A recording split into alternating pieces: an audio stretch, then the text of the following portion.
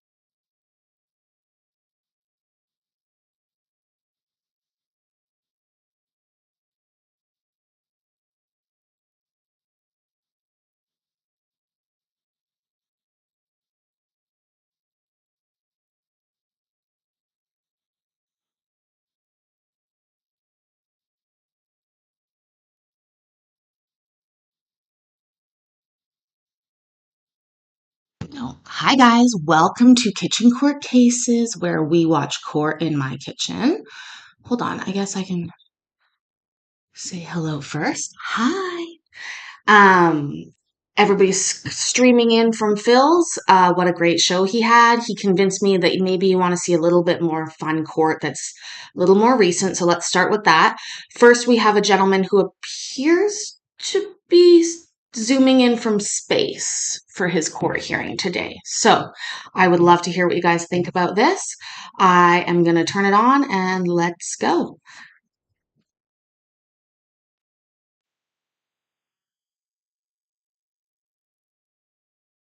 Come, like a month, 2 time, 1 time. Okay, so he stays with you periodically. Yes, sir. Okay. All right. Now, in your petition, you said that there have been incidents where he has vandalized your house and property. When was the last time he did damage to your home? He didn't damage the home, but he just Zooming in he from space. the his clothes, everything, just throw inside the house. I have the video, everything.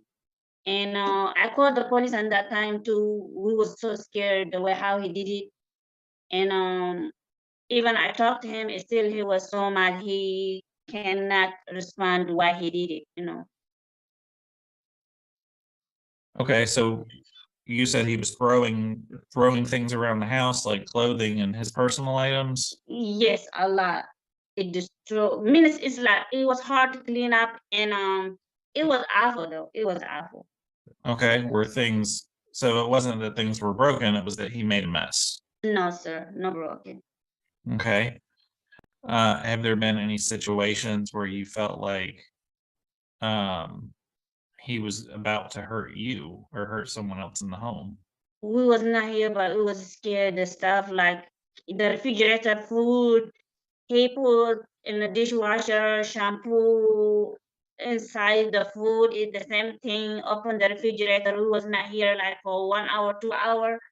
The refrigerator it was open wide. All the food he would get from the refrigerator, the fruit he put it on the carpet.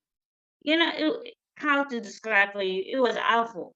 And then outside, he did pee in the bottle of some kind of crisis. He put what he believed was on the Bible, and he put Christ cross, like by the two sides on the door. It was scary anyway. Like if you see like they have psychic people, what they do stuff is scary. It was scary stuff for us. And he put the camera. Why he covered the camera? That's it concerned me. Why he Okay, covered where the is the camera? camera? The camera, he covered the camera because we seen it. If you have a camera in here at the kitchen, he covered that camera, like no evidence to see. But we were seeing it, everything, the camera, what he was doing. And then when we come home too, So now this says that there were furniture items in his brother's room that were broken. Was anything broken after that? it was not broken. That's the stroke. That's his display everywhere, like crazy, crazy, crazy. Okay. So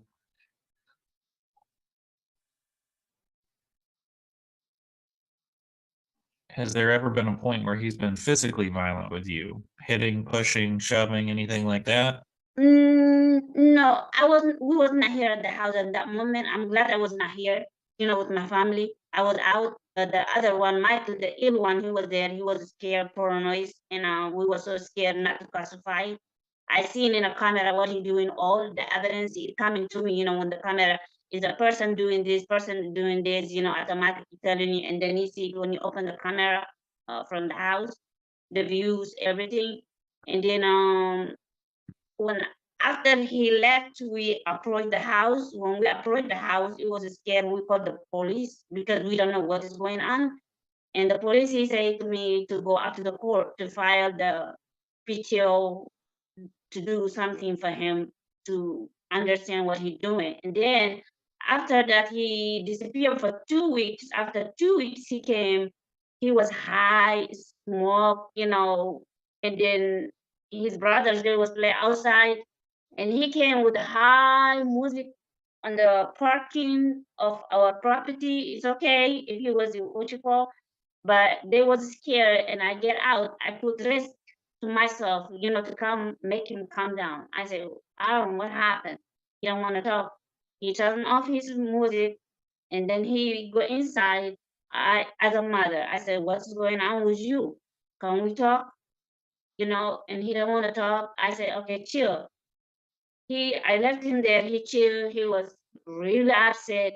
And then again, I went there to make him come. I don't want to cause any other issue for anybody. And then I go there. I said, I don't know what's going on with you.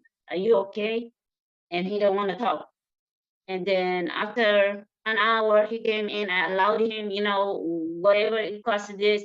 Even he doesn't say sorry. What he do? He didn't say nothing sorry. As a mother, I left him. I didn't say nothing. I let him to enter into the house. After he entered into the house, after 2 days, again, he bring his old friend to make it scare for his oldest brother what we gave his room. And then they came here. It was, I'm gonna describe. The kids, they was scared. His older sister, the other one, all of, they was abandoned, you know, locked themselves inside the house, inside their room, because they don't know what's going on. The garage is open wide, the smoking in the house, back door open, front door open, get high music in the house. I call his brother call, and I will watch them by the video, not to by the camera, not to harm nobody. You know, we don't know what's going on. And I call, I cannot do my job. We call the police. The police, they say they can smoke, they can do whatever to do in the property. And I was like, I called by myself 2 times. I said, what is going on? My kid is there in danger, and I'm at the work. And how we gonna get help for this person? They say, well, because son, he live in the house, he can smoke, he sell drug. I say, what? They say yes. And then they told me only other you can do, you can do PTO or just what you call, like kick him out of the house. Eviction, yeah. Yes, either that, but we cannot do nothing. We call in one day 3 times. We call the police because I cannot leave my job to come. I need to pay my bill. All right. Now, I forgot to ask this before we got started. Ma'am, do you have witnesses that are in the room with you? Yes, I have my daughter. Okay, Sister. I'll talk to her in a minute. And Mr. Geber Michael, I forgot to ask you the same question. Do you have anyone physically located with you?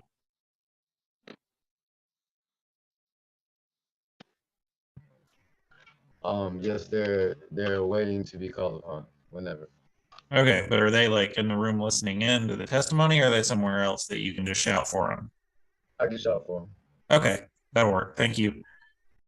All right. And actually, I'm sorry, Mr. Geber Michael, did you have questions you think I should ask this witness while we have her on the stand? As far as who just spoke? That's correct. Yes, I have a few questions. Go ahead. Okay. Did I break anything? No, She you said didn't. no. Did I say anything harmful to anybody while I was there?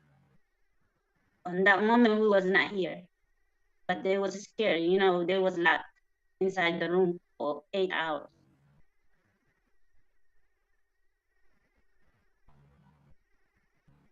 Did I ever apologize for my actions? You didn't. What do you think was the reason for me acting this way? Well, she can't speak to what was going on in your mind. That's for you to say or not say if you testify. What's your next question? Did I touch anyone else's stuff, or was it only my stuff? Your stuff. Did anybody break into the house that came with me? I don't say break.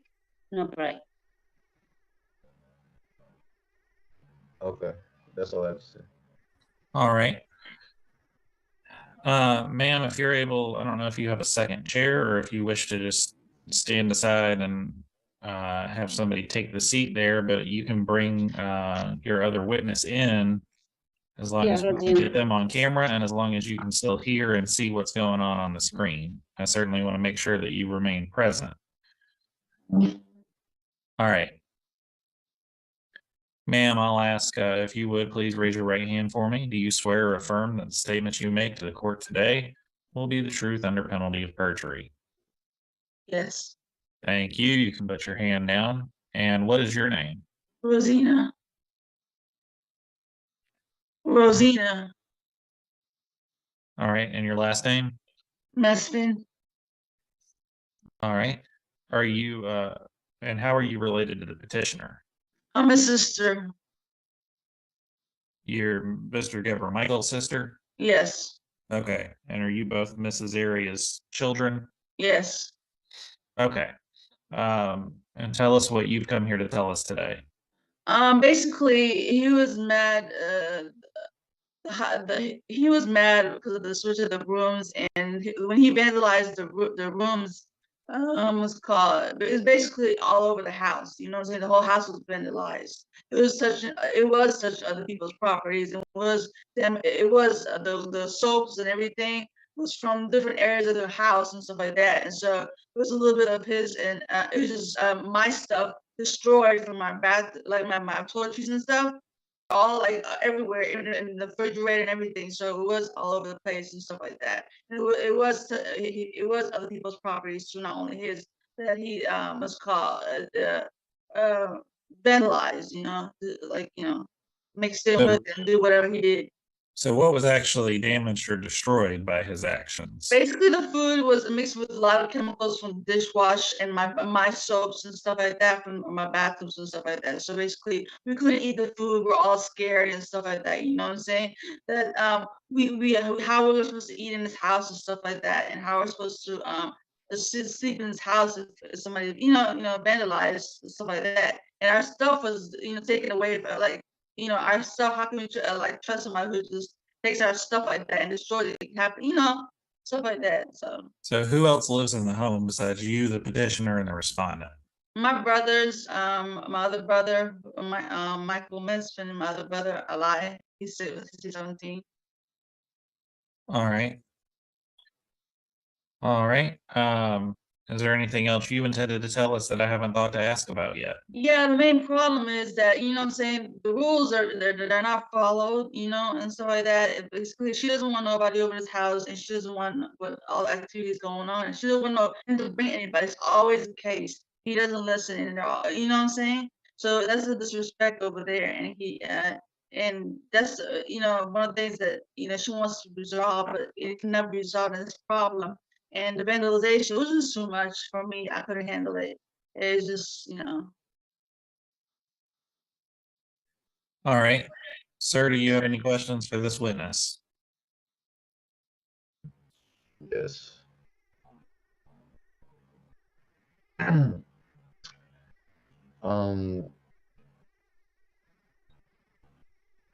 you not provide food and conversation with the guests that arrived?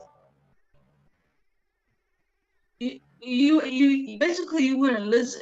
I told you don't bring them over here. They're not supposed to be over here. Not you didn't, what I'm saying, abide by it. So I was like stressed out, what I'm saying. So I didn't know what to do because that's her house, her rules, and that was it. You know what I'm saying. So I was just stressed out and just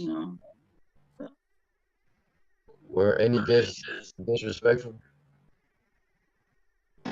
That's not the point. The point is you're not supposed to have any guests in the house. And yes, it's like all that and doing all the activities and stuff like that. You know what I'm saying? And it's like it's to me and everybody else in this house. It's like why can't you just listen to them? Everybody's wondering why can't you just not? She tells you do not bring guests in this house. That's her home property. That's just listen to her. Why don't you listen to her? You know what I'm saying? What are we supposed to do? You know what I'm saying? You wouldn't listen and stuff like that. So it's just like that was a problem. Were my Okay, things touched first, it's or was anyone else stuff touched? I think I have to, so I some of you know this, but I record in different speeds because sometimes I'm just trying to catch up. So that was recorded at 2. Now I just thought it went a little bit slow, but sometimes these people fool me. So if it's sped up again, I'll fix it. Also, thank you all for being here. Please like the video. Apparently YouTube likes it, or you can dislike it. That's totally fine too. I'm always intrigued when people dislike. I like that. Well, I like both. Anyways, let's see. You basically No, still too fast. Okay, I was too early. You guys will tell me when she gets real slow, and then it's time to go back to normal. all our stuff, all the toiletries, your stuff, and you put it on other people's stuff, and you were just mixing it up with. It's just like the food in that refrigerator. Who can go in the fridge anymore and stuff like that? You know what I'm saying? And you know, sis, if you vandalized the whole house, basically you didn't care but to other people's, property and stuff, and that's like we felt unsafe to eat the food and stuff like that. But Did you guys was the stuff moved from the room that I was in with me being there or without me being there? you were there. Which Was was the room for the Michael's the downstairs? yes. Oh, you were not.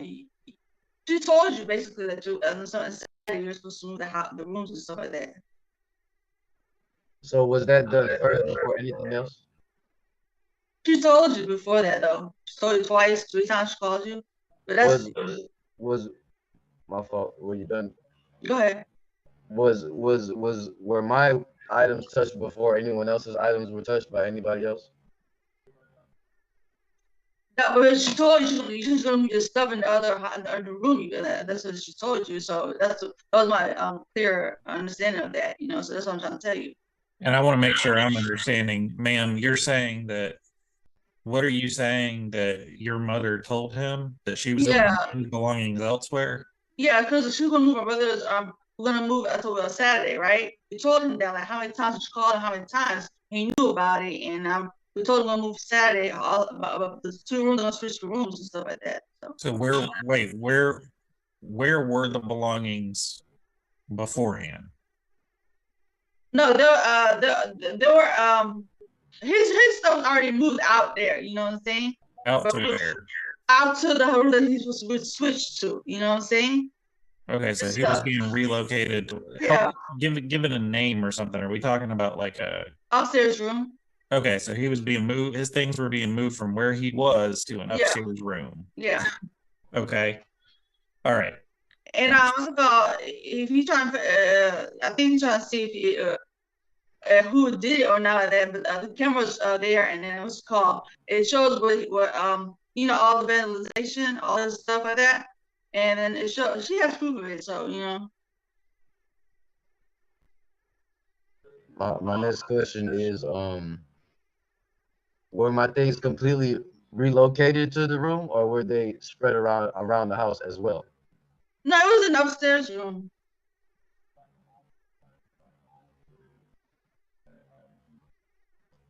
Okay, what else would I like to say?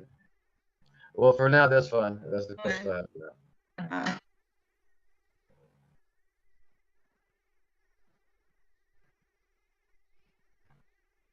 All right, ma'am, you can step down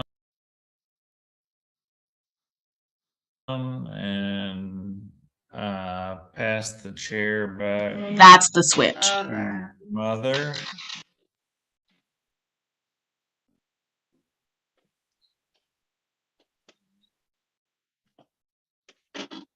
All right, ma'am, did you have anyone else you intended to have testify?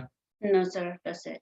All right, so the petitioner has rested. Sir, do you wish to testify? I understand that your statements could be used against you, so it's up to you as to what you do.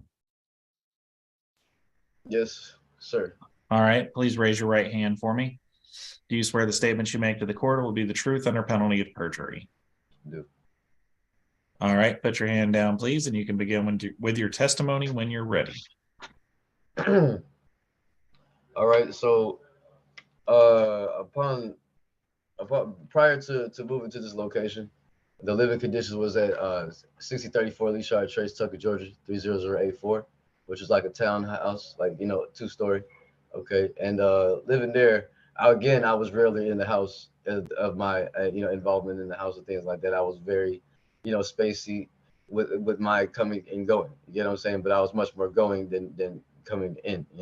And even when I would come, my the living conditions that I was in, it was I was real respectful of respecting them and their energy because of how they're much more fragile than I, and I'm and I keep that in regard of how I behave around them and things of that nature. So when we moved to this new spot, I didn't have a room or nothing like that in the prior location. She tells me, she's like, hey, we're moving here. I'm gonna give you the this space right here. Okay, okay. So I'm like, okay, and understanding that how I utilize the space is that I'm rarely there. The reason why is because I'm always conducting business outside of the house. You get what I'm saying? And so with that, I'm not doing anything at the house other than freshening up, renourishing, and getting more things and switching out. You know what I'm saying? So I could do my cycles. You know what I'm saying? And so the room that I waited for them when they first moved to the home, I waited for them complete, do their moving in first. Then my stuff was everywhere. This new spot, okay, cool. So I relocate my stuff into the location that they provided me, which is the downstairs room, which is known as my room. Okay, so I go clean it up, everything like that. There's spiders, all this stuff going on in there. You know what I'm saying? I'm getting them all out, cleaning it, getting the energy good, fit for me. Okay, cool. I'm barely there.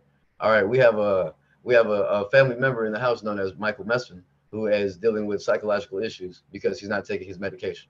So due to this reason, he is now beginning to harass everybody in the house because he's not under proper medication that would allow him to live within, among society and people. But now he's disturbing the people that is around him first and foremost. He was in his prior state. He was staying in his room for 2 years period. You know what I'm saying, in the old location of 634 Lee Shard Trace. So we go here. He stops taking medication. He's acting out. He's harassing everybody. He's doing highly, saying inconsiderable things, that I would, bless you, sir, that I would not, saying state otherwise, because they have everything on camera. She's also told me specifically, she said, hey, I'm scared that she said she's fears for her life because she thinks that he may kill her in his sleep, you know? And I'm like, okay, you're telling me this on the day that my family's here and stuff like that. So it wouldn't Sorry, make, it wouldn't make sense. there's an important distinction we have to make here. Did he say that she's afraid that he's going to kill her in his sleep? Like she's afraid of him sleeping? Or is he dangerous during the day too? I think that's a really important distinction. Anyways, as we continue, this guy has definitely got an opinion on this and like prepared. I am so glad to see all of you here. I hope that everybody's having a good time. Let's continue on. I am deciding what to make in the kitchen, by the way, so I'm not there yet. But anyways, let's continue and see what happens to these guys. Sense for it wouldn't make it would you know what I'm saying, it wouldn't make sense for me to internalize the behavior of what's going on because I'm barely there, but she's consistently calling me and informing me that hey, this particular member of the family is causing a disturbance in everybody's existence within the house, and that she doesn't know what to do with him. So I recommend to her. I say, hey man, if he's the issue and everybody's like getting riled up because of him, because he will not stop communicating with them and stuff like that. You should take executive action with him being the homeowner of the house.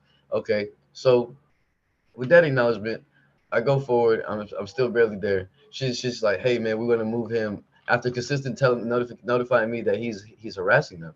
She she's like, hey, this is what I'm gonna do. I'm gonna trade your space with his space. I said, hey, the only thing that I ask is that you allow me to speak with him first and foremost before we carry on with that action.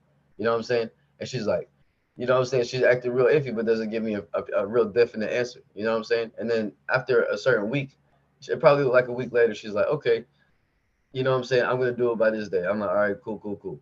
All right, they're doing it, and I cut because I'm spacey, so I'm not there, so I don't really, keep up with all the stuff going on. But all I know is that my stuff is where it is for a particular reason, because this is known as my location of staying, and this is why I'm keeping my belongings in there and things of that nature. The only request that I had before things were being switched around to the rooms was, hey, let me speak to this certain member that's going to have the room switched. But I know is the reason for the disturbance within the family, which the homeowner has notified me of. Okay, so with that, I come back home, I see what's going on. I'm like, wow, all of my stuff is all around the house because it's not properly switched into the room. And I'm like, dude, I gotta hurry up and I gotta go get my stuff because I'm a musician. I work in the AV industry, so I'm always traveling. I just came from Savannah, which you can verify with members of the family with a check also. And um, I have different obligations. I do marketing and advertising, so that's why I'm doing everything that I'm doing, which encompasses the bringing together people and stuff like that. The reason for the guests coming is because, hey, I'm on the road for like 4 or 5 days. I'm coming back to the crib for refreshing, renourish, get things, switch out belongings like I stated, and to get things right. Okay, they never enter the house unless is what I'm saying, unless I would authorize them. Otherwise, what? They stay outside. Okay, some of the people that I bring to the house, what are they doing? They're not intimidating nobody. They say, hey, how are you doing? My sister has even cooked food, provided nourishment, and things of that nature. Asked if it was enough. One day she even made it, and nobody was outside. You get what I'm saying? And so all my guests, they stay outside the garage. Wow, that's everybody's place. It used to be, that's nobody's space of staying. You get what I'm saying? That's an open space. Okay, they're playing outside basketball. I'm playing music in the parking lot. Wow, I'm not doing nothing. I'm not hurting nobody. I'm not saying anything negatory to anybody. Not putting any negative influence on anybody. Nothing that I was doing was harmful. Nothing that I was doing was disdainful. The only thing that was done to me, which was I was wrong first, as far as them moving my stuff without the proper procurement of steps that was requested and provide negligence. Okay, she's the homeowner. Okay, so that means that she is the one that should take responsibility of moving my belongings, so that therefore we can, say, understand that, hey, she was the reason why things were moved. She moved it. She didn't finish moving it. Why? Because she has to go to work. Saying that things of this nature, and she's the only one that's bringing bread into the family, while this guy is harassing them consistently. And now I'm the problem.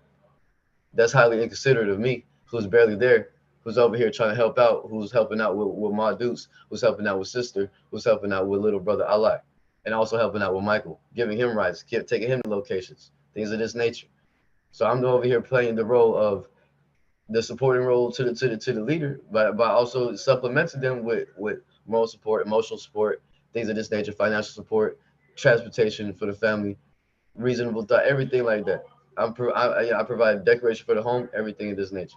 I come back to the home, I see all of my things displaced. I gotta hurry up and get some stuff. My table's broken. We could take up. I have some few evidences if that's able to be brought up right now. That we could walk through and I could show you. So what happened with the food in the refrigerator? Okay, the food in the refrigerator. This is the thing about it. I put my stuff in the refrigerator because all of my stuff is everywhere, and I have stuff that's out too that I need to put in the refrigerator. So I'm out here Like looking for my what? stuff. Like I have some CBD cola that I put inside of the fridge. Okay. So you had to put stuff in the fridge. Yeah, And so then what? I didn't do anything harmful or disdainful to any of the food or anything that was in the fridge. Okay, they both testified that there were chemicals like shampoo or soap or things like that that had been put in some of the food. That was not in any of the food. What was actually done or anything that was on that I can testify for is by saying and delegating the cucumber that was next to the sink. Shampoo was squirted on there into the sink. Hold on. Hold on. We got to re-rack that. Did he just say he delegated a cucumber? I'm pretty positive that he just said that.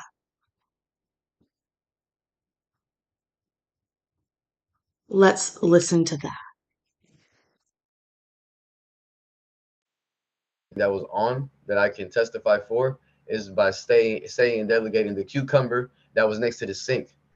Shampoo was squirted on there into the sink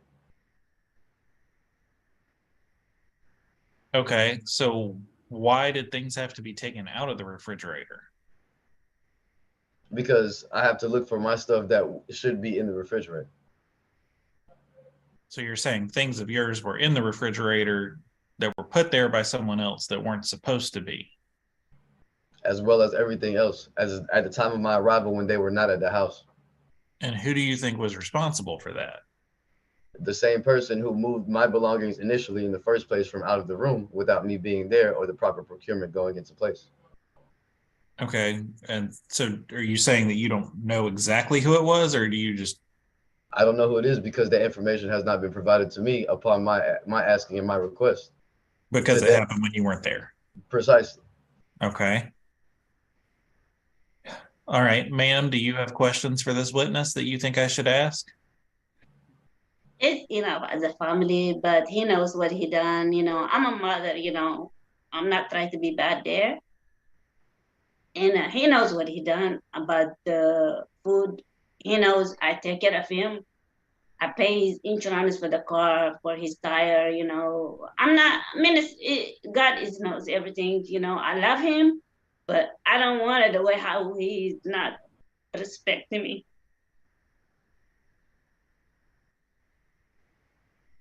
All right. And sir, were you removed from the property when you were served with this order? Yes, sir. I was served with this order yesterday while I was using the restroom and not being informed. From what I believe, I received a call from my mother yesterday at around 10:20 a.m., which is the last time I've spoken with my mother. I haven't had any interaction with her or anyone. Okay, I watch a lot of court. Sometimes I don't watch it, setting it up. And I forgot he said that because I remember thinking to myself, firstly, wow, you know how much trouble they have serving some people and they serve this guy in fucking space, first of all. Second of all, they served him while he was going to the bathroom. Like, I'm confused because they didn't burst down the door, did they? Anyways, I'm sorry. It's making me laugh so much. I love all of you guys. The chat is amazing. It's chef's kiss beautiful. Thank you all for being here. And yes, let's continue on after this delegated cucumber has been dealt with. Um, Nobody explained, he didn't deny that the shampoo had been squirted elsewhere and on the cucumber, but he was adamant it had not been squirted elsewhere. So I don't know what's happening. Amongst this list, which is Michael Mesfin, Rosina Mesfin, and Alan Mesfin. No contact with them, but they have been interacting on me socially. You get what I'm saying? And so with that, I'm like, okay, like, follow the rules. You get what I'm saying? So with that, when I received the notice, I was received it yesterday, which is what, the 27th. The 27th at around later than this time. You get what I'm saying? So they came, received the notice from the sheriffs and like two other officers, and received it. And you know what I'm saying, based upon everything that follows the jurisdiction of this document, is that I didn't have enough time to do anything to properly prepare or to even to know what to do next. You get what I'm saying? Because it just immediately happens. Now I have to figure everything out. Literally less than 24 hours of having any ability whatsoever. Well, we started court at 9 o'clock. That would have been a great thing to bring up sometime between 9 o'clock and 12:54. Yeah, I know. And I did bring it up. I brought it up with the person that I was in the private room with prior to this. Okay. Because Well, that was if you had needed to request a continuance or a reset, then you could have done so, but and maybe you would have received one or maybe you wouldn't have. It's hard to say, but yeah, I told the officers too that came. I specifically told them, I said, wow, this is such an artist, like, well, that's happenstance as far as when they're able to find you. It's not like it's planned that way. And so yours did have the unfortunate situation of just the service attempts that they made. The first successful one happened to be yesterday. They go all the way up until the time of as best they can in the hopes of serving any case that they can. And frankly, I didn't know until today that your case had been served. I mean, it is man, like that saying up to the minute. I'm right there with you. So here's here's the situation. Ma'am, you said you did not have any other questions for him. Yeah. And what I can say is this. This process does not exist to fix. This process exists for a very specific set of circumstances, and that is to prevent ongoing violence that presents a risk to the safety and stability of the parties that we seek to help. And in this situation, the evidence presented is insufficient for the issuance of a protective order. So it will not be extended for the 12-month period. Sir, you have been removed from the home. She has told you she does not want you present. I suspect that if you attempt to return, she and the others who live there would seek to treat you as a trespasser. And so use caution. Understand that while there is no court order in effect telling the parties how to behave with respect to each other, if there is a declaration, a statement, whatever it may be, that somebody, person A does not want to hear from person B, then continuing to contact them or try to relay messages to them can be construed as a form of harassment that could even result in criminal charges, not just a civil order. And so this will be reflected in the record as a dismissal without prejudice, which means that if things come up and this needs to be brought back before this court, then that can be done in the future with the filing of a new petition and the assignment of a new case number. We're going to place both parties back in the waiting room, and you'll each be free to log off from there. Thank you for your time. You.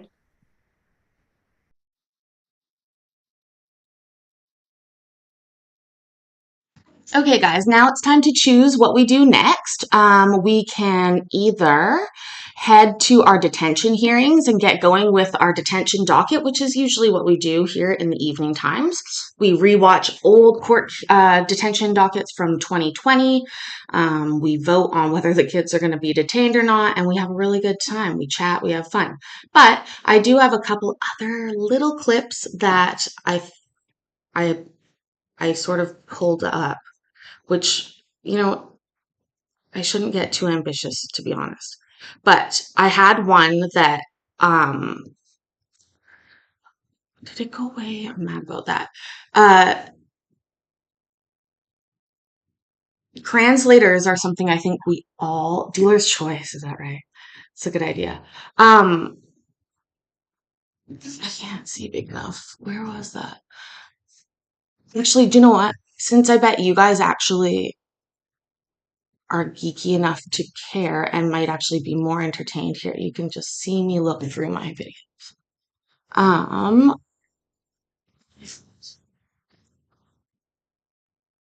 It was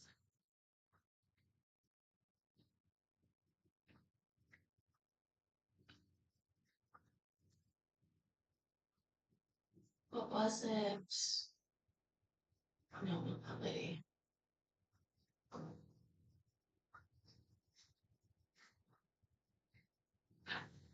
This is like gambling because I actually don't know what this video is going to be.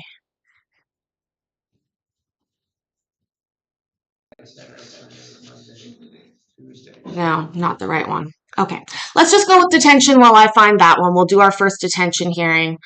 And that is just right here. 2020. Also, so there's the way that we vote in the chat is with 1 for detained, 2 for released. I looked over because that is legitimately on my screen on a post-it. The way that I'll put it up on the screen to remind us, but just as a reminder, juvenile court is a different ballgame than court for adults. So there are different rules and different things that have to go. Well, it is gambling because I don't know what it was, but not gambling as bad as I could be because I knew that it's not my phone. Was it? The 17th was next. Okie dokie. it looks like we've got Judge Porter here today, so that should be nice. So, yeah, okay. Here we go. Okay, you're Mr. Gandaria, correct? Yes, sir. All right. Is Mr. Beaver on the line?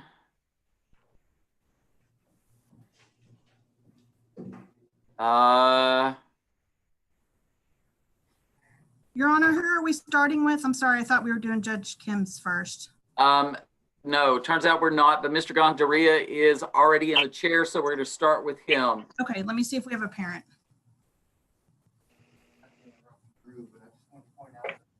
Mr. Gandaria, my name is Judge Porter. We talked a little bit this morning. This is a detention hearing to determine if you should remain in detention or be released to a parent or guardian. You have the right to remain silent and not say anything at all. If there's something you want to say, please don't shout it out. Move your hand like this. I'll create a private internet chat room for you and your attorney to talk about what you want to say. That way he can advise you on whether or not you really should say it. All right, Mr. Gandaria, you have a hearing in front of me scheduled. Okay, we're starting strong. I cannot keep myself from saying it. It sounds exactly like he is saying gonorrhea. Mr. Gonorrhea, Mr. Gonorrhea, Mr. Gonorrhea. I hope that is not the poor boy's name, for God's sakes, but does it not sound like that? Anyways, no, that's not what we'll do. We'll put it down there. We'll make this a wee bit bigger. Remember to vote in the chat. I hope it's not gonorrhea, my gosh. Okay. At 1:30, correct? Yes, sir. All right. Based on that, based on the fact that I'm going to see you again in less than 2 hours, I'm going to order you to be detained for right now. That will be subject to change 2 hours from now, okay? Yes, sir. All right. See you in 2 hours. Yes, sir.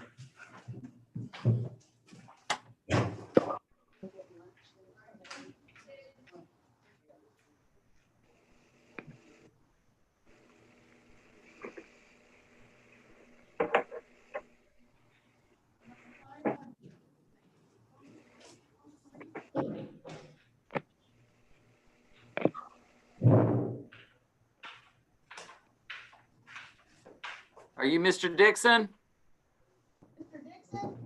Hey, Judge Porter. So Dixon was called to the court hallway to be strapped with an ankle monitor. They called us to have him brought over there. He's over there getting strapped right now.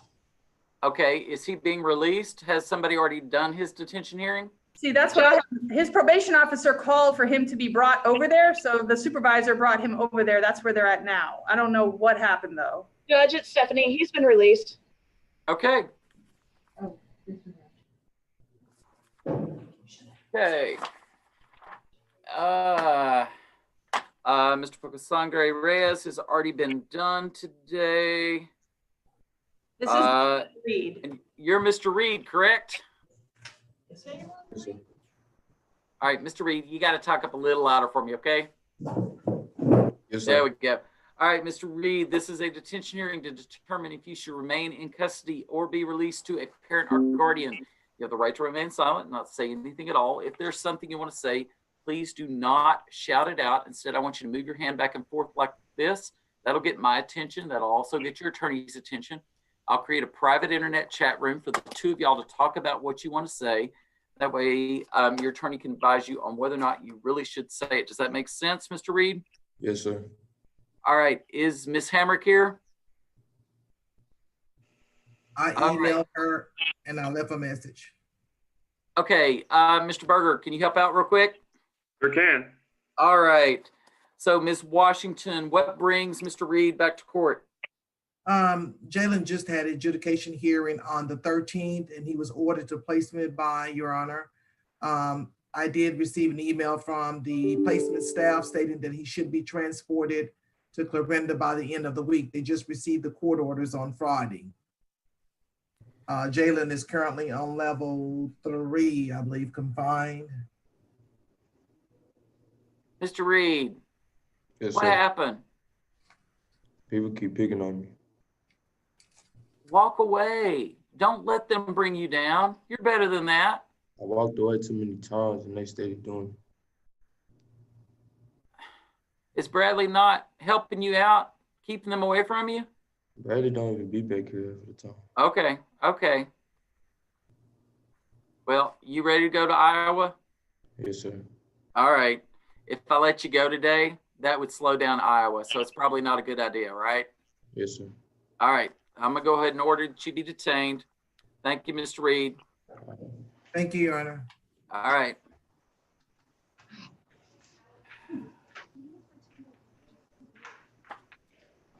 Whoa, okay. That has already been done.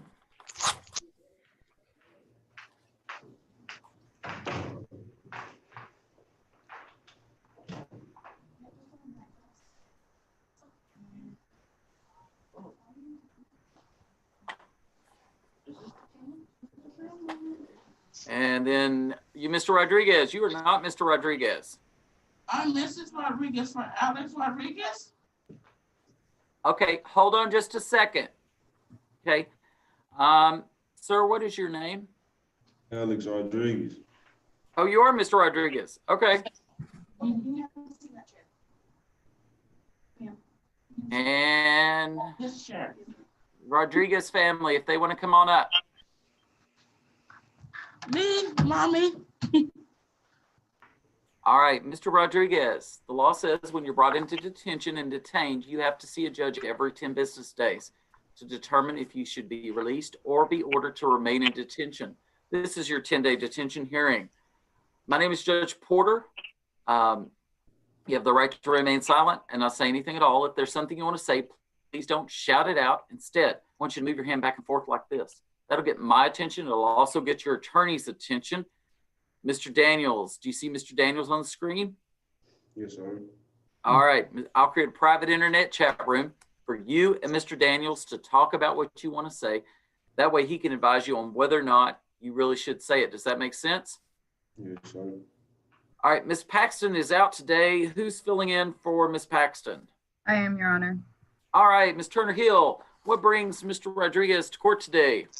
This is a 10-day. He was referred in custody on August the 1st by Fort Worth PD for the offense of unlawfully carrying of a weapon. According to the police report, on August the 1st at approximately 10:14, officers working in the gang enforcement observed a silver Dodge Journey with temporary tag that failed to signal a change. They initiated a traffic stop. Upon making contact with the vehicle, officers could smell a small odor of marijuana coming from the vehicle. Alex was identified as a passenger as he was exiting the vehicle, and he was wearing a small red and black bag on his shoulder.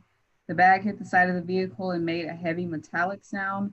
The officer grabbed the bag and confirmed that it contained a high .9mm handgun with extended magazine. They also searched the vehicle and located a bag of marijuana. He has one prior referral from 2016 that was supervisory caution. His drug test was positive for marijuana whenever he came in, and Alex is scheduled for an adjudication disposition hearing on August the 26th at 1:30 before your court, and he is currently on level 2 outstanding as of the 17th. All right, Mr. Daniels, what are your thoughts? Well, Your Honor, Alex would like to go home with his mother, and you know, if she's willing to have him home, he wants to be at home. Mr. Rodriguez, we've talked before, haven't we? I think I talked to Judge Kim. Okay, well, what did Judge Kim tell you? He told me to keep my level. Uh-huh. What specifically did he tell you to do? Keep it level 1. Uh-huh. What level are you at? 2. Man, if you were at level 1.0, I could let you go today. What's it going to take for you to get there? A few more days. All right.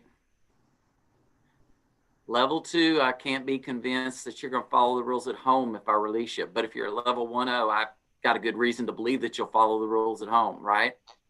Yes, sir. So what I need you to do, get to level 1.0, right? Yes, sir. All right. You get to level 1.0 and keep it, and then Mr. Daniels can ask for a special set early detention hearing, and the court can consider your release before your adjudication disposition. But if it takes you until the 26th to get down to 1-0, you know, that's on you. You can do it though, right? I should be 1-0 tomorrow. All right. Mr. Daniels, I got to order that he be detained today. He's not at level 1-0 yet, all right? Okay, thank you, Your Honor. All right, thanks, y'all. Am I excused, Your Honor? Yes, sir, I appreciate your help. Yes, sir. Yes, sir, I appreciate your help. Thank you, Your Honor. All right. With that, we'll see if Judge Kim is ready. We are not worthy for Judge Kim.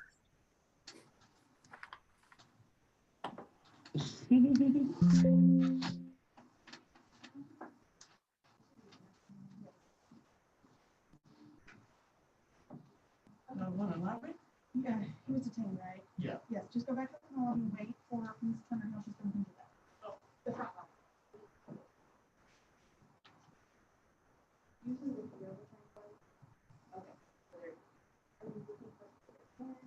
No, I know where I'm supposed to do, I just didn't know, if there's gonna be the. Yeah, the field. Okay.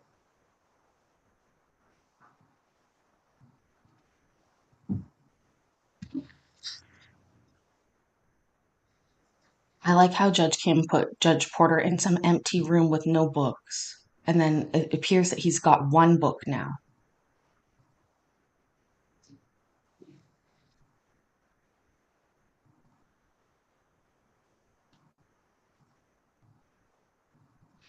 That's hilarious, Michelle. I accidentally deleted a Discord DM and I couldn't get it back. And I was like, that was a really nice message. And the person probably thinks that I deleted it and don't care. And I do. And you can't go back. Oh, it was hard.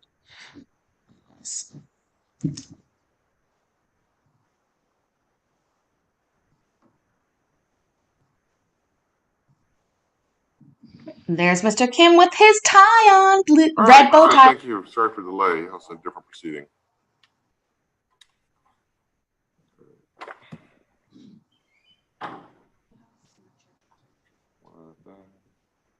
No, in the chair.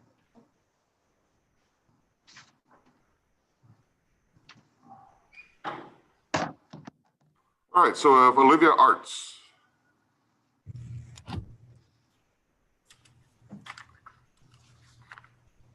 Ms. Arts, hi, I'm Judge Kim. This is a detention hearing. The law says when a child is brought to a facility, you have to see a judge within 2 days, and I have to make a decision whether to keep you in custody or to release you. If I keep you in custody, you have to see a judge every 10 days while you're here. You have the right to remain silent. You have the right to an attorney. If you or your family cannot afford an attorney, I'll provide one for you. All right, so Olivia, you are 15 years old. Apparently you've never been here before. All right, so Fort Worth PD brought you in Saturday. So there was a domestic. When they got there, you were being restrained by your sister. You were cuffed and escorted out. You said you were using the tablet to get on social media, even though you knew you were on punishment. So I guess you weren't supposed to use electronics. The mom got the tablet. You and your mom got into an argument. You started packing your belongings to run away. Mom tried to block you. Sisters stepped in. They say then you locked yourself in the bathroom, but they were unable to lock the door. Then you went to the kitchen, grabbed a knife, threatened to stab your mom and your sister. And the mother said you lunged at your sister with a knife, so you were arrested. See, diagnosed DMDD, ADHD, depression. Last appointment, so you just seen your doctor recently. Okay, all right, so is mom here? Yes. Okay, hello, Mom. Do you mind tilting that computer a little bit down? I can't see your face because it says parents' courtroom. All right, thank you. All right, so recently had her medication adjusted. How is that? How is she normally when she's on her medication? Usually she does really good on her medicine. It's when Olivia is told no that we have these problems. So accepting structure, accepting boundaries. Yes. And that's been kind of a consistent problem for a while?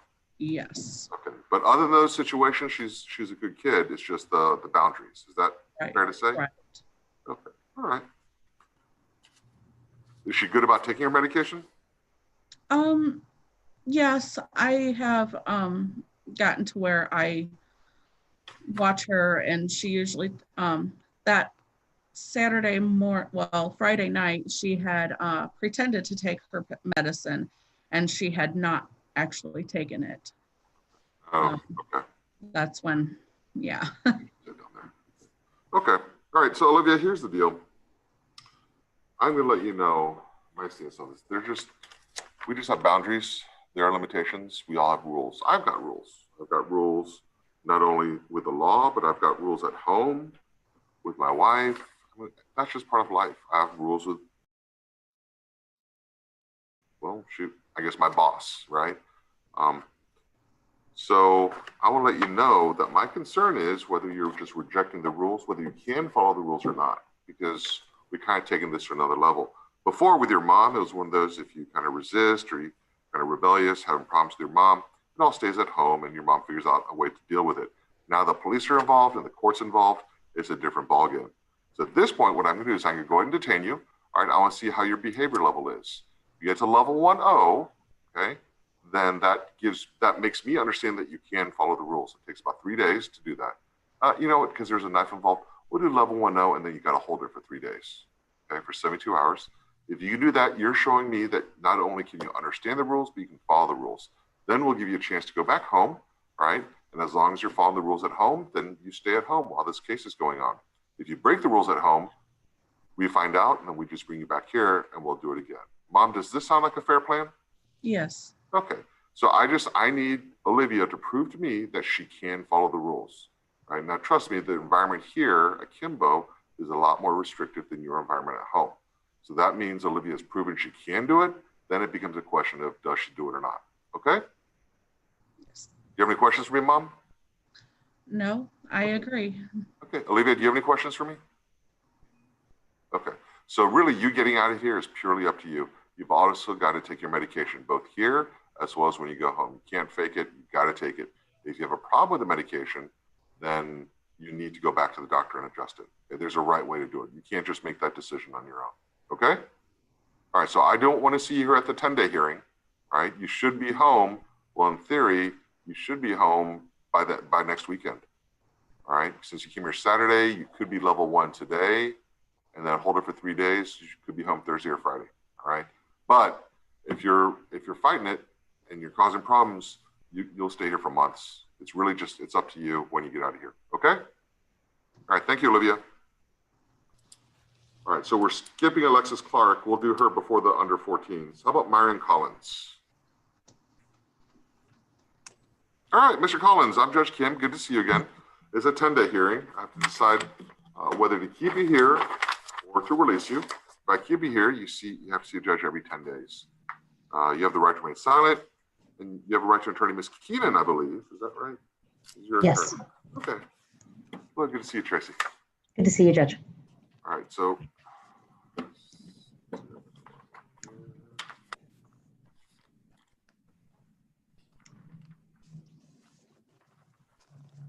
all right, Mr. Collins.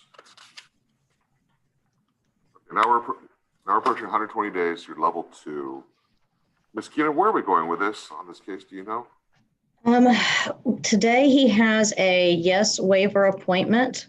And if he is accepted into that program, that's been the recommendation by resource staffing. So we just need to see if we can get everybody on board, including the DA's office, to agree with that recommendation. We don't have a court date set up yet until we find out about this yes waiver. Did I say all that correctly, Janet? Yes. Okay.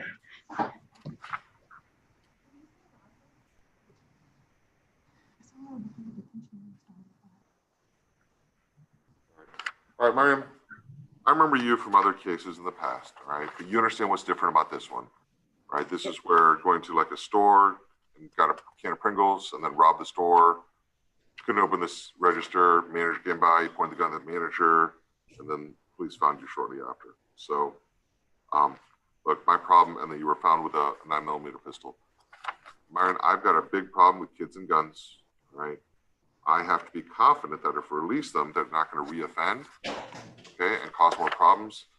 Part of the thing for you, though, Marion, is that you were actually out on a criminal trespass case and a failed to ID when you picked up this new case of the aggravated robbery, okay? And so I let you go thinking you weren't a danger, but then things got even worse, all right, with the robbery, alleged robbery. So now here's the thing. So my knee-jerk reaction when kids have guns or weapons is to hold them here until I'm confident that they can behave. I can let them out, and there's not a problem. Now, the problem with you, though, is you're level 2. You're not level 1. Okay? And I understand there's some behavioral problems that you can't control, but I know that our level behavior system here is one that's designed that if you can't follow these rules, then you can't get to level 1. Even if you have deep-rooted behavioral problems, that doesn't change the fact that you can't be level 1 on the outside, right? So if you're having problems here and that you are also willing to use a gun and that you have access to guns in the community. Okay, so I'm not comfortable releasing you. Hopefully we get this case resolved through your attorney and we can get you to the yes waiver program, move on. But right now, my detention decision is simply about if I release you, are you a danger to yourself or to others? And I feel like if you're level 2 here and you have access to guns and you're willing to use them in a committing a crime, then I think you're a danger to the community as well as yourself, okay? So at this point, I'm still detaining you, right? I hope you understand why. I'm taking a little bit extra time to explain to you, Marion, because we've met before. I've always enjoyed your presence, right? I like you, but I just want you, but I respect you. And I want you to understand why I'm making this decision, okay? All right. All right. Thank you, Mr. Collins. Thank you, Ms. Keenan. Please let me know. I do want this child. Who else is creeped out by that? He enjoys his presence? That's like an odd way to say that. Anyways, I really don't know. Sometimes Judge Kim, he's just so weird, right? Anyways, let's continue. He rocked that red bow tie today. I think he's done now. It's going to be Judge Porter again. That's the other thing. Like, think about that. He came in specifically to do that kid's detention hearing and then states that he likes his presence. It's weird. Anyways, let's continue on, shall we? Out of here, but on detention hearing, that philosophy, I'm kind of stuck. I understand, Your Honor. All right, thank you. We'll keep you posted. May I be excused? Yes, have a wonderful day. Thank you. You too. All right. Liberty Henry.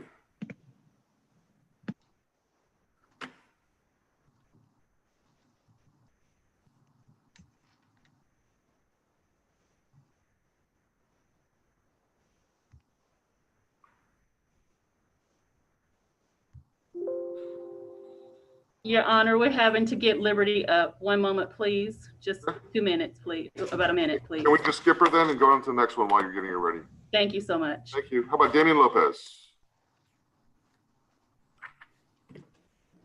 Mr. Green here. There we go. All right, Mr. Lopez. I'm Judge Kim. This is a detention hearing. My decision is whether to keep you here to release you. If I keep you here, you have to see it. Can you hear me, Mr. Lopez? I'm talking about Kim. All right, now I can see you. Okay. I can hear you, and now I can see you now. Okay, good. All right, so this is a detention hearing.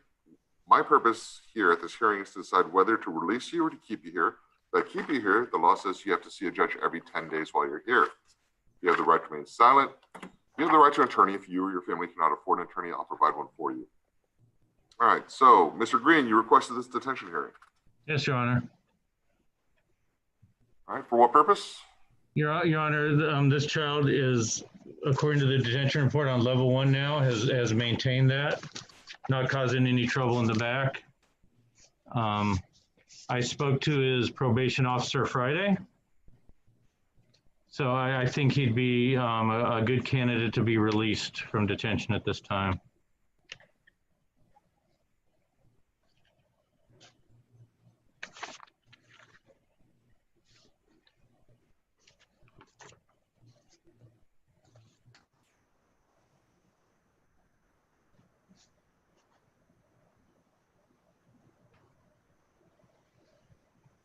Okay. So he's level 1-0. Been here for about 3 weeks. July 26th and 27th Street, there's a 911 call. So there were people shooting at her. When they got there, police saw 2 Hispanic males, told them to stop. Both ran. Foot chase. 2 responding officers pursued the 2 people. The gun was reportedly tossed during one of the chases. So during the foot pursuit, they overheard 3 consecutive gunshots, 1 block from their location. Officers located Damon walking on Azle Avenue. Due to his proximity, they held him at gunpoint until another officer arrived. Asked if he had any weapons, he said he had his brother's gun in his waistband. When searched, he had a silver .38 between 2 sets of shorts. Had 3 spent shell casings in the barrel.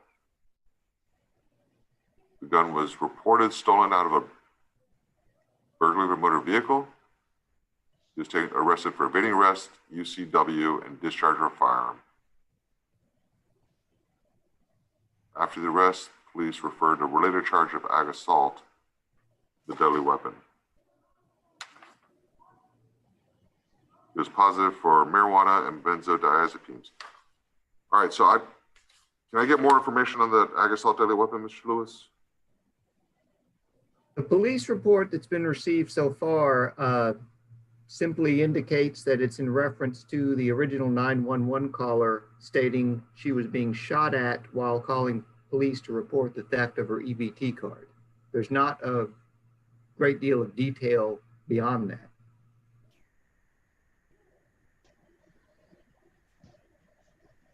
But we accepted the case at detention? It was referred out of custody after the first 3 charges. It has been referred to the DA's office. The 3 charges he was originally referred on have been filed, but the aggravated assault is still pending with the prosecutors. All right, so, I mean, I'm just kind of looking, how does she identify him as the person shooting her, at her? Police report is not clear on that, on any specific identification of Damien, at least the one I've received.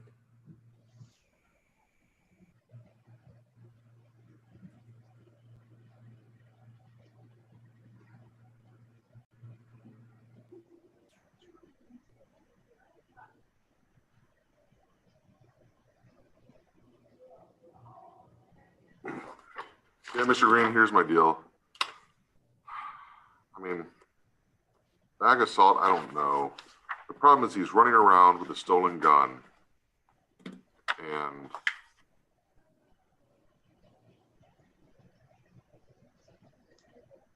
well, Mr. Lewis, did they identify him as one of the ones running for the police, or they just because he was in the area? My understanding that he and the companion he was arrested with were identified as, well, as being in the area and running from police when police arrived.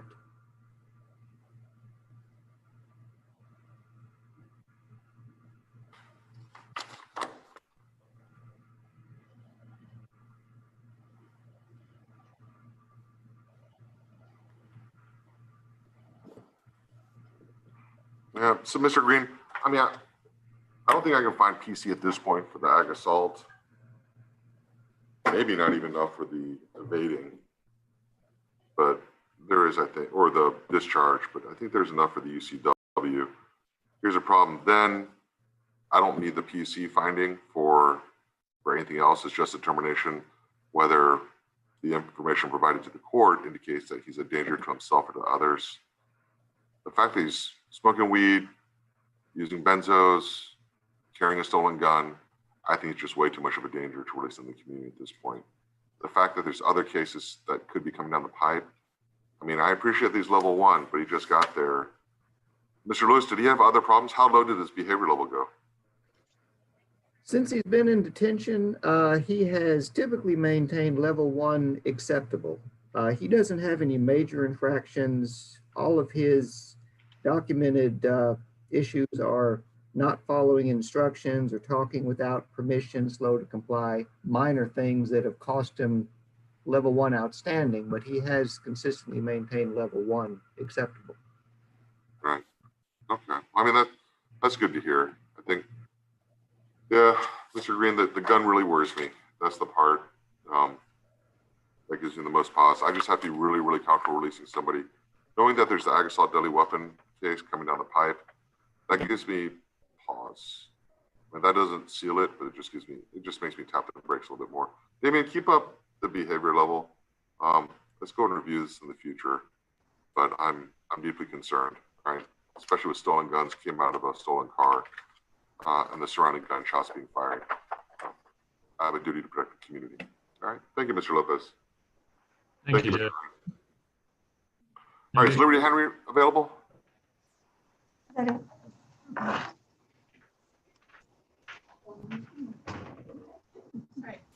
All right, Ms. Henry, I'm Judge Kim. This is a detention hearing. I need to decide whether to release you or keep you in custody. If I keep you in custody, the law says you have to see a judge every 10 days while you're here.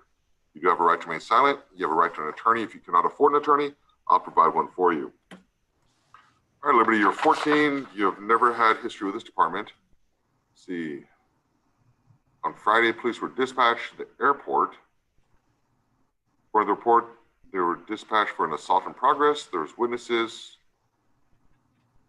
Liberty and her mother and sister were asked to leave the plane due to Liberty refusing to put on a mask. And the victim said that she was verifying missing passenger seats when she asked Liberty for ID. Liberty said she was a minor. Then the victim asked for her boarding pass to match to the names on the list. Then Liberty started cussing at her, being disruptive, and they asked Liberty to be removed from the plane. Liberty and her family had left the plane, were on the jet bridge, as Liberty continued to insult the staff when she realized her phone's on the plane. She was told the door was closed. Then she walked up to the victim, pulled her hair, causing her wig to come off, scratched in the face. And the victim said that she lost consciousness and fell to the ground. There's a scratch of bleeding consistent. It was determined that the victim was unconscious for about 3 minutes. Liberty took off running when she fell to the floor, but the police arrested her. So Liberty history with juvenile courts in California.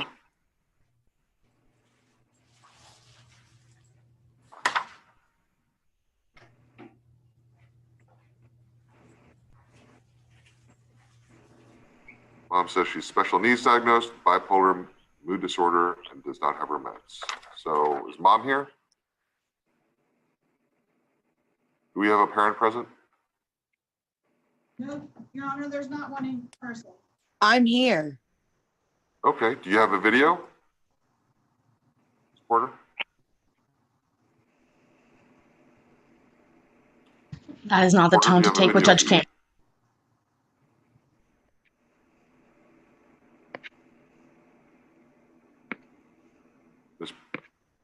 Yes, I do. Okay, could you move to a place where I can see your face?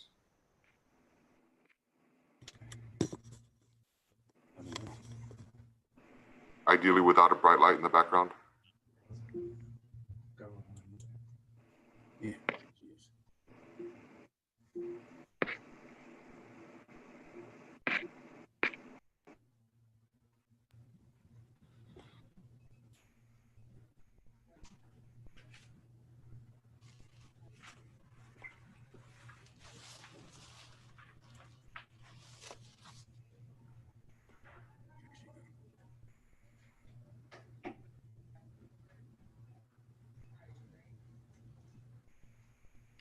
Ms. Porter? Yes, I'm here. Can you turn the camera on, please? Thank you. Could you turn the camera on, please?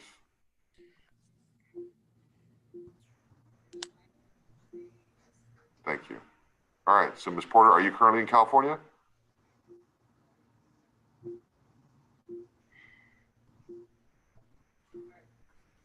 Yes, I am. Okay. Why didn't she have her medication here in Texas? She ran out when we was in Florida. We went to Walt Disney World, and I came back home, and we had a layover in Texas. That didn't answer my question. Why didn't she have her medication with her here in Texas? She ran out. How long was this vacation for? Just for 1 week. All right. Did you not bring enough medication for the whole trip? I didn't. I'm sorry. Did you not bring enough medication for the whole trip? I did not. I'm sorry. Okay. So how is she when she's on her medication? Liberty is fine when she's on her meds. It's when she's off her meds we have an issue. Okay. Did you get her, Mr. Dawson, do we have her prescriptions? No, Your Honor, we do not have her prescriptions. Mom, can you get us her prescriptions?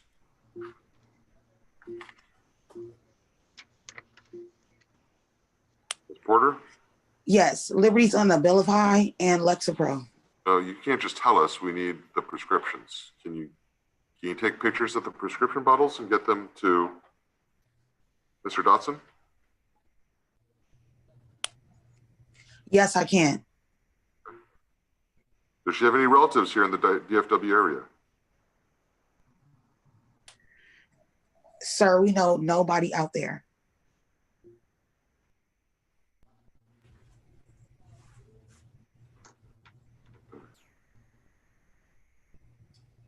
Well, Ms. Porter, here's part of my problem, okay? The law allows me to release children to their parents, but I have to ensure their return to court. And I'm not sure how that's going to work with you living in San Bernardino, California. If Liberty is released to me, I will make sure that she comes to court if it's another court day. So it's about once a month that she would have to come back here. You can come back once a month? Yes, we can. Now, you understand the way the law in Texas works is that you have to sign a piece of paper stating that if she does not appear to court, you understand the court can issue a warrant for your arrest.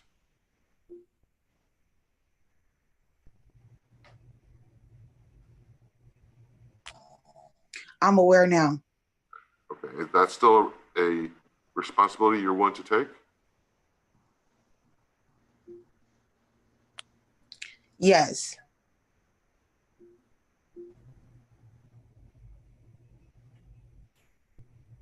And when's the last time she saw a doctor?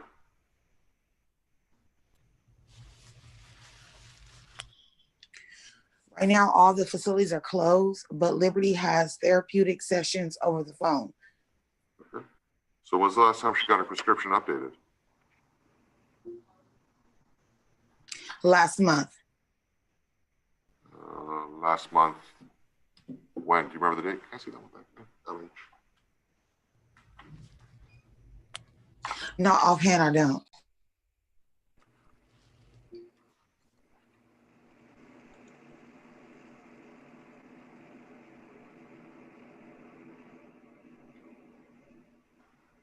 Judge, could I intervene here for a minute?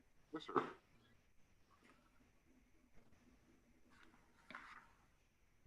Yes, sir. Could I ask Mr. Dotson a couple of questions? Sure. Mr. Dotson, who made the arrest in this case? DFW police. Was she actually in the terminal or was she on the plane? She was on the plane. She left the plane and she was on the jet bridge when the incident occurred. She was trying to get to the Skylink when they apprehended her. She was running. Okay. Okay. Is she on any kind of probation out of California? I'm trying to confirm that. I have a probation officer that is assigned to her. Mom says she's had an incident in 2019. She's not aware of any current probation. I left 2 messages with Mr. Montalvo with the San Bernardino Police Probation Department. I'm waiting for return phone calls to confirm the actual probation times and periods. Okay. Did you have any information about who the injured party might be? It was one of the flight attendants. She was taken to the hospital. She had scratches. She was unconscious. She seemed to be doing better right now. Okay. Okay, I'm just trying to get a jurisdiction understanding, Judge. Can I speak, please, after you? So, Mr. Berger, it'd be a concurrent jurisdictional issue. So, I mean, there's disrupting the airplane. Right, I'm trying to figure out if this is a federal situation. I think it's a concurrent issue. It could be either or. I think there's acts, the assault would just be state, but the disrupting the flight crew would be federal. Right. So. They usually have to waive jurisdiction. No, they can wait. They can sit back and pounce later on. They have that discretion. I think they have. Ms. Porter, you want to say something?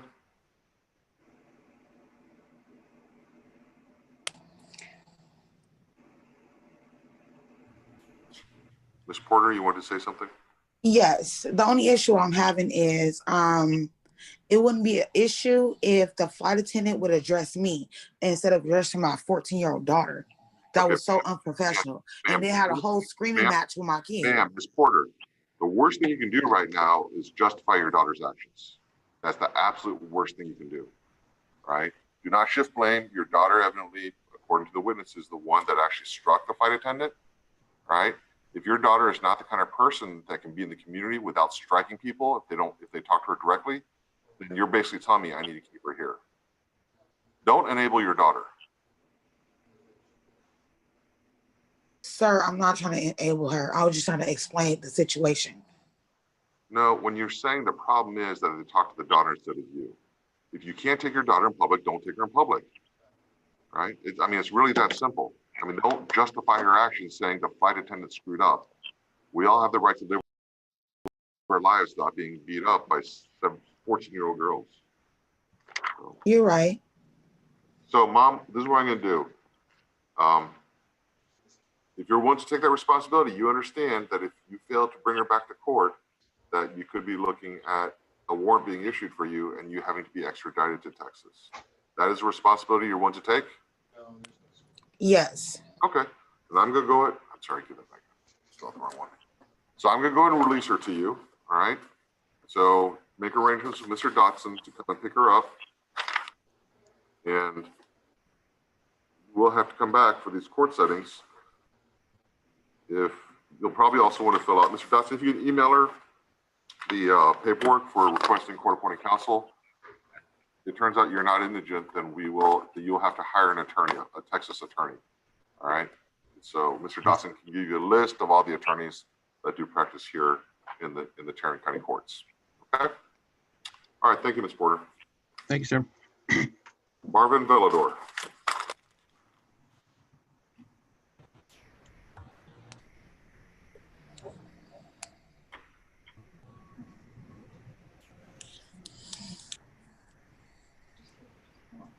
Yeah. Right here. Situation life. I can't get worse. No, right here.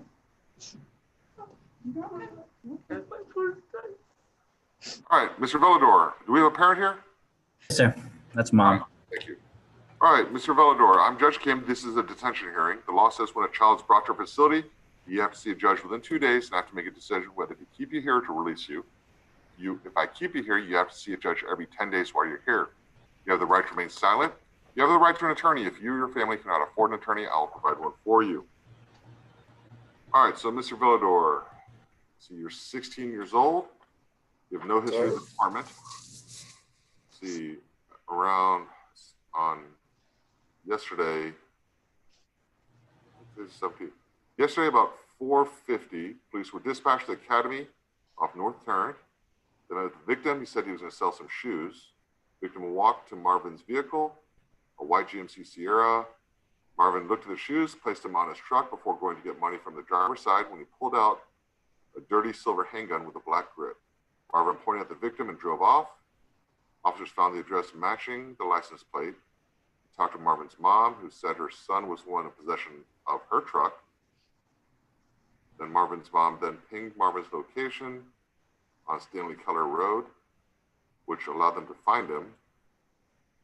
Did a felony stop. Marvin was the only person in the car. They searched the vehicle, unable to find the shoes and gun, but found a black ball cap, which the victim stated Marvin was wearing. Marvin refused to talk to detectives, so he was brought here.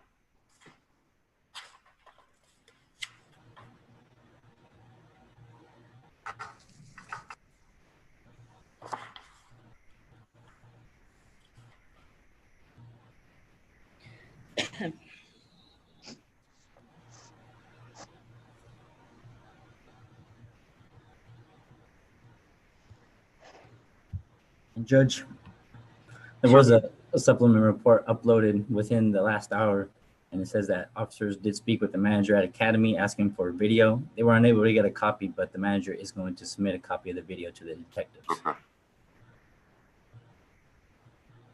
And Judge, if I may. Yes. I just got retained about an hour ago, so that's why I'm here. Okay. Yeah. Okay, thank you. What is your name? Rebecca Tejada. Okay. Did you get a letter into the court? I haven't yet. My office is working on that. Not a problem. Thank you.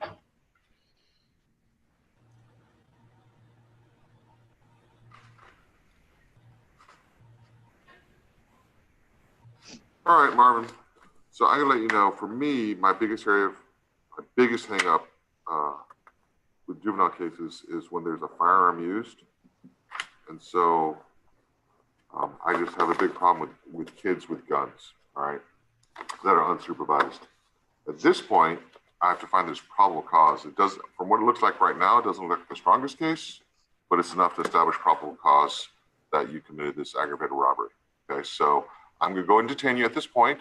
We'll go ahead and see what your behaviorist levels are like in the future. We'll see what the case is like. Certainly your attorney's here. The district attorney has been watching this hearing as well. Hopefully they can work this out. All right? Thank you very much. Thank you. Señora Velador, sí lo detenió el juez. Si me espera allá enfrente.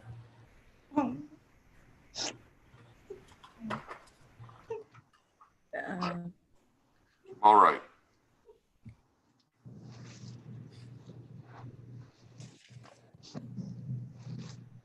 All right, Mr. Wright, I'm Judge Kim. This is a detention hearing. You've been here for 10 days, so I have to review your case, decide whether to keep you here or to release you. If I keep you here, you have to see a judge every 10 days. While you're here, you have the right to an attorney. All right, so Mr. Wright, this is the one where, let's see.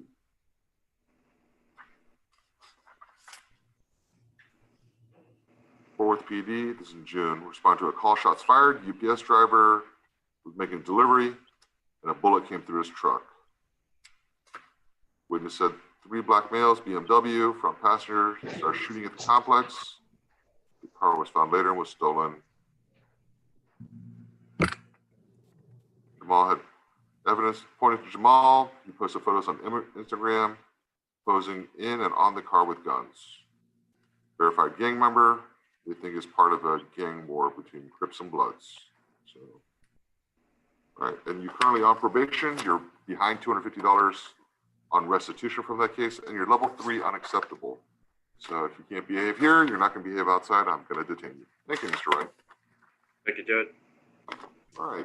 So at this point, these proceedings have been broadcast on YouTube in order to comply with the Open Courts Act. However, since the court is allowed, when a child is under 14, to close proceedings to the public.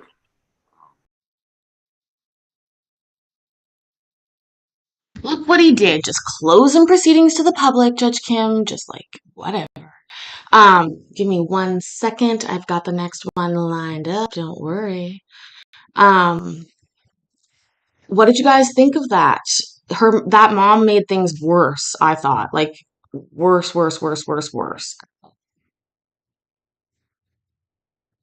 Now, let's see here. We're Mr. not. Dixon? Whoa. No, sir. He's been walking the Judge long Porter. hallway for an ankle monitor strap. Hold on. I have a lot of windows open, guys. Sometimes I really have a hard time finding where they are. So you gotta forgive me on that sometimes. That was the 17th. Next is the 18th. That is this one, right? Sorry. Yes. Well, it's the 19th. Okay, here we go. I think that like, seriously, Judge Kim does not like to be messed with. He wants you to be like almost grovelly to him, it seems.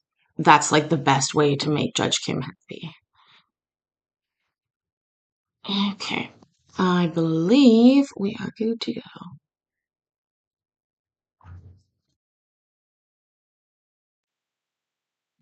Also, private internet chat room, whenever Judge Porter says that, it just makes me like so happy.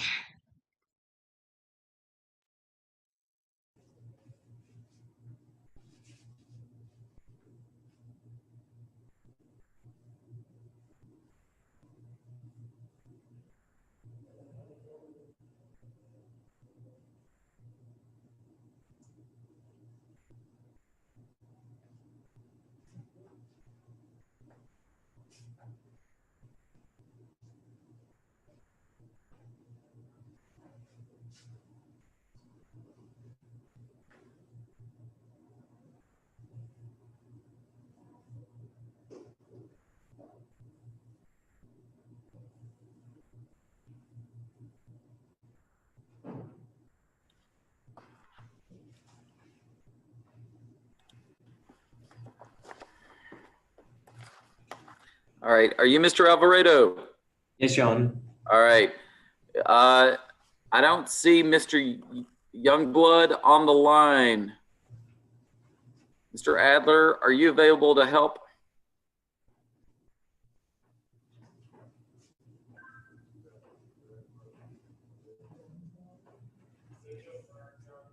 Mr. Berger, are you available to help? All right. Okay. Judge, I did want to let you know that the victim's family is participating via Zoom. Tiffany Perkins. All right. Thank you, sir. Sir. All right. Mr. Alvarado, this is a detention hearing to determine if you should remain in detention or be released to a parent or guardian. The law says when you're brought into detention, you must see a judge within 48 hours. And then if you're detained, see a judge every 10 business days thereafter. This is your 10-day detention hearing. I understand that you've been level 1-0 in the back since August 17th. You're currently being detained on a charge of murder, and there is a certification hearing scheduled for September 24th of this year. Mr. Berger, I'm appointing you to represent Mr. Alvarado for the purposes of this detention hearing, just instead of Mr. Youngblood. Mr. Berger, what are your thoughts?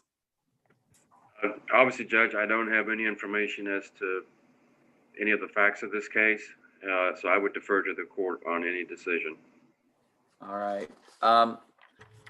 Mr. Alvarado, given the gravity of the charge and the allegation, given the fact that you've only been level 1-0 since 8/17, the court at this time is not convinced that if you were to be released, you would not be a danger to yourself or to the community, and therefore the court will order that you be detained, and that is the order of the court. Thank you, sir. Thank you, Mr. Berger.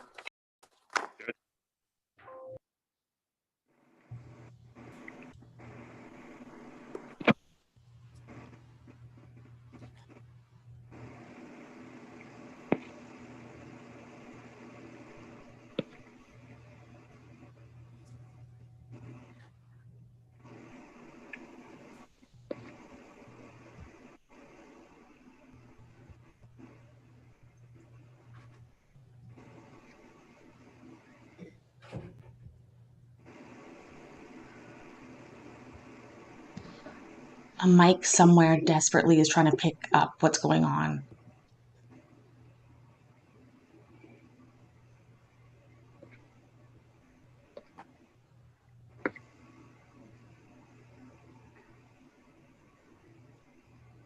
Honor, I believe you're mute. Judge Porter, your mic is muted. Oh, thank y'all. Sorry about that. All right, let me start over. Good morning, Ms. Alvarez Goodrich. My name is Judge Porter. The law says when you are brought into detention, you must see a judge within 48 hours. This is your initial detention hearing. You have the right to remain silent and not say anything at all. If there's something you want to say, please do not shout it out. Instead, move your hand back and forth like this. That'll get my attention. It'll also get the attention of your attorney, Mr. Berger, who is here. I see. Okay. You're wondering if I'm talking? Why, yes, Thomas. Hi, how are you? I'm here to explain that your wife is very much needed here in the chat with us, and she'll probably be here all night, just so you know. Thanks for tuning in. Let's keep watching. I'll create a private internet chat room for you and Mr. Berger to talk about what you want to say. That way he can advise you on whether or not you really should say it. Does that make sense, Ms. Alvarez Goodrich? Okay. Before Mr. Berger says it, I will advise you strongly, just don't say anything right now. Let Mr. Berger and Mr. Howard talk. Mr. Howard, the court is aware that the respondent was brought in on a charge of family violence. Reportedly last night, she got into a fight with her mother that resulted in mom being scratched, and mom complained that the touching was offensive. The court is aware of additional information regarding Ms. Alvarez Goodrich based on the court's previous hearings.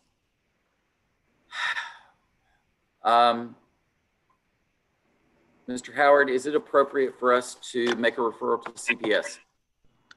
Yes, it would be, despite the situation. We're running out of options at the same time, Your Honor. We had multiple different programs that she's been in, so this is a continuous thing. Mr. Berger? Judge, I spoke with my client this morning. She is very determined that she does not want to return to the home. There are some family members that she would like to be considered, in particular her paternal grandfather, but I don't know about the suitability of that home or if he is in fact willing, paternal grandmother willing to accept her into the home at this time. All right.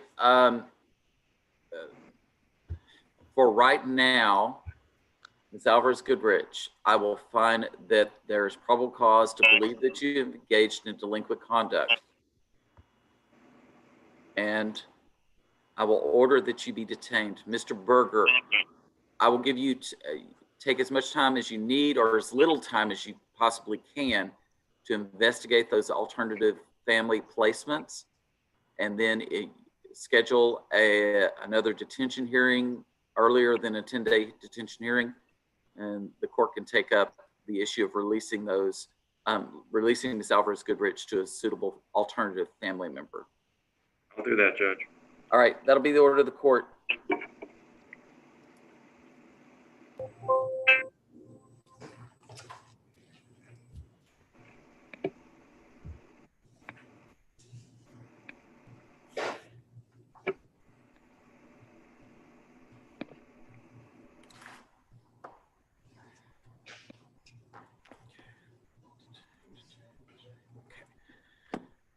All right, are you Mr. Bonilla?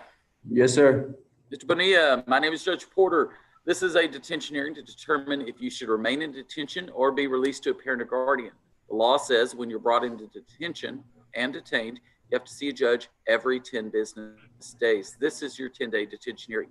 You have the right to remain silent and not say anything at all. If there's something you want to say, please do not shout it out. Instead, move your hand back and forth like this. That'll get my attention. It'll also get the attention of your attorney, Mr. Adler. I'll create a private internet chat room for you and Mr. Adler to talk about what you want to say. That way he can advise you on whether or not you really should say it. Does that make sense? Yes, sir. All right, Ms. Guerrero, what brings Mr. Bonilla back to court? Yes, Judge, this is a 10-day detention hearing. He's scheduled for court for the 28th, but we also have an evaluation scheduled for the 18th of September. I don't know how much you want me to give you in reference to the offense due to the nature of the offense. Let's see. No, the court is aware of the underlying allegation. And Judge Kim has already determined probable cause in that. He's level 2 acceptable in the back. Yes, Judge. Okay. Mr. Bonilla, did you and Judge Kim go over the levels in the back? Uh-oh, is he frozen? Mr. Bonilla? Yes, sir. Yes. Did you and Judge Kim go over the levels in the back? I don't think so. Let me tell him in Spanish, Judge. Oh, okay. Thank you, Ms. Guerrero. Rafael, Sí. ¿te acuerdas que el juez te dijo sobre tus niveles en la detención que necesitaban que hacer? ¿Te acuerdas de los niveles? No. Ahorita estás en qué nivel? 2A. Perdón. 2A. Ajá. ¿Y qué te dijo el juez? La única manera que te permite ir a la casa es si estás en qué nivel. 1O. Sí, y no estás. No estás ahorita. ¿Entiendes? Sí. Okay. Entonces, what do I have to do? Entonces, ¿qué necesita que hacer el juez hoy? Detenerme. Sí. Detain him. Gracias, señor. That will be the Gracias, order. Rafael.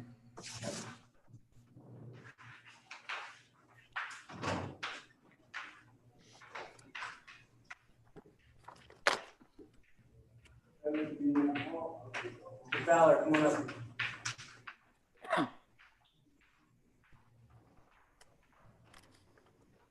All right, are you Mr. De Leon? Yes, sir. All right, Mr. De Leon, my name is Judge Porter. This is a detention hearing to determine if you should remain in detention or be released to a parent or guardian. The law says when you're brought into detention, you must see a judge every 10 business days. This is your 10-day detention hearing. You have the right to remain silent and not say anything at all. If there's something you want to say, please do not shout it out. Instead, move your hand back and forth like this. That'll get my attention. It will also get the attention of your attorney, Mr. Adler. I'll create a private internet chat room for you and Mr. Adler to talk about what you want to say. That way he can advise you on whether or not you really should say it. Anything you say at this hearing cannot be used at an adjudication or disposition hearing, but it could be used against you at a future detention hearing. Ms. Rojas, what brings Mr. De Leon to court today? Your Honor, it's a 10-day detention hearing. He was initially referred in custody for unlawful carrying of a weapon and failure to ID. That was on the 5th by the Richland Hills Police Department. It's according to the offense report on the 4th at approximately 20:35 hours, officers were dispatched to Hanley Etterville Road in reference to kids shooting fireworks. Once they arrived, they made contact with 3 subjects. Angel was one of those subjects. After they spoke with them, they admitted to shooting the fireworks, and Traylon Jones admitted to having the fireworks in his backpack. Upon a probable cause search, Angel admitted to having a firearm in his waistband. A 9mm semi-auto with 4 mag was located. The gun was not found to be reported stolen. Was or was not? Was not. Okay. Through TCIC. And then when they asked Angel for his name, he gave the name of Alex Gabriel. And he was arrested at that time, transported to our juvenile detention center. A petition has been filed and we're scheduled to go to court on the 26th of this month. He's also pending with Dallas County. He has a assault BI and an evading arrest offense in Dallas County. And he's also scheduled to be in court on the 26th. I talked to the assigned probation officer in Dallas County and they don't want to put a hold on him yet. And they're just are indicating that if he's released here, then he'll have to appear there and more than likely he'll be detained in Dallas County pending those other charges there. All right, Mr. Adler, what are your thoughts?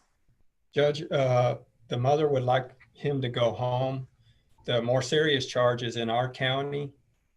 And really, I'm thinking I'm going to have to pass the case so I can try and take care of both cases all at once if I can. So I would ask that he be released to his mom on the electronic monitor. And Judge, it's my understanding she's ready for him to come home. All right. And Your is Honor, Mom Mom is, yes, she is on Zoom. Nora Espino, blue Okay. shirt. Mrs. Espino, are you ready for Mr. De Leon to come home? I'm going to translate for you, Your Honor. Señora Espino, ¿ya está lista para que regrese Ángela a su casa? Is she freeze? Señora Espino, ¿puede oírnos? She looks frozen. Yes. But I did talk to her and she is ready for him to come home. All right. He's been level 1-0. Since the 17th. Correct. And he has no prior referrals to this department? Not to our department, Your Honor. All right. I will authorize his release on the electronic monitor.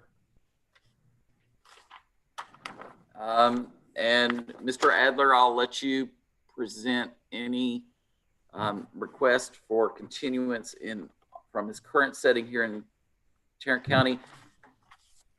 All right, that'll be the order of the court. Thank you. Thank you, Your Honor. Is Mom in the building or is this a delayed release? It's going to be a delayed release. Copy that. Thank you.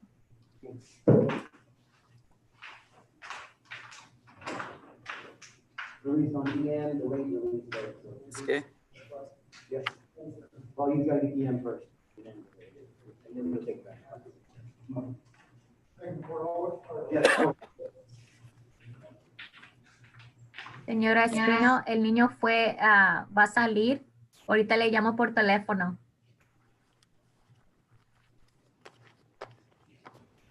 Lady, I was just about to talk to Amy and send her our prayers and our thoughts because we are hoping for you to feel better soon, Amy. I'm glad you're here and I'm glad that we can bring a little bit of fun and joy to whatever you're going through. And we always like hearing about everything from everybody.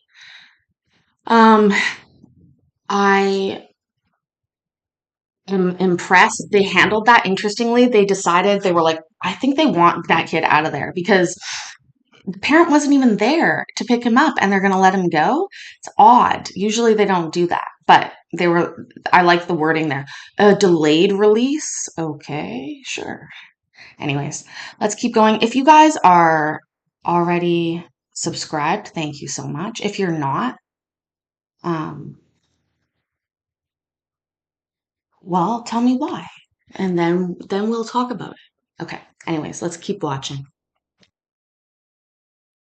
Ms. Rojas? Yes. Mom was indicating she cannot hear you. Okay. I'm going to go ahead and call her and go sign out the paperwork for Angel. All right. Thank you. Thank you.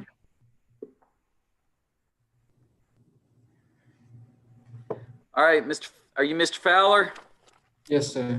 Mr. Fowler, my name is Judge Porter. This is a detention hearing to determine if you should remain in detention or be released to a parent or guardian. The law says when you're brought into detention, you must see a judge within 48 hours. And if you're detained, you need to see a judge every 10 business days thereafter. This is your 10-day detention hearing. You have the right to remain silent and not say anything at all. If there's something you want to say, please do not shout it out. Move your hand back and forth like this. I'll create a private internet chat room for you and your attorney to talk about what you want to say. That way your attorney can advise you on whether or not you really should say it. I know Mr. Lofton is here in the building. And Your Honor, we also have mom and dad as well. Okay. I know Mr. Lofton is in the building.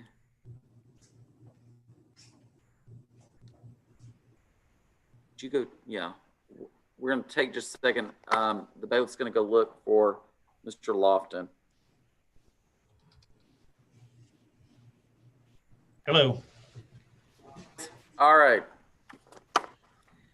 Okay. So Can you see me, Your Honor? I'm here. I'm present. I'm in the courthouse. So, Mr. Bell. Yes, sir. I understand that Mr. Fowler has fallen to level 2. Other than that, what brings him to court today? This is a 10-day detention hearing, Your Honor. He was referred on August 5th by the Fort Worth Police Department for aggravated robbery. He met up with some other individuals. The victim was basically summoned by Snapchat, asked to meet behind a auto zone where he was told that they were going to take his belongings from him.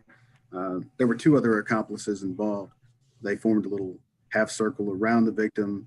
Victim was able to get away, went to his home, and Fort Worth Police Department went to the scene. Victim did leave his bike and his phone there as he was running away. Officer found those belongings and took them back to the victim. The victim identified Ford in a lineup on or about July 24th. And he was arrested in his home without incident on August 5th and brought here to the detention center. All right. And the alleged weapon was a knife, not a handgun, correct? Yes, sir, it's pocket knife. And he has been, let's see, level 2-0 since the 17th? Yes, sir. By our mathematics, he's supposed to be level 1 tomorrow. Okay, Mr. Lofton.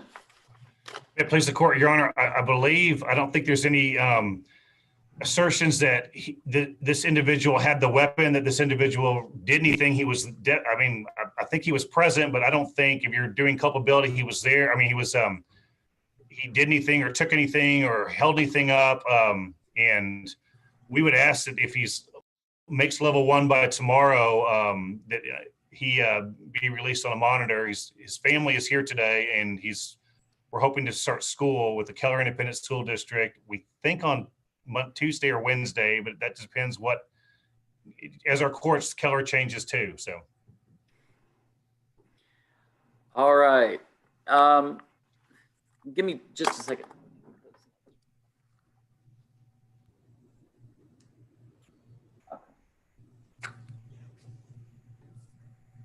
Mr. Bell, do we have the results of his hair follicle drug test back? Yes, sir. As a matter of fact, it took place on the 11th. We got it back a couple of days later, and he was clean on everything.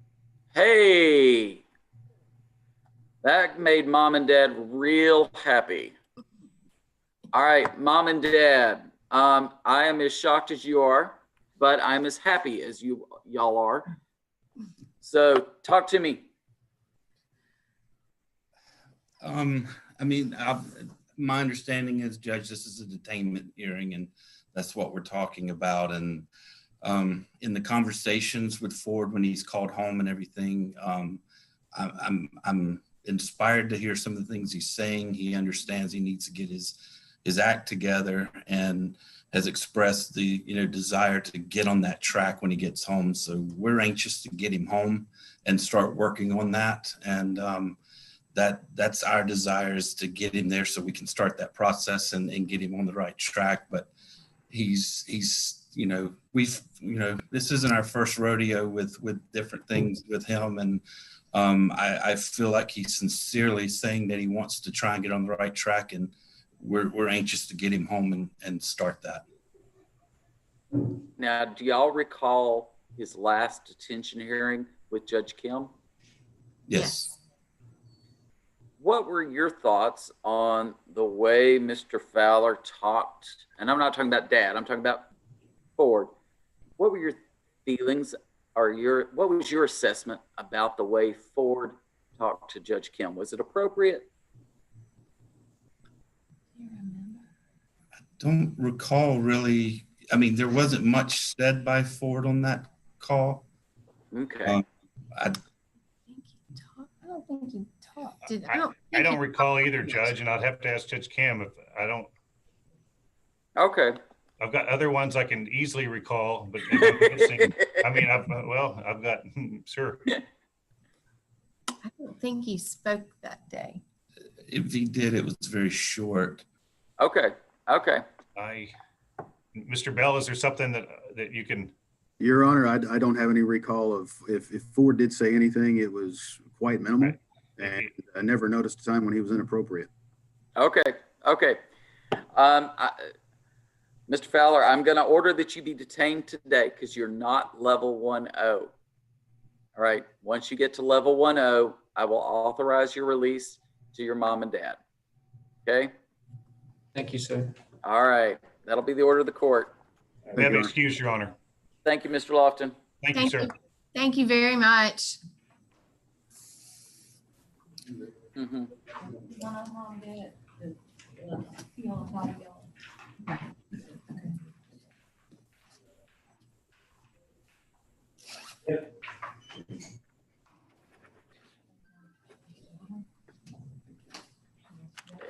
And that was transfer retained, so there's no pay slip.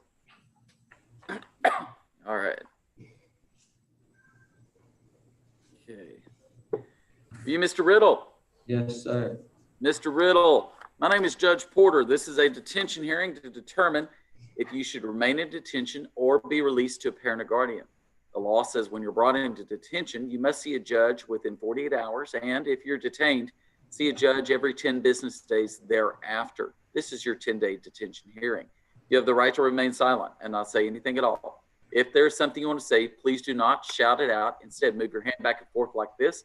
That'll get my attention. It will also get your attorney's attention. Mr. Graham, I'll create a private internet chat room for you and Mr. Graham to talk about what you want to say. That way he can advise you on whether or not you really should say it. Does that make sense? Yes, sir. Anything you say at a detention hearing cannot be used at an adjudication or disposition hearing, but it could be used against you at a future detention hearing. Ms. Rodriguez, what brings Mr. Riddle back to court? Your Honor, I'm covering for Ms. Rodriguez today. All right. Thank you, Ms. Turner-Hill. He's actually a companion to Mr. Fowler, who just went. He was not the person identified as the one with the pocket knife.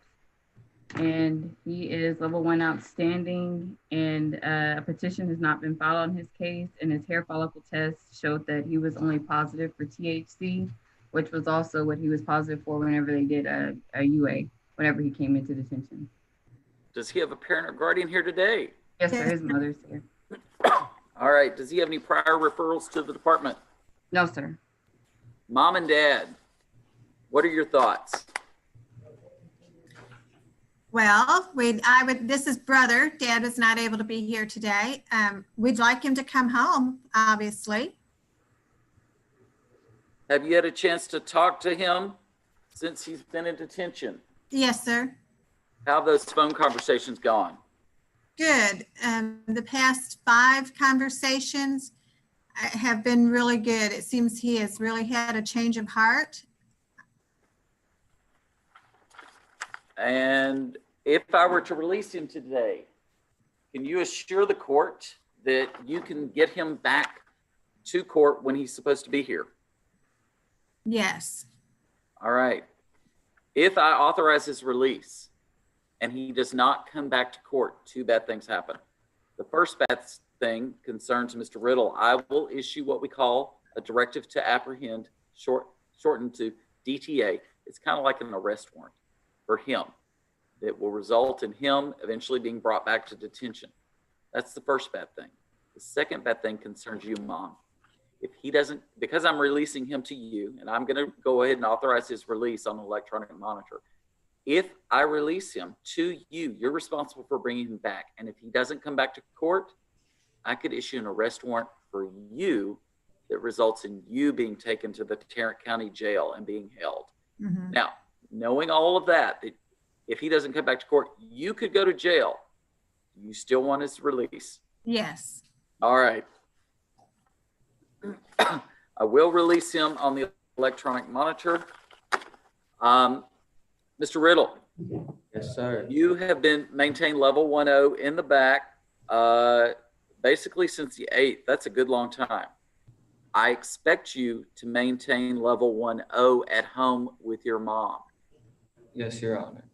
Mom, if he doesn't maintain level 1 outstanding behavior with you at home, you pick up the phone and you call either Ms. Rodriguez or Ms. Turner Hill, and we will arrange for a meeting with me to address that issue. I will not hesitate. All right. Mr. Riddle. Yes, sir. You and your mom and we're working together. Between the two of us, you're not going to outsmart us or outthink us, okay? So it's just as easy for you to obey her rules at home, because the consequences of not obeying her rules are much worse with me than they are with her. All right? Yes, Your Honor. That'll be the order of the court. Good luck, Mr. Riddle. All right. You have a great day. Thank you, sir. Thank you, Mom. Thank you. Glad I could help, Your Honor. Thank you, Mr. Graham. See you, Judge. Thanks.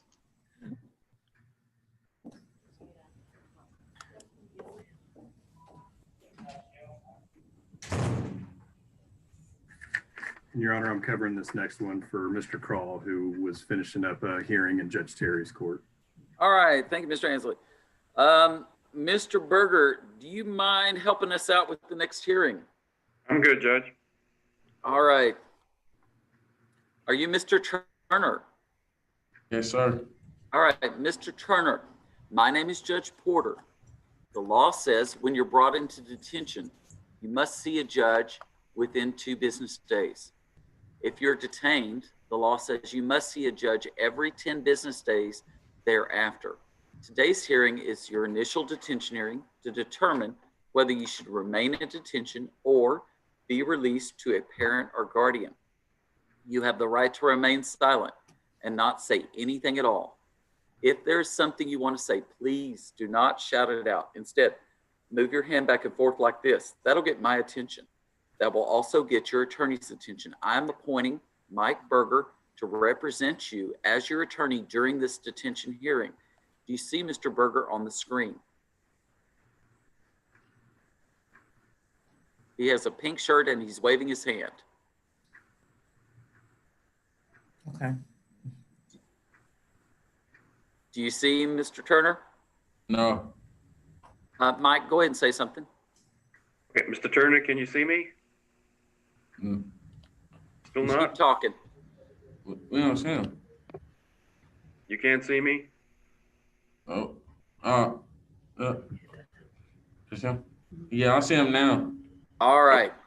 If there's something you want to say, Mr. Turner, I'll create a private internet chat room for you and Mr. Berger to talk about what you want to say. That way he can advise you on whether or not you really should say it. Anything you say at this hearing cannot be used against you at an adjudication or disposition hearing, but it could be used against you at a future detention hearing.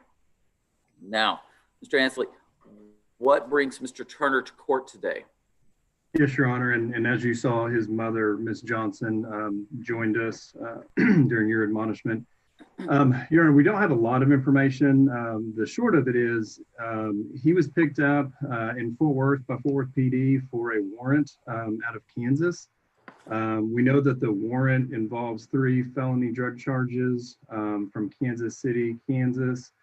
The warrant was signed August 8th. The date of the alleged offenses are from, let's see, January. There's 3 different dates: January 21st, 22nd, and 30th. I know Mr. Crawl has been in conversation with the authorities up in Kansas as far as extradition and such.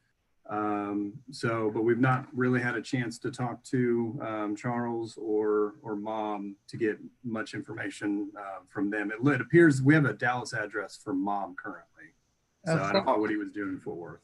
Well, we stay in Fort Worth now. Okay. All right. Then that changes the tenor of this conversation. Mr. Turner, because this is an out-of-state warrant and it's not for any alleged violation of Texas law, then I have to let you know about certain rights. You have the right to contest your extradition to the state of Kansas. If you wish to do that, then you and Mr. Berger need to get together and let the court know about that, because there's a certain procedure that we have to go through. Our office here in Texas has to send information to Kansas, and then Kansas has to send us back certain information. Okay. The only thing you can contest at that point would be whether you are in fact the same person who is wanted by the state of Kansas. That is your first option. Your second option is to say, I'm not going to contest my extradition to Kansas. I'm actually going to agree to go back to Kansas and face those charges. Mr. Berger, on behalf of Mr. Turner, what are your thoughts about that situation? Judge, I would like just a minute to speak with Mr. Turner to get some basic information. That's appropriate. Please do make it brief, because we've got some other detention hearings, but let me, give me just a second. I'll create that breakout room for y'all. Thank you.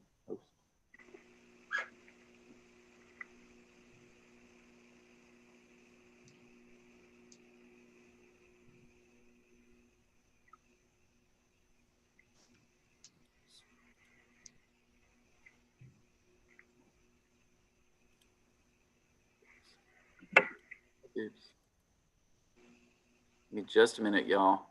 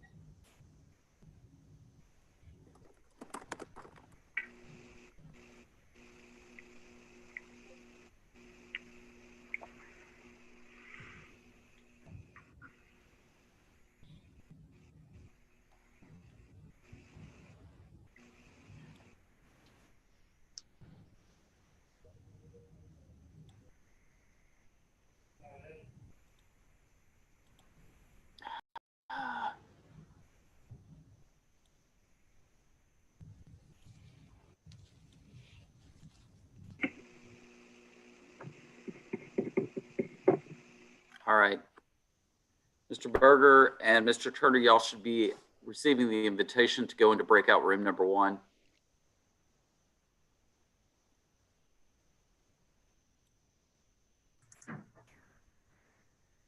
And Your Honor, I apologize. I just now saw that they had it listed as a detention hearing and not a Form 3 hearing. So that's not a problem.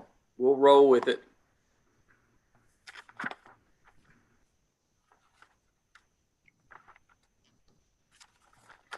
This gives me a chance to tell everyone the Texas Supreme Court and the Texas Court of Criminal Appeals, in compliance with the guidance provided by the Texas Office of Court Administration, have directed all courts in the state of Texas to close their courtrooms except for absolutely essential hearings. That means most of our hearings are not conducted in person, but rather through Zoom video conferencing material.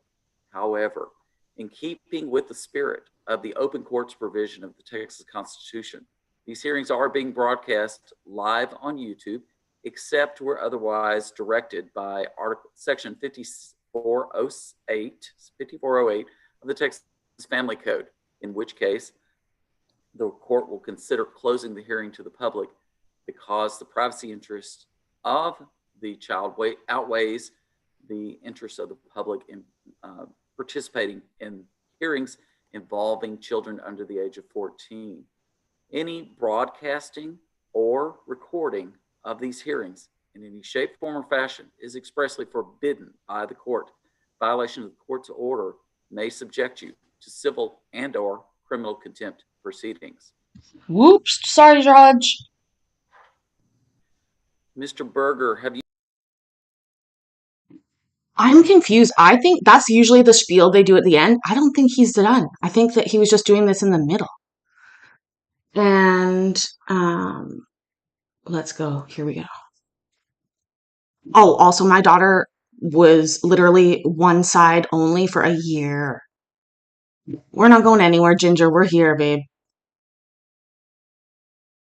You had a chance to talk with Mr. Turner.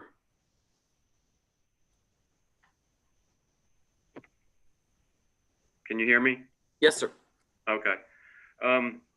Judge, I'm pretty sure that we'll be contesting the extradition at this point. He is 17.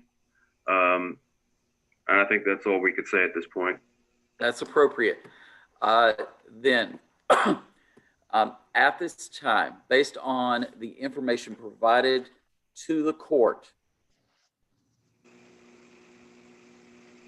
okay, I find that there is at least probable cause to believe that he may be one and the same person wanted by the state of Kansas, that there is probable cause to detain him based on the information provided on that out-of-state warrant for 3 felony offenses, and the court will order your detention at this time. And Mr. Berger, if you will get with the court coordinator and schedule that out-of-state hearing. Now, Mr. Turner, I will let you know, you are now 17 under the laws of the state of Texas. That makes you an adult. It is within my discretion and within Judge Kim's discretion to keep you here at the juvenile detention facility. In order for that to happen, I need you to be on your absolute best behavior while in detention. Have they explained to you the different levels of behavioral levels in detention? Yes. Yes? Yeah. Okay. I need you to get to and maintain level 1.0 consistently. I will tell you right now, you'll probably have your extradition hearing in front of Judge Kim. If you are not level 1.0 at a subsequent detention hearing or at that extradition hearing, it would not be in your best interest because Judge Kim will likely transfer you to the downtown jail. He expects 17-year-olds to be leaders in the back, showing the best behavior. All right? All right. That'll be the order of the court. Thank you, everybody. Thank you, Mr. Berger.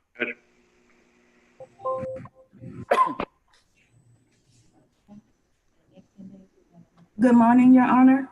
My name is Tamisha Parks, and I'm covering for Mr. Mike Jennings. All right. Thank you, Ms. Parks. There's Ms. Uwe. All right. Are you Mr. Villa? Yes, sir. How are you doing this morning? Good, sir. All right. We've met before. My name's Judge Porter. This is a detention hearing to determine if you should remain in detention or be released to a parent or guardian. You have the right to remain silent, not say anything at all. If there is something you want to say, don't shout it out. Move your hand back and forth like this. That gets my attention. That also gets Miss Rita's attention. I'll create a private internet chat room for you and Ms. Uzuihe to talk about what you want to say. That way she can tell you whether or not you really should say it. Anything you say at this hearing cannot be used against you at an adjudication, disposition, or modification hearing, but it can be used against you at a future detention hearing. Now, Ms. Parks, Mr. Villa is level 1.0 in the back. What other than that, what brings him to court today? Your Honor, Mr. Villa is here for a 10-day detention hearing. He is also currently pending court, which is scheduled for September the 4th for his motion to modify. He was brought in on July the 21st for a DTA from Arlington Police Department. On June the 25th, his officer received a phone call from his mother stating that Mr. Villa was cursing, high, and threatening her.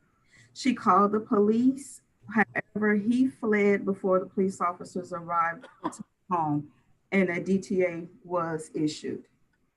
On July the 22nd, at his first initial detention hearing by Judge Kim, he was ordered detained. And also during that, Judge Kim also requested that a CPS emergency report be filed.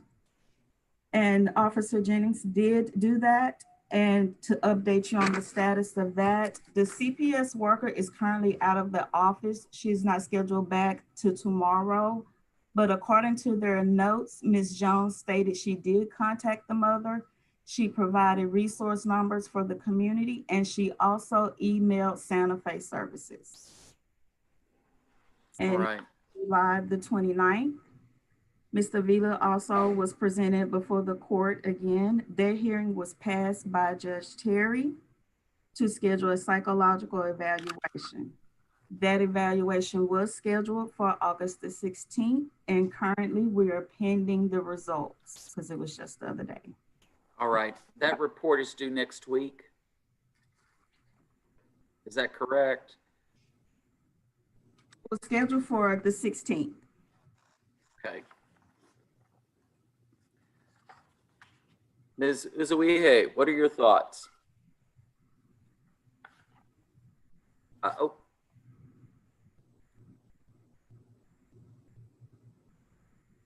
Can you hear me, Anna? Yes, ma'am. All right, sorry about that. All right, so I did speak with my client. He is doing very well. He is on one outstanding or one no. And I haven't had a chance to speak to mom. I did call her and send a text message to her, so I haven't heard her. But my client did tell me that mom wants him home. And you know, you're not considering the fact that he has done tremendously well in detention. I would ask that he be released, even if he gets released on electronic monitoring. And we're gonna come back to courts whenever he's required to come to court. And also, even if they have a staff meeting, whatever thing that's, that's going to be to his best interest, we're gonna work along it. But yes, we ask that he be released today. Your Honor? Yes. He has a resource staffing schedule for the 28th at 9 a.m. And also he was released on monitor in the past on 2 separate occasions. And on both occasions, he cut it off. Yeah. Ernesto, we've met before, right? Yes, sir. More than once. Yes, sir. What am I gonna do? Like I said. You need to talk to Mrs. Uzuihe? Yes, sir. Okay. Make it brief, okay? Yes, sir.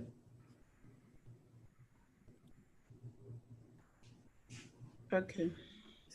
Give me just a second.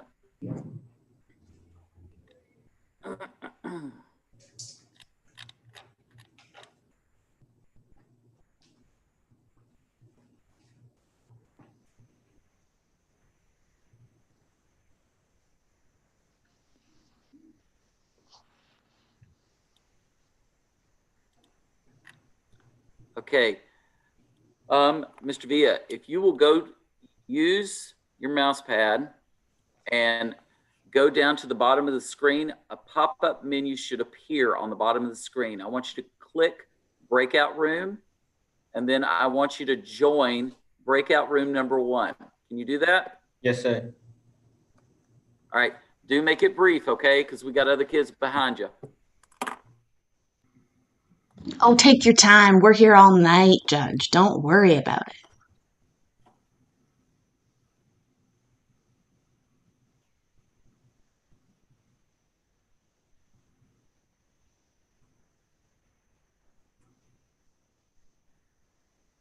In the meantime, I'll talk about my amazing chat and all the cool people that are there that court hop all day with us. You guys truly make it awesome all day. I know I've smiled and laughed so many times over the last number of years at your guys' comments. And I know my family thinks I'm crazy because I'm watching people's boring court hearings that they can't even bother to get prepared for themselves, but I watch.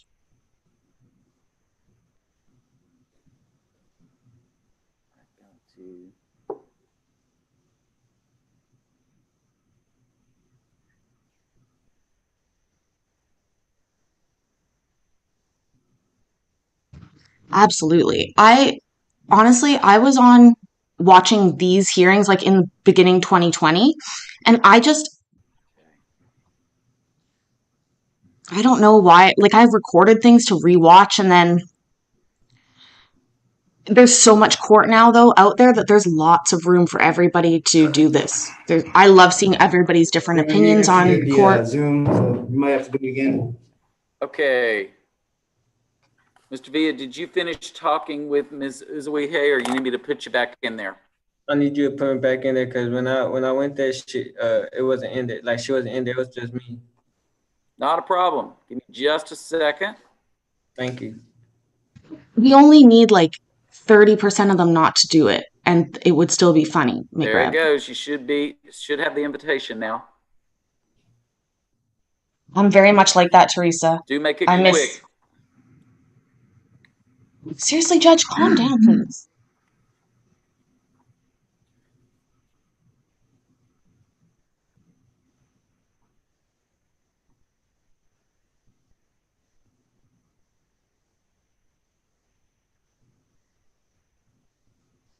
I had a question. Yes, ma'am. I was also in contact with the lady at CPS, and like they were saying earlier, she had gave me some numbers, and I called, left a voicemail, never heard a response. I really need to get him some help. He really needs help. Okay. I mean, this is my son. I care about him. I love him. And I'm doing it just for his own good. But he really needs help. And I've tried so many places. The day that I did call the cops on him, that he escaped from the cops, they told me that they weren't going to help me until he did like something stupid, you know. I mean, there's no use of them helping me once he already done something stupid or they killed him. You know, I'm not saying that I don't want him. I don't want him at home. Like I said, this is my son. I love him and I would never abandon my son for nothing, but he needs help. The other day, I guess one of the nurses from here from Kimball called me and told me that the specialist, like a psychiatrist, was gonna come and check him the next day, and the doctor, and they never came to check him because I never got a call from the doctor. Because he asked me if he was going through depression, if he had angry problems, and I was talking to him and I was telling him a little bit about our lives, and he said he was going to get in contact with Mike the next day, and that the doctor was going to come the next day to check him, and I never heard anything from the doctor. Ms. Parks, did the psychiatrist or psychologist meet with Mr. Villa on the 16th as scheduled? Your Honor, I'm gonna have to have Mr. Jennings follow up on those referrals. He's out of the office this week. And it is my understanding that the doctor did meet with him as scheduled and that report is due back from the doctor next week. Mr. Villa, you're shaking your head. Did you get to meet with the doctor earlier this week? Yes, sir. All right, Mom, that did occur. The doctor is in the process of writing the report right now, and the doctor is going to make that report available to Mr. Villa's attorney as well as the prosecutor, okay? So that's probably why you haven't gotten a call back yet. Excuse me. We're waiting for the doctor to finish the written report. All right, does that make sense? Mm-hmm. Yes. All right. Okay, Anna, just very quickly, please. Yes, ma'am. So I have met with my clients, and so what he's saying to the courts is that it is true that he did court the EM the last time or the other time also, but he has learned his lesson. He said what? He has learned his lesson. He's making a firm promise to the courts that that will not happen again. Your Honor, he's asking for just one more chance, please, that he goes home, that he will never ever, cut his ankle monitor, that he'll be in compliance. can I say something? He's talked to me about that. Well, we've been talking over the phone and he's been telling me that if he gets released or whatever on the ankle monitor, that he promised not to cut it off this time because he don't want to get into any more trouble. He wants to get over with his probation. So I don't know, it's hard.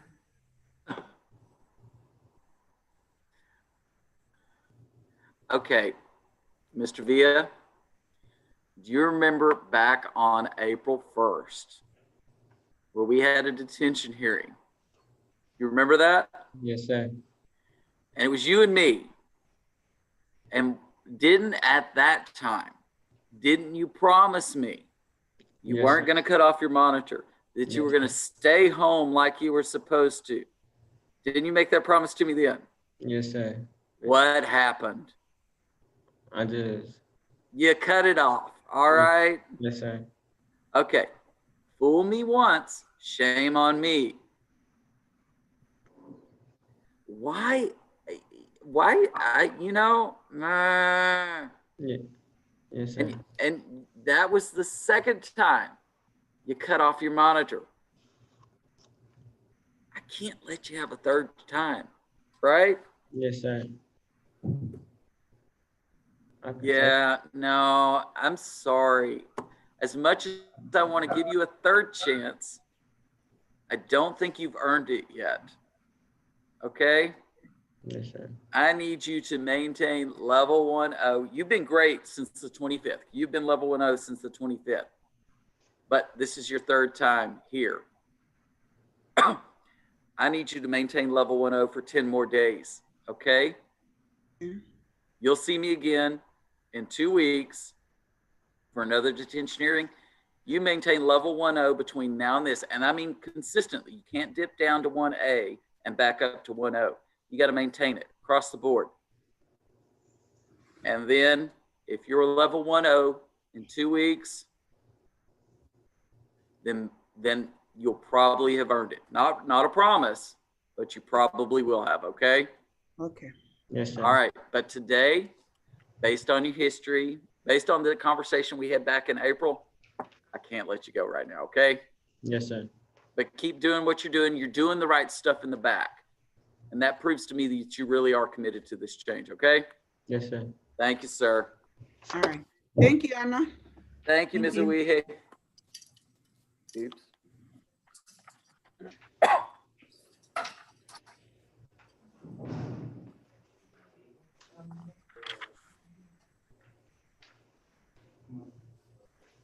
Yeah, I remember that conversation in April. It's not often I remember the conversation, but I do remember that.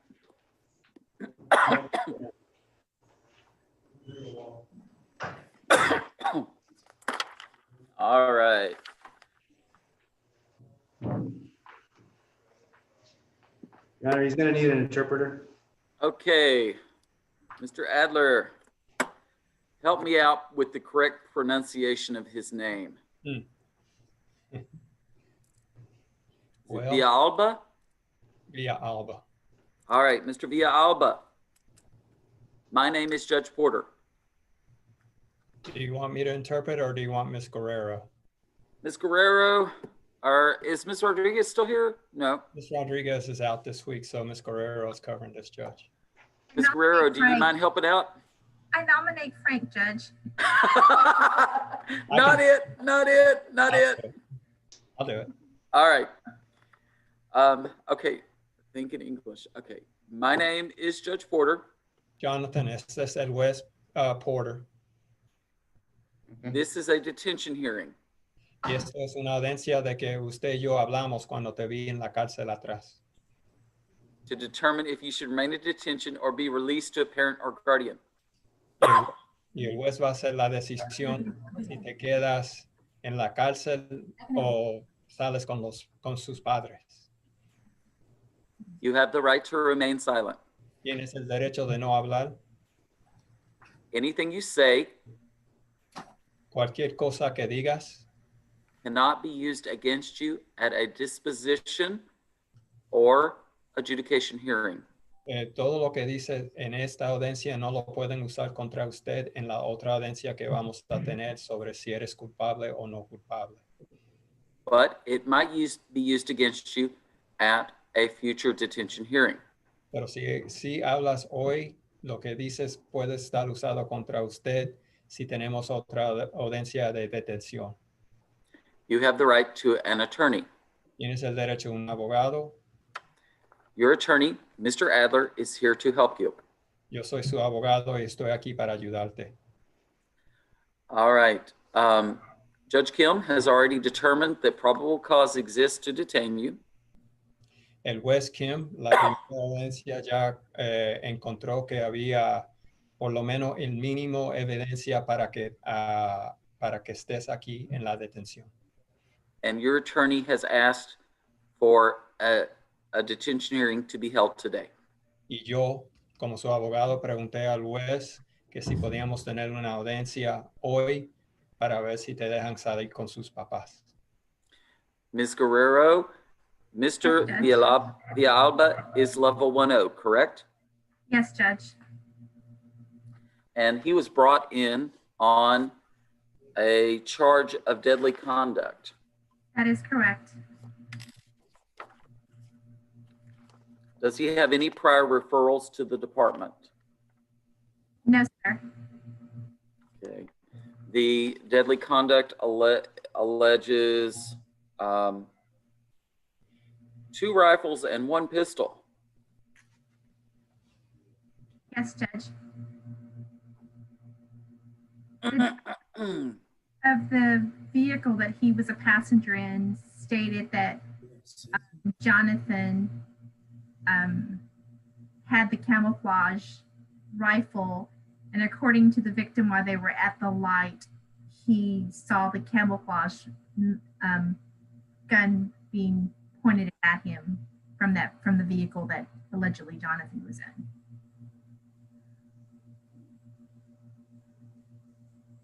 And Ms. Farmer, this is charged as a deadly conduct rather than an aggravated assault. Okay.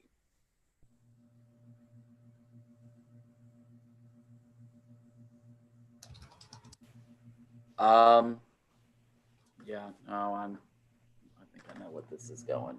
Yep.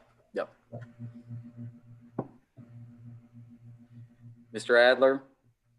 Judge, if it may please the court. Yes. There's probably facts that you don't know about. I don't know if I should go into, but these are the alleged facts.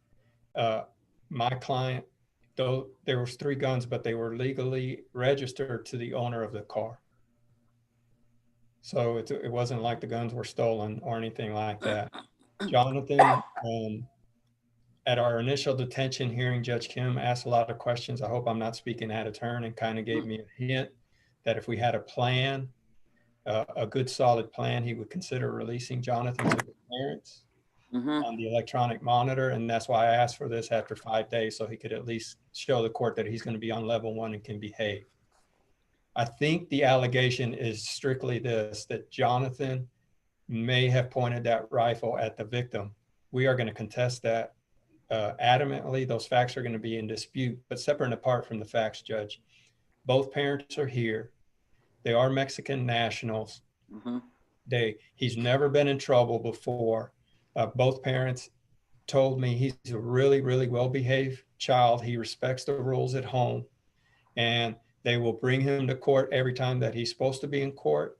He will be on lockdown with them, and they can assure you that he really is a well-behaved young man, that this is way out of character for him. 2 questions. First, has the Mexican consulate been notified? Judge Kim told us to notify the Mexican consulate, and I emailed them as soon as our first detention hearing, so yes. Great. Second question. Because they're nationals, Ms. Farmer, is there concern about a flight risk? And Mr. Adler, would you also address that? Yes, Your Honor. We would ask that he be detained. We would be afraid that he'd be likely to abscond, and also I mean, a 15-year-old around guns is concerning, so we would ask that he be detained for the safety of the community as well. All right, Mr. Adler. Judge, I get the court stance on guns, but truly these guns were not his. He was in the car with guns. I don't dispute that. But to answer your question directly, they have permits, tourist permits to be here until December. They kind of come and go. They have an older son that they stay with in Fort Worth, and that's where they stay at while they're here, who is a citizen. So they can guarantee you that he will come back. They are law abiding. Judge Kim really took to the dad because the dad was agreeing with Judge Kim on a lot of his philosophies regarding guns and kids with guns. I wouldn't have asked for this if we wouldn't have had this plan that Judge Kim hinted at, Your Honor. Yeah. Let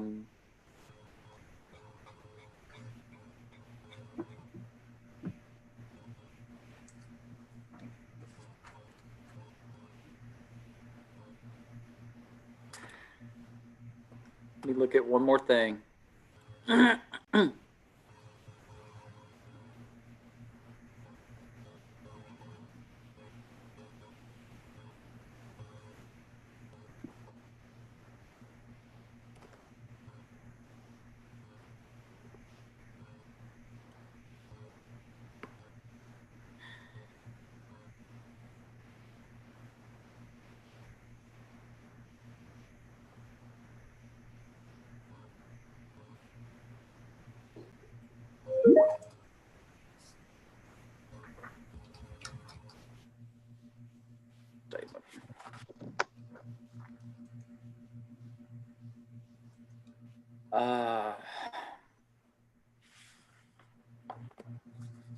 Mr. Adler, was the alleged adult companion a relative?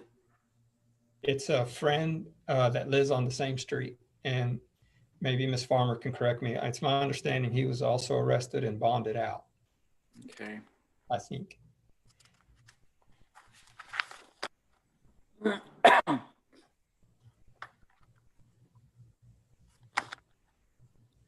Mrs. Farmer, your concerns about this case are very appropriate.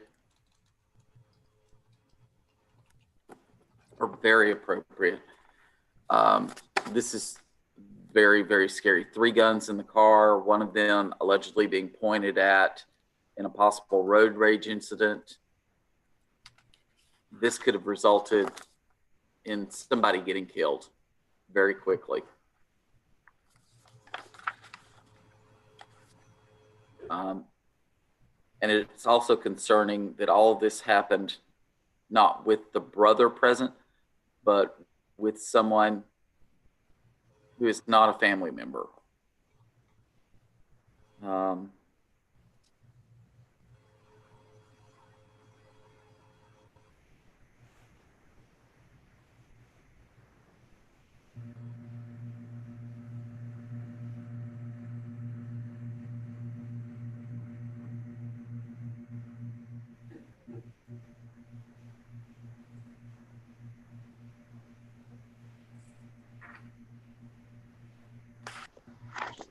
All right.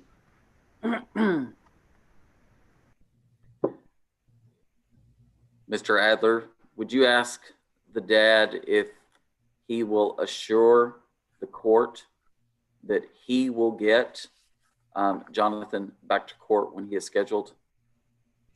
Señor, ¿entendiste lo que dijo el juez o te lo explico? ¿Qué dijo, por favor? El juez te está preguntando que si le puede dar la aseguranza que cuando tenemos la próxima corte, que usted personalmente va a estar seguro que está aquí. Claro, sí, señor. Sí. Sí, señor. Yes, sir. Es lo que usted nos pida. Espera, uno a la vez. Por favor.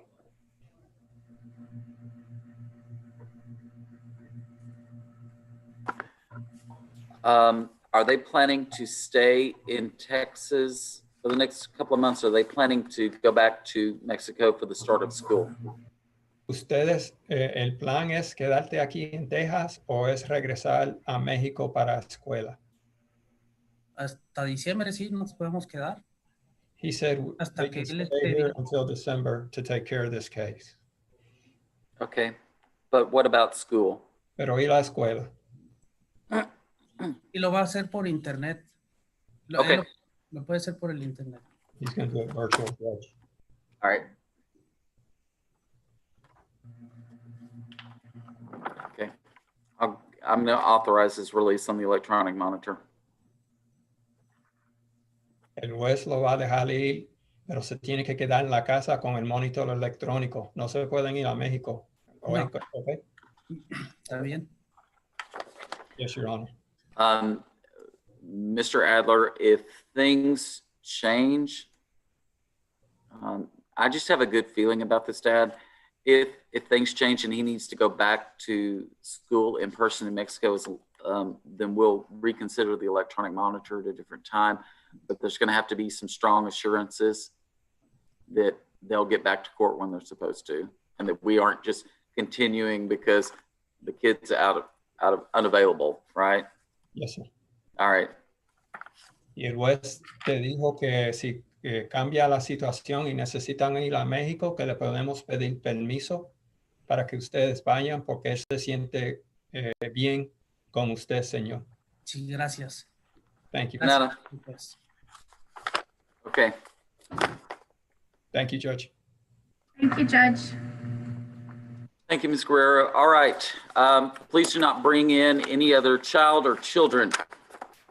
Pursuant to Section 5408 of the Texas Family Code, the court is going to close the remaining hearings to the public because the law says when a hearing involves a child under the age of 14, the presumption under our law is that the privacy needs of the child outweigh the public's interest in being.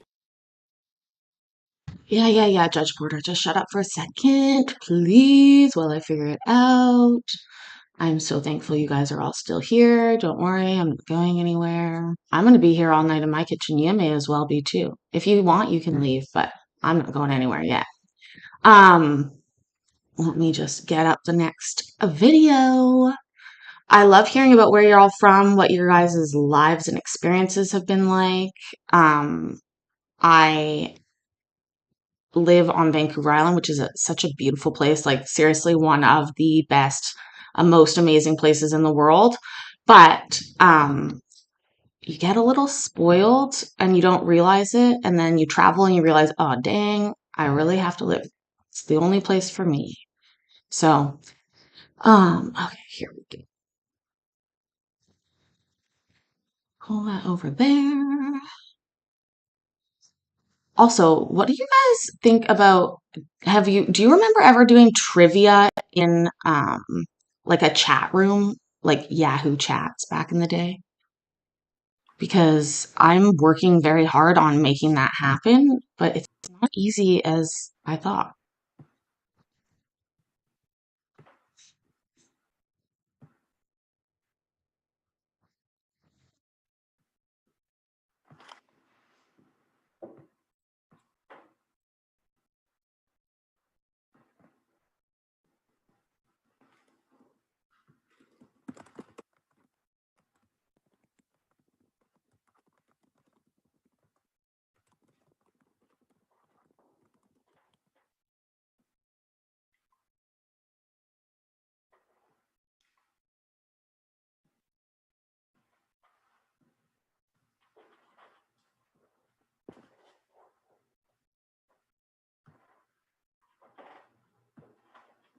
Hello, Mary.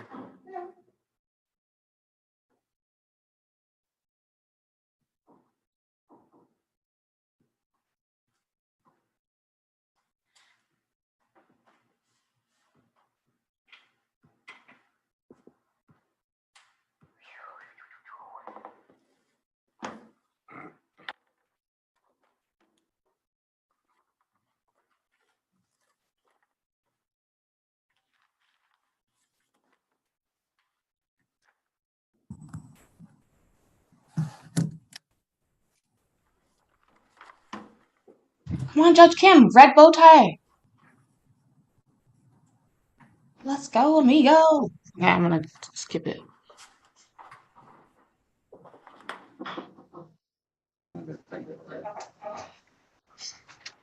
So I'm supposed to be court flow and line of duty for courtroom, so do you want me to just monitor for releases?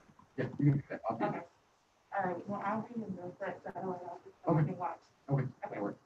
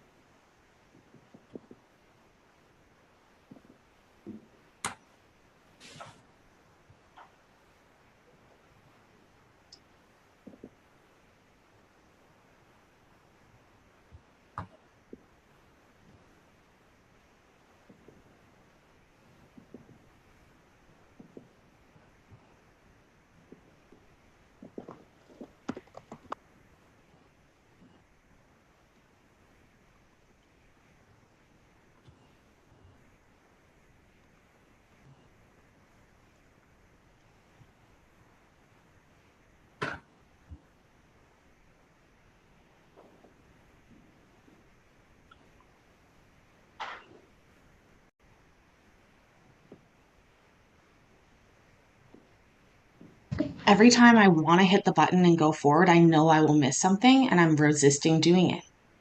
If this is the way it was and this is the way we'll digest it. Good night, Teresa. Have a great sleep. Thank you for staying up with us. And this is it. This is exactly what I wanted. People making friends, people being happy in my kitchen at night, watching court with me. Chef's kiss.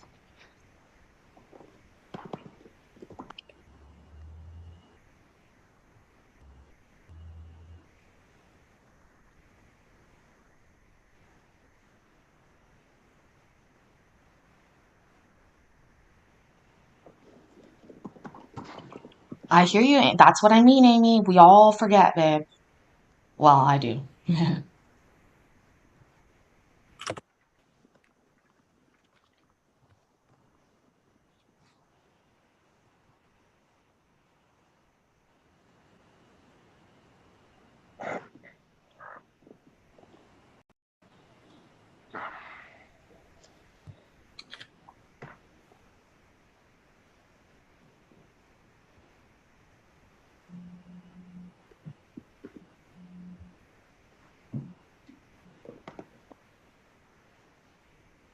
Judge Kim, come on.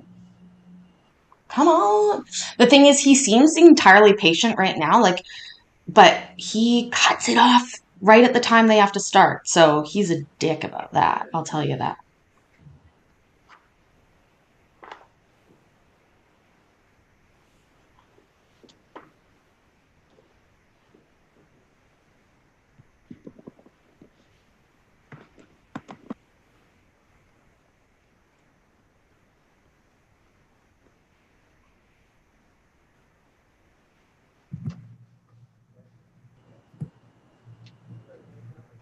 What?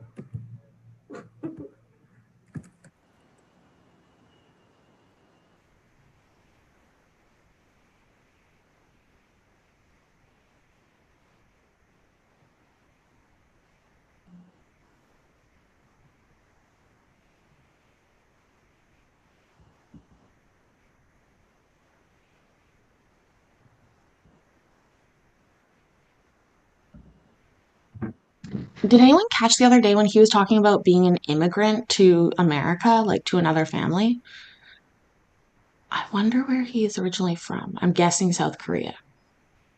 Um, he does have fabulous hair. Oh no, you hit the factory reset button instead of power. That sucks. But All right, good morning, everyone. So this is the detention docket for the 323rd District Court. It is now 10:33, so we're beginning. Let everyone know because the courtroom is currently closed to in-person proceedings in accordance with the Texas Supreme Court Emergency Order number 22 related to the coronavirus and local Tarrant County Judge Glenn Whitley's order as well. However, in order to comply with the orders, we are conducting these proceedings remotely via Zoom as well in order to comply with Article 1, Section 13 of the Texas Constitution. We are broadcasting these proceedings on YouTube for the public to observe since we are not allowing the public into the courtroom itself. All right, so we'll go ahead and start. We're waiting on an inmate, which is supposedly the first one, Mr. Mendoza, but the Tarrant County Sheriff is trying to make arrangements at our jail. So we're going to start with Joshua Ballard.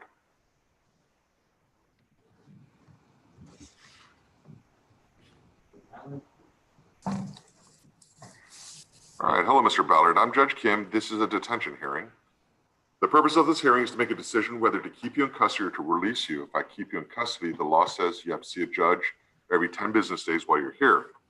You do have a right to remain silent, but if you give up that right, anything you say at a detention hearing cannot be used against you at any other type of court setting. Finally, you have a right to an attorney. If you or your family cannot afford an attorney, I will provide one for you. Before we start, I'd like to remind everyone here. Hold on.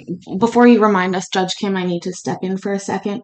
I have a little pet peeve. Can anybody figure it out now? Because it's when he talks about an attorney, like a court-appointed attorney. He always says it as if it's like him personally gifting that to the person. He's like, I will give it to you. As if literally he's being docked his pay when they need an attorney. And it's always so like, I find it annoying. Anyways, that's my little blah about Judge Kim. Let's see. No, not 22. This is from 2020. These are originally from 2020. We'll get through them all. There's lots of, but anyways, let's keep going.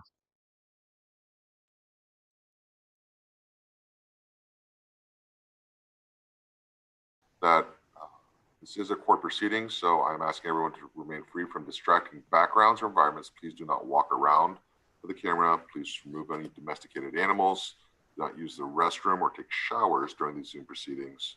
Do not have ceiling fans or bright lights behind you. I mention all these things because they have all in fact happened in the past. All right, Joshua, you're 14 years old. So your history of this started when you had just turned 13. With a theft case, you got supervisory caution. 4 months later, you're arrested for terroristic threat, which you got deferred prosecution for. Then 2 months later, you're arrested for criminal trespass. You were placed on probation.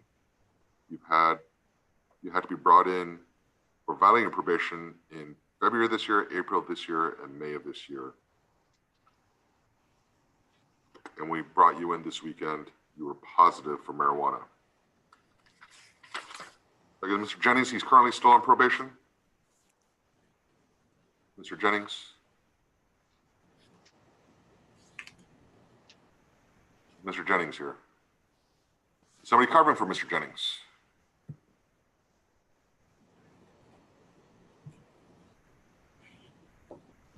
Well. Your Honor, I believe that I was the secondary attorney, if you're waiting for an attorney. All right. Okay, we'll do that, Mr. Beaver. We'll have you here. Yeah. So, Mary, let's see. That's one thing. I wonder if on these reports they can put when their probation ends. Like, I know when it started. I just don't know when it ends. So, yeah. All right, Joshua. So, Joshua, can you hear me? Yes, sir. All right. So on August 22nd, you were referred in custody by the Arlington Police Department for aggravated robbery. They were dispatched to a shooting in progress on Lincoln Drive. When they got there, they saw one victim was shot multiple times, transported to Arlington Memorial, then airlifted from there to another hospital. Another victim was at Arlington Memorial for injuries. Officers also learned there's a third person inside the apartment that was unharmed and asleep. All right, let's figure out what happened. Okay, officers responded to a location, saw several, and located several fired shell casings on the ground in the parking lot outside the apartment. There are several bullet holes in the window of the apartment. There was a protective suite and nobody was found. First victim was unable to speak to officers since he was in surgery.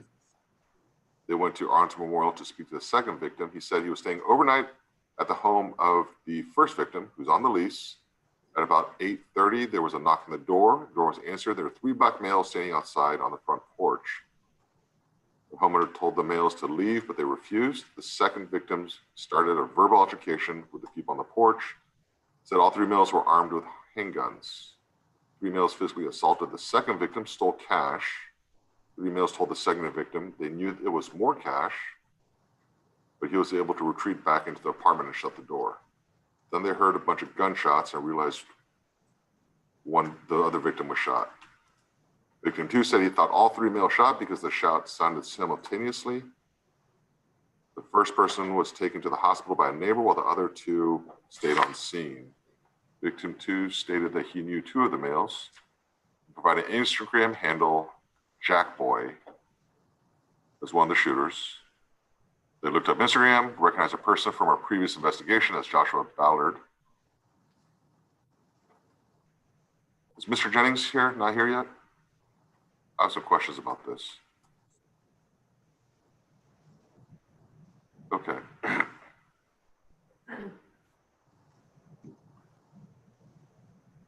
All right. Well, in that case of that investigation, Joshua Ballard was suspected of shooting into an apartment. 6-picture lineup was given, and they positively identified Joshua Ballard. So police got a search warrant, recovered projectiles, shell casings, and items seized. The officers believe that the first was dealing marijuana out of his apartment, and the robberies were related to the drug dealing. Of course, Mr. Jennings is not here to explain how he got there.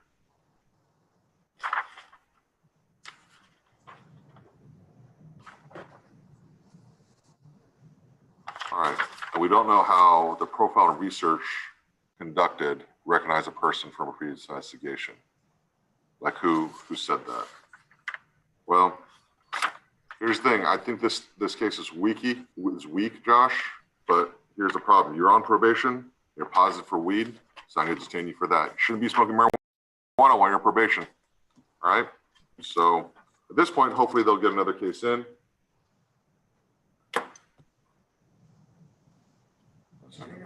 Yeah, I got it. So, Mr. Ballard, hopefully, well, we'll see if they get the rest of the facts in, but at this point, I'm detaining you because you're testing positive while you're in probation. That's a poor decision on your part. Thank you, sir. Judge King. Yes, Mr. Adler. Mr. Jennings just texted me that he's trying to get in. I don't know if that matters to you or not. Yeah, he's not showing up. He can amend this. It would have been a much bigger deal had Mr. Ballard not tested positive for weed, but I think Zoom is having problems nationwide, is my understanding. Okay. So we're just trying to do the best we can. I'm not, okay. If anybody from JPD is watching, I'm not upset with Mr. Jennings. Okay. Thanks, Judge. So, thank you, Mr. Adler. Your Honor. Yes, Mr. Pearson. May I be excused? Yes, thank you very much, Mr. Pearson. I hope you see where I'm coming from on this one. Oh, sure, I understand. Yeah, I mean, the report didn't say how they identified Joshua in that Instagram handle and got to him, but you can't smoke weed while you're on probation. No, I understand. All right.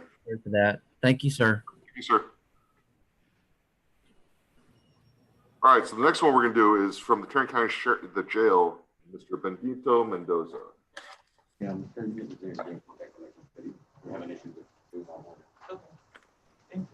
all right, Mr. Mendoza, are you here? There we are.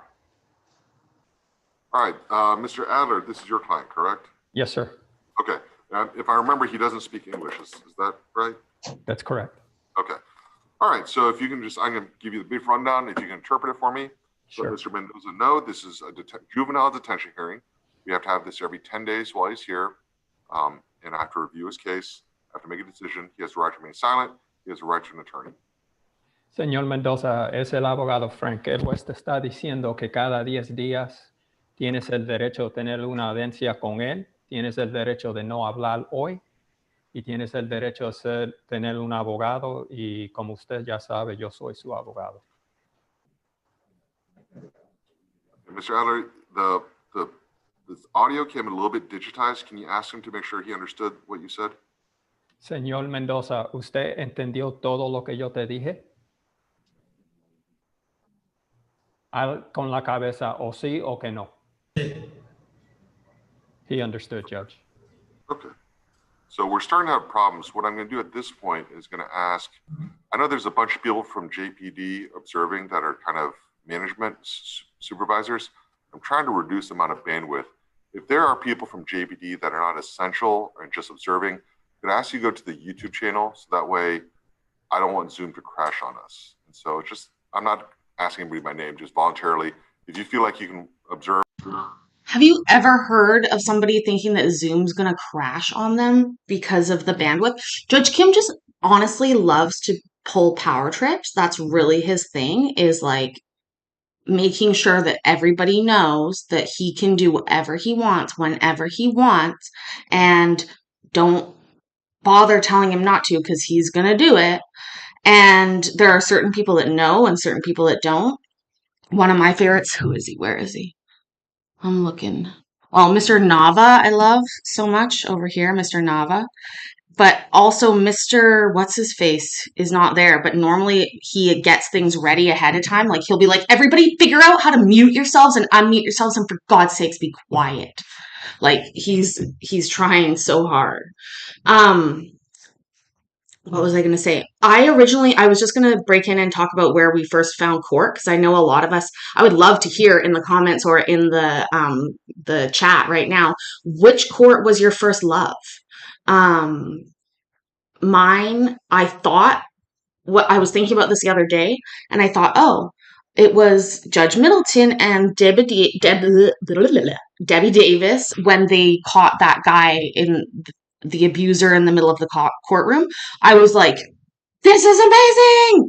But what I've realized after doing some more thought about it and was talking about this last night on stream is the first trial that I ever watched in this format, which I don't even know, I call it law tube format, which is with a chat. So watching the court live, but there's chat going on, was actually in 2010 with the Casey Anthony trial.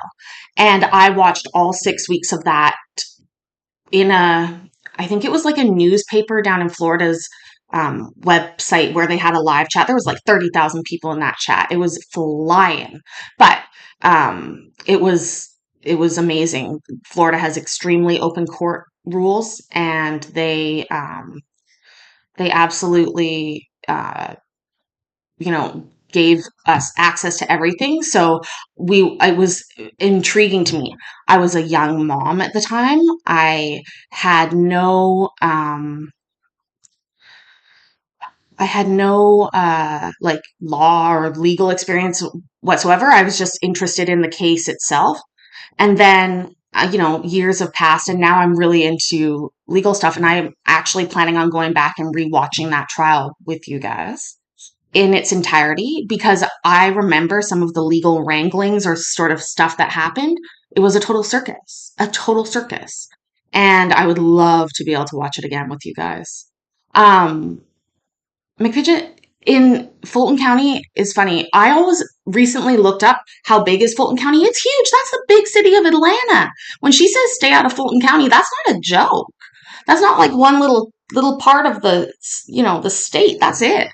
Anyways, keep telling me what was your first law channel that you really, really loved? I see Manning, of course, Simpson, Uncivil Law, amazing, Rakita Law, absolutely. I mean, Emily D. Baker, an obvious like forefather and like I'm in my kitchen, folks. Okay. Like, I'm not even talking about on the same level, but, um, Emily, yes.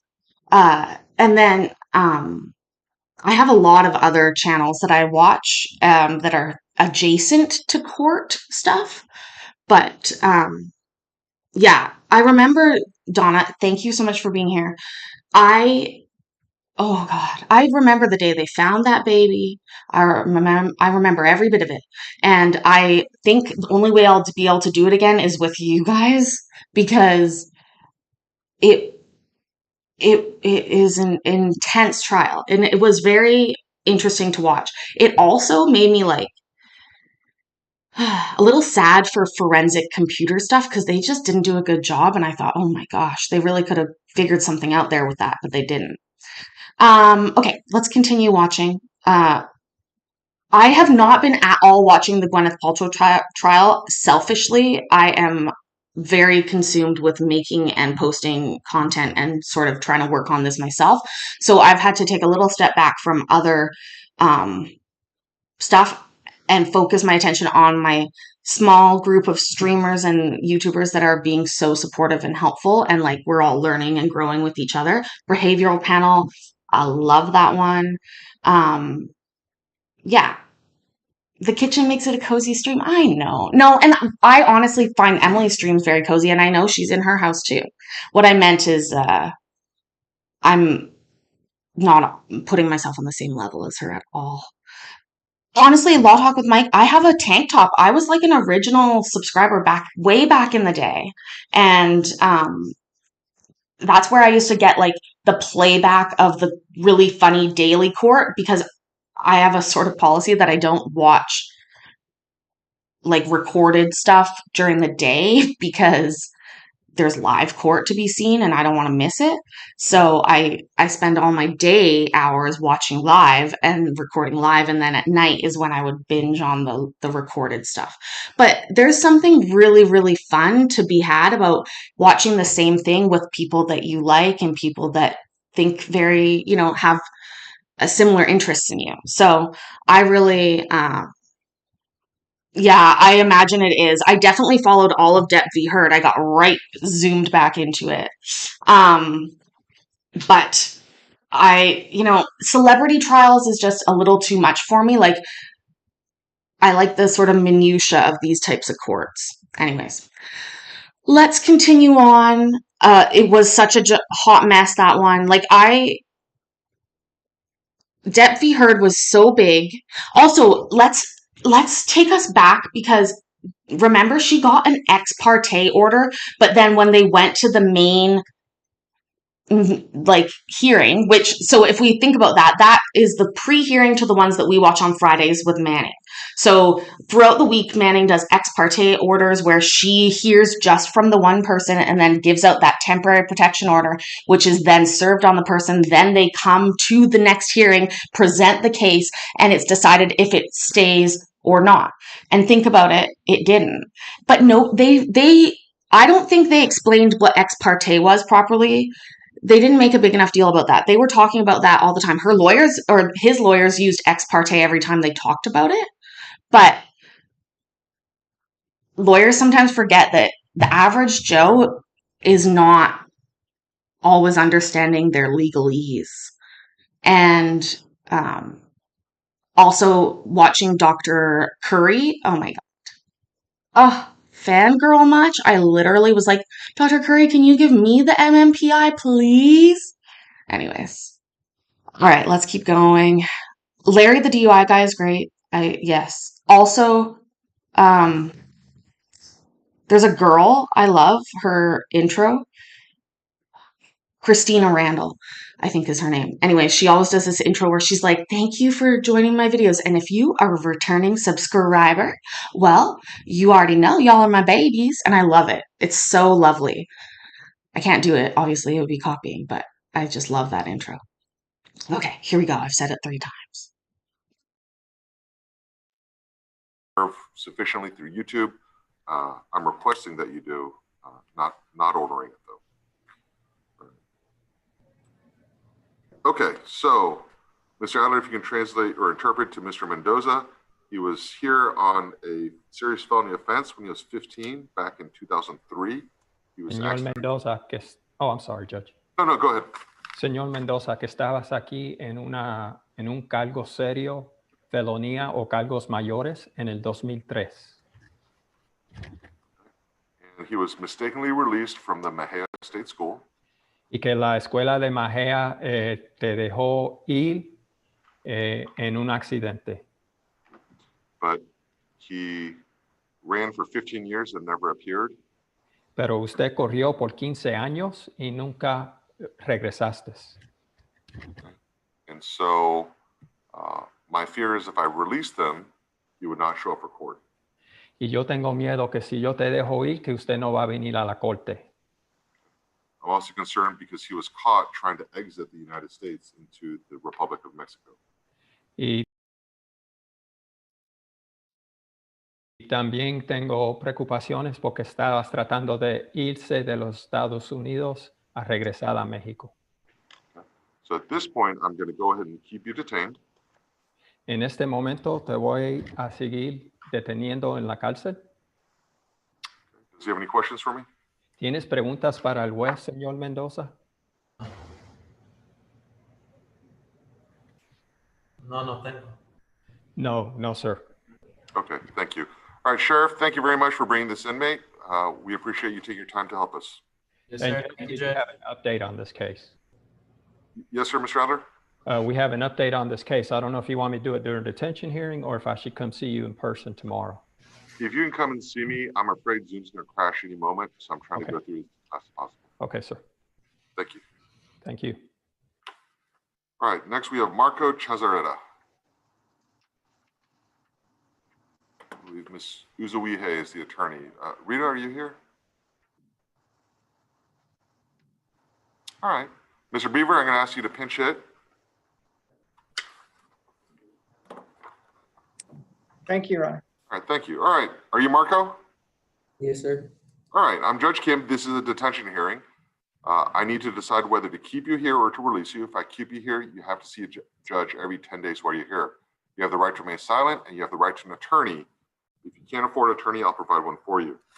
All right, so Marco, you're 16 years old. Yes, sir. You have never been here before. I'm sorry? No, sir. You're not 16? No, yes, sir. Oh, okay. All right. So let's see. On Friday, you were referred by Fort Worth PD. They're saying they were investigating a stolen vehicle. They used GPS to track the vehicle. And Encore, I guess they were the victim. Encore shut off the vehicle. The police activated the lights. When they got to the car, they identified Damien and Martin as the front passengers. They found a brown revolver, 38, in the passenger door within reach of Martin. The victim opened the vehicle, the victim reported the vehicle stolen a few hours before it was found. Damon was arrested for unauthorized use of a motor vehicle. Martin was arrested for unlawfully carrying a weapon. The report doesn't say if the gun belonged to the victim or was reported stolen. So Martin was transported to our facility. Ms. Turner-Hill, are you here? Yes, Your Honor. Okay, so I have a question. The child's name is Marco, but in the report it's saying Martin. Is that? Yeah, it's Marco. I'm sorry. Okay, no, that's all right. Just making sure we had the right Chazareta. All right, so Marco, let's see. This happened just Friday, but back in July, so you were brought in by Fort Worth PD. The victim said that his 2001 F450 was stolen after he left it running with keys in the ignition when he was working on a home in North Fort Worth. Neighbors reported seeing two Hispanic males, one with an afro, another with a black t-shirt, enter the truck and drive away. So there's a stolen police report. Stolen car police report. A few minutes later, police saw the vehicle, drove the owner to it where he identified the truck. It was locked. The keys were no longer in the ignition. Officers also found a second stolen vehicle, and Marco's name was provided as a potential suspect, but we're not sure how. Officers obtained Marco's address, attempted to speak with him, when a second juvenile, identified as Martin Hernandez, ran out the back door, was caught by the police. Officer spoke with Marco. He admitted to being in possession of the keys and a cell phone, both found in his room, that weren't his. So Marco said that Martin stole the truck, and Martin reported that Marco was a driver. So Marco said Martin stole it, and Martin said that Marco was driving it. Yes, No sir. honor among thieves. So Marco was brought here. So that's July 14th. So you were released 2 weeks later. Fort Worth PD brought you in. They're saying on July 14th, which is the same day as the truck was stolen, there's a burglary call at a house. The victim said he heard noise coming from her garage. She admitted the garage door was open. She saw 2 Hispanic males in the garage. One later identified as Martin Hernandez was sitting in her car going through the center console. The second suspect, identified as Marco, was standing outside the car as a lookout. They ran away when they heard the victim enter the garage. She has a Ring camera, caught the suspects entering and exiting the garage, happened the same day as that stolen F-450, and they were wearing the same clothes. So we give you a drug test. So you're on a pending case. So you brought in July 14th, Marco, for stealing a vehicle. You were let go. You're brought in for burglary of a habitation, but that was the same day as before. You just happened to get caught later on. So you're let go. So why you have 2 cases pending, one of which can result in 20 years, 20 years in TDC. You're smoking marijuana, and now you're caught in a stolen car with a gun in your vicinity. All right, well, Marco, it seems to me that you're escalating everything, and it's just getting worse and worse, and releasing you means not, or being here means nothing when we release you. So I feel like if I release you now, you'd just be a danger to you, the community, as well as yourself. Last thing I want to see is you get shot for stealing a car or stealing somebody's property. And so I think it's just best for you if you just stay here at our facility. All right, you'll see a judge within 10 days. Thank you, sir. All right, next we have Jalen Clinton. Your Honor, this is David Van Hook. I'm handling this case for Cynthia Gonzalez. Okay, thank you.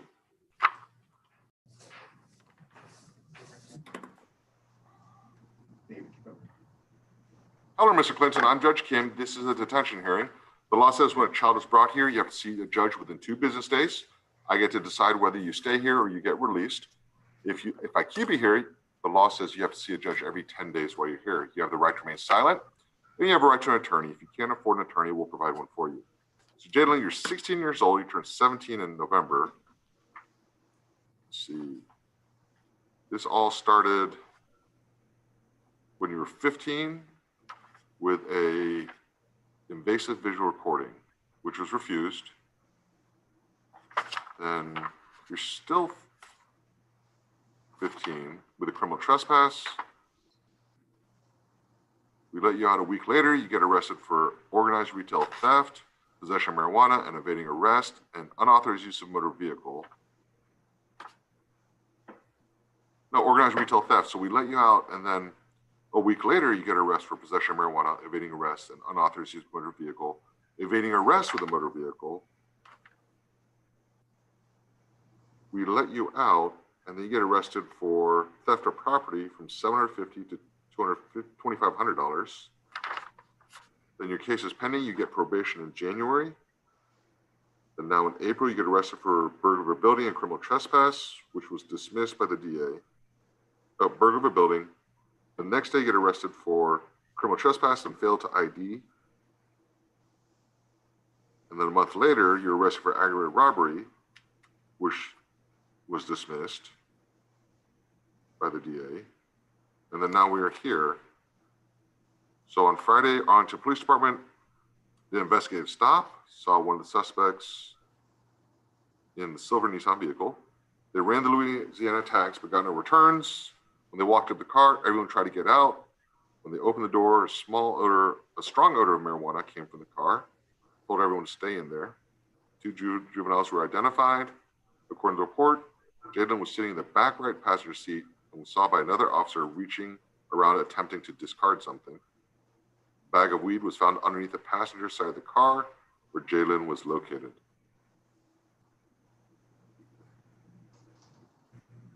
Officers thought that Jalen dropped the bag as he was asked to leave the vehicle. trying to conceal it. 2 other bags of weed were found in the pocket behind the driver's seat. The marijuana that was around Jalen had weighed 1/4 ounce, 7 grams.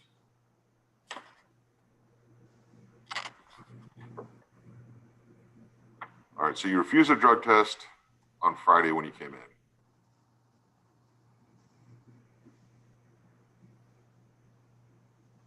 You were also ordered on probation not to associate with Mr. Livingston, who was there in the car with you.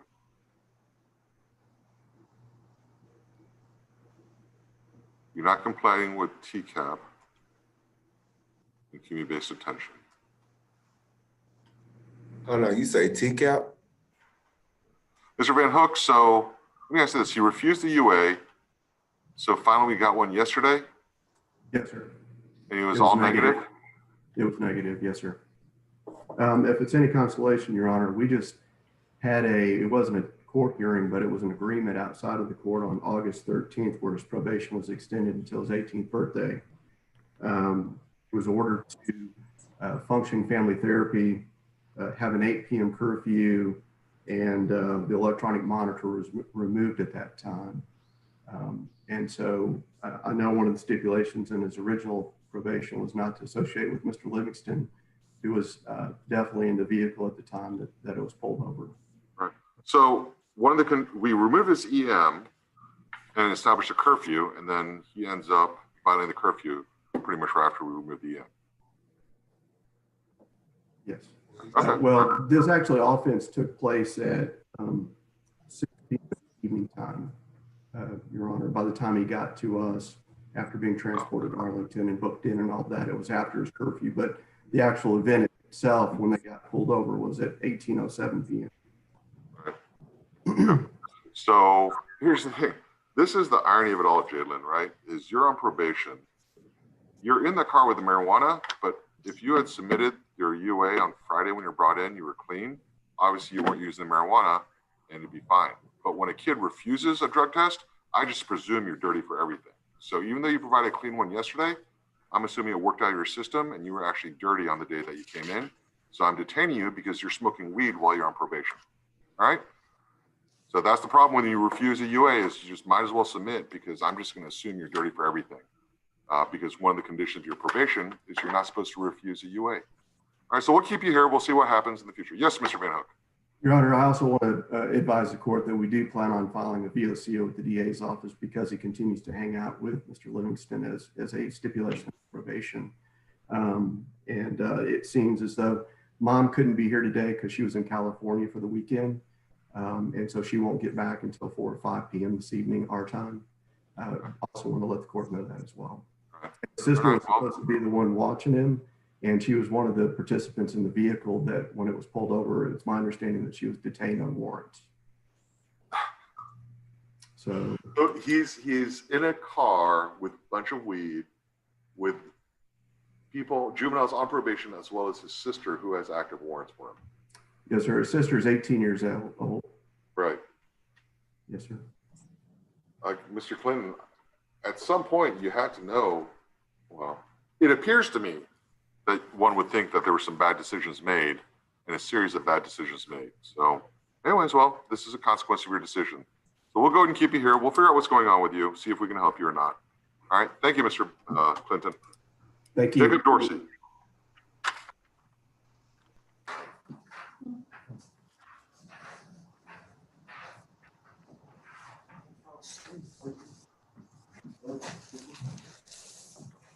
All right, Mr. Dorsey, I'm Judge Kim. This is a detention hearing. The law says when your child is brought here, you have to see a judge within 2 days. I have to decide whether to release you or keep you in custody. If I keep you in custody, you have to see a judge every 10 days while you're here. You have the right to remain silent. You have the right to an attorney. If you can't afford an attorney, I'll provide one for you. All right, Jacob, so you're 14 years old. You've never been here before. All right, so yesterday, Fort Worth PD said that about 8 o'clock at night, police were dispatched for a runaway where the complainant, Jacob's foster mom, was following her 2 runaway foster kids. Said one of the subjects had something sharp in his hand, was throwing items at vehicles. When the police got there, he saw both subjects turned on his lights to detain them, and Jacob dropped his bags and ran from the officers, refusing to stop. When he got to a tall fence, he turned to face the officer, refused to turn around to be cuffed. He actively resisted arrest, and they had to take him to the ground. While on the ground waiting for backup, the officer was struck in the right ear with a closed fist by Jacob.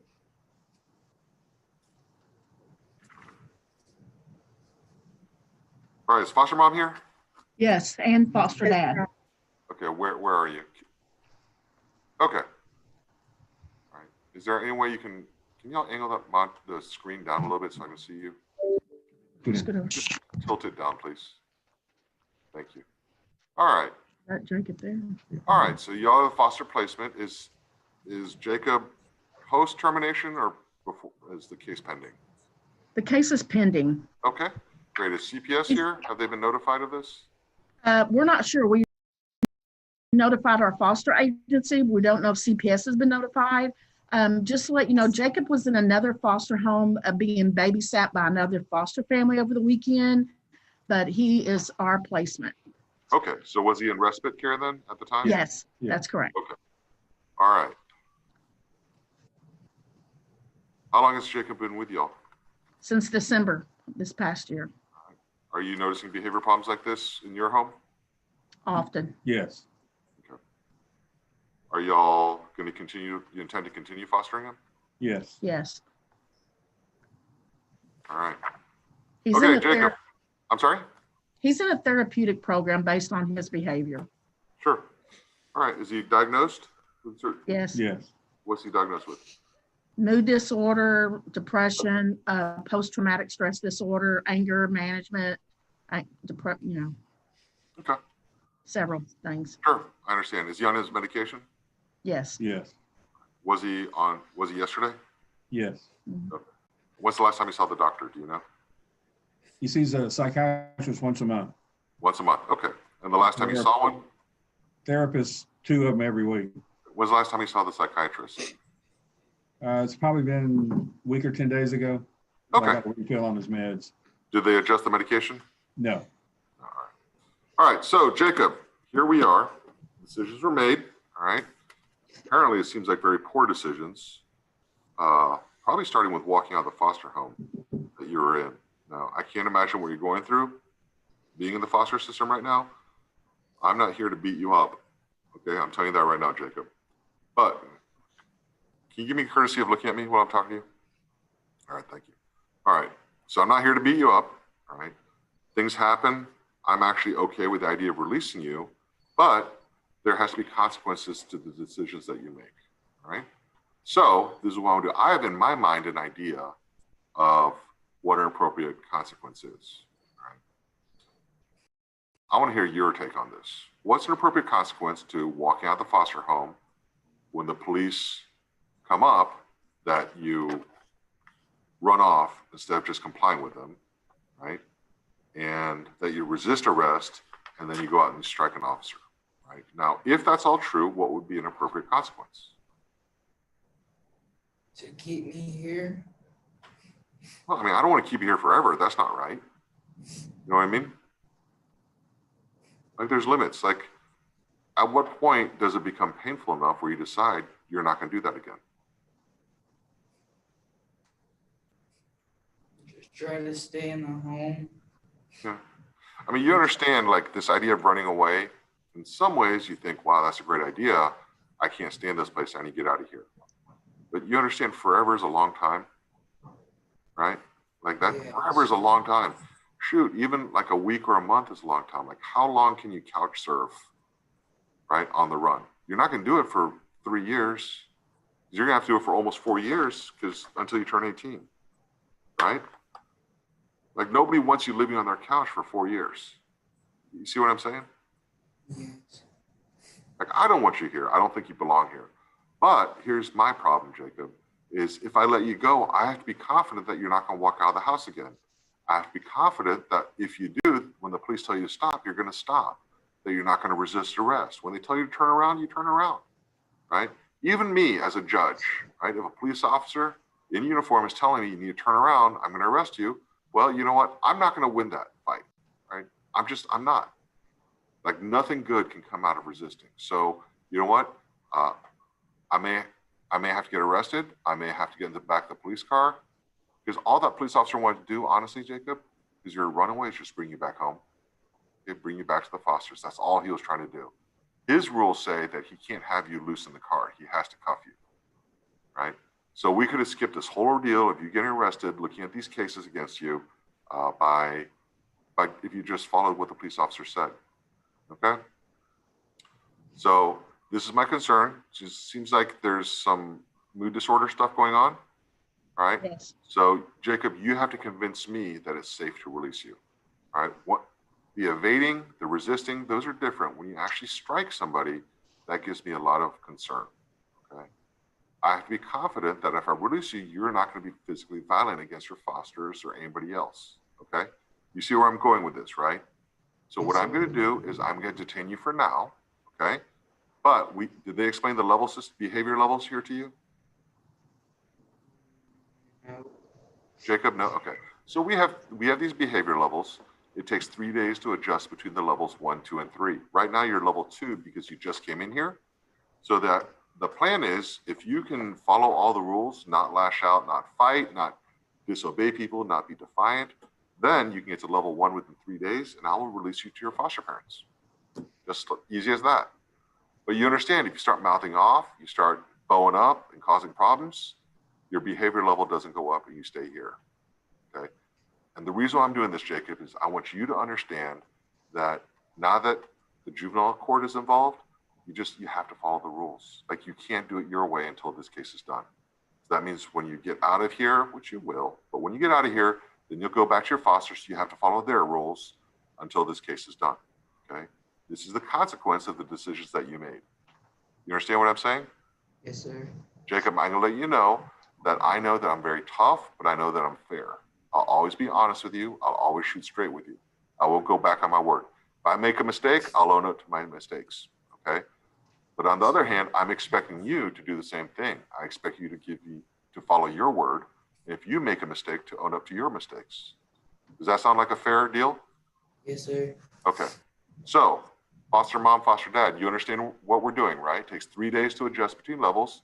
If he gets to level 1 outstanding, I'm okay releasing him, because what that does is that proves to me and proves to you two that he can follow the rules. Okay. Right? There's no physical impediment or psychological or psychiatric impediment preventing that from happening.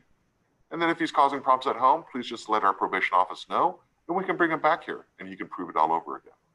Okay. So he will be on probation then after this? Well, that's the case pending. So there may be a valid case for the DA's office to prosecute. There may not be. That's really up to his attorney, the attorneys. Right now, my decision is simply whether I release him or keep him here. I don't want to keep him here, but because it seems like Jacob kind of escalated this too far, that I need him to prove to me that he can behave before I'm comfortable releasing him. Because here's the thing, I don't want him hurting either of you two. Looks like Jacob's kind of growing up and starting to get bigger and stronger. I don't need y'all to be in any kind of physical danger either. Okay. Sounds There's good. a special place in heaven for foster parents, all right? And I'm sincerely grateful for you opening up your hearts and homes, all right, to the foster children, but I do have a duty to protect you no matter how much you love them. I appreciate that. Okay. One last request. If you could please let the probation officer know what the court case number for Jacob is, all right? Y'all should have some kind of documentation on that. We just, No, not yet, no. oh, was he just recently placed with you? No, oh, the court, oh, yeah, I know what you're talking about now. Okay. Yes, yes, we have that, yes. Yeah, CPS case number. I will need that. And Yes. if who's the probation officer for this one? That's Ms. me. Paxton. Yes, Ms. Yes. Paxton, whenever they get that cause number to you, can you go ahead and relay that to Stephanie? Yes, I sure can. All right, thank you very much. And just to clarify, Your Honor, do you want him released on EM or just a straight release? Well, so here's the thing. Mom, Dad, what's his history of running away? I know what happened at respite. Does he run away from your home too? Yes. Okay. All right, Jacob, so here's the deal. We're gonna put an electronic monitor on you when we release you. All right, if you follow all the rules for 30 days, then we take the monitor off until the next time you run away or walk out when you're not supposed to. But if you keep on pushing the limits of the electronic monitor, the EM will stay on you for years, okay, all the way to your 18th birthday. Okay, so this is, again, I hope you understand my perspective. Show me you can follow the rules, then I'll give you more freedom. but the more you fight against the rules, then the less freedom that you have. Okay? Yeah, he has a certain path that he has to stay on in our neighborhood, and he violates that path often. Well, this will be different with the electronic monitor. Why does he take the path in your neighborhood? He kind of uses that to relax and kind of calm down when he's upset. He can Okay, stay so that- within a certain area of our neighborhood, but he goes beyond that. Like he'll go around the highway to these parks. Okay, so is that one of his coping mechanisms, is to kind Yeah. of walk it off? Yeah. Yeah. All right, so you can talk to Miss Paxton. She will definitely, it's called geofencing. So we can set the limitations on his Right. electronic monitor, anything, all right? And Okay. so this way, Miss Paxton will work with you and figure out what's best for him. If that's his coping skill, I don't want to take that away from him, but we have to set boundaries. Yes. Okay. Sounds good. All right. Thank you very much. Thank you, Miss Paxton. All right, Brian Key. Hello,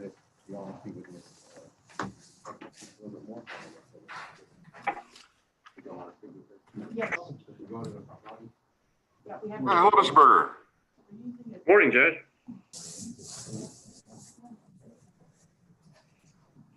All right, Mr. Key, I'm Judge Kim. This is a detention hearing. The purpose of this hearing is the law says when child's brought here, you have to see a judge within 2 days.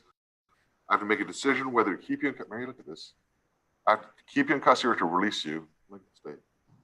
If I keep you in custody, you have to see a judge every 10 days while you're here. You have the right to remain silent, and you have a right to an attorney. If you can't afford an attorney, we'll provide one for you.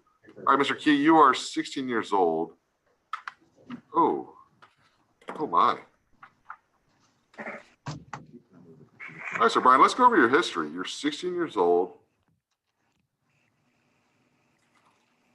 It all started when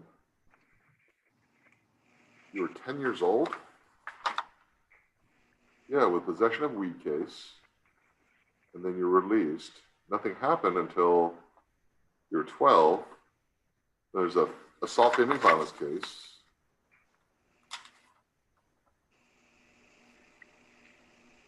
Then when you're 14, another family violence case. You turn 15.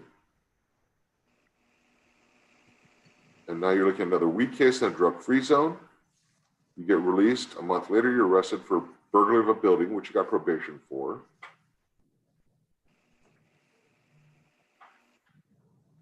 And then what?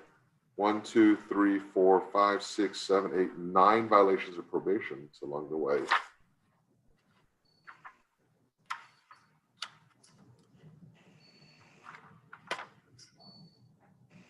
All right, so the court ordered you to placement. You were unsuccessfully discharged because you left the facility. Back in August of this year, you left your dorm without permission with 3 other peers. You're seen on camera roaming the campus for several hours. All right, Mr. Lockhart, what campus was he at? Where was he at? He was at Clarinda Academy, Your Honor, in Iowa. Okay, so we sent you to placement in Iowa. So you're roaming the campus for several hours, going from dorm to dorm. It said that you returned to the dorm around 2:30 in the morning. Between 1:30 and 2:30, you were not visible on camera. A local resident said his truck had been stolen. Then later that day, the same truck was discovered parked in front of the Clarinda Academy entrance. So they gave Clarinda Police Department a statement involving Brian and 3 other people leaving campus, and the owner is filing charges. So I guess he was discharged here to Texas, or back to here, right, Mr. Lockhart? Yes, that's correct. So right now, he is on probation for burglary of a building. Yes. Which is a state jail felony. All right, well, Brian, here's the deal. I want you to understand the situation that you're in, all right? So my general rule of thumb is I give kids a chance at probation. If they can't make it through probation, I'll give them a chance at a placement. And then if they can't make it through placement, then they just go to TJJD. All right, you know what TJJD is? Yes, sir. Okay, I explained that to you, right? I think I did your hearing on the placement. So yeah, I explained that this is your chance. I said, go to Iowa and show me that you don't need to go to TJJD. Show me that you can make good decisions. Show me that you've been rehabilitated. So I don't have to worry about you inside our community.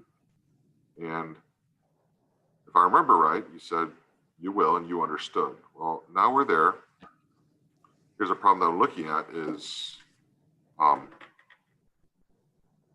one, we have your probation violation for not successfully completing Clarendon Academy placement, all right? The next thing we're looking at is, so potentially you could be sent to TJJD all the way up until your 19th birthday, right? That is the last ditch effort to keep you from engaging in criminal behavior as an adult. Now I need to let you know, you're also looking at potential charge in Iowa. I don't know the strength of their case. I have nothing to do with Iowa law, but there is a chance that if you do get committed here, that you will have charges in Iowa to face. I don't even know what age juveniles are juveniles in Iowa. They may have it as low as 16. They may have it as 20. Like I don't know. I don't know if there's a felony or a misdemeanor in Iowa. I don't know anything about Iowa law. I just know what we're looking at here. But I do know enough to let you know that if the police do file charges, you're looking at something here in Texas and again, something else in Iowa. So decisions were made. Doesn't look like they were good decisions, but it is what it is. We have to deal with what we have to deal with, okay? So at this point, my advice to you is get your behavior level as high as possible, give your attorney something to work with to convince me that you don't need to go to TJJD. All right? Yes, sir. All right. All right, thank you. Thank you, Judge. Jake Livingston, or Jacka Livingston.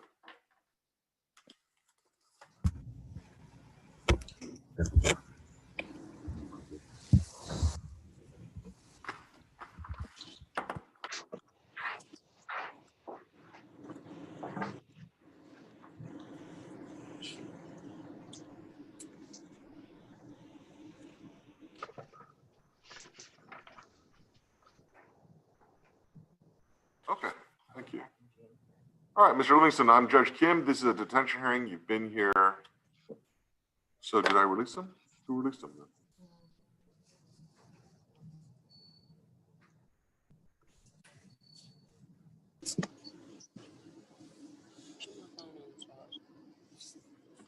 These are new cases. You got probation in April. Okay. All right, so Mr. Livingston, this is a detention hearing. We've had these before. You know that you have the right to remain silent, you have the right to an attorney, and that if I keep you here, you have a right to see a judge every 10 days. All right, so Mr. Livingston, everything started when you were 13 years old with a family violence case. Then you were released. Judge Kim, hold on a second. I'm trying to say goodnight to McRib. Good night, McRib. Thank you so much for coming. I hope you have a wonderful day. And night, I guess. A good sleep.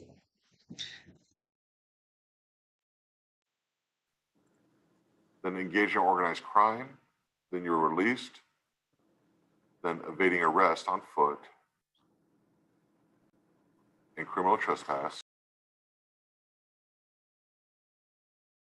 And possession of weed. You were released to get arrested for possession of weed again. And theft of property.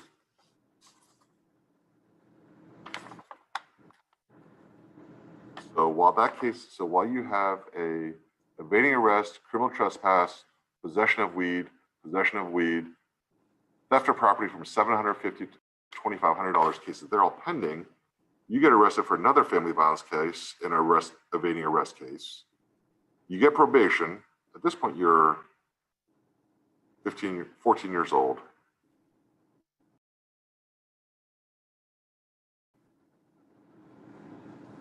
Wait a minute. At that point, you are 14 years old.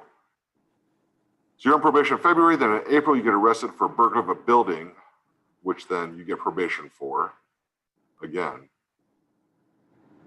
And then now in August, on Friday, let's see. Police said there's a shooting in progress call where 3 individuals armed with handguns robbed 2 victims after refusing to hand over money. In addition, Jack was in possession of marijuana when searched. He was transported here. Oh, this is the one with Ballard. So, see, currently you're in family partnership program, TCAP concerns, because there's a fight between you, a verbal fight with you and your mom. You jumped out of the car, ran away, didn't come home. She didn't report the argument, but said that you had not been staying at home since the incident.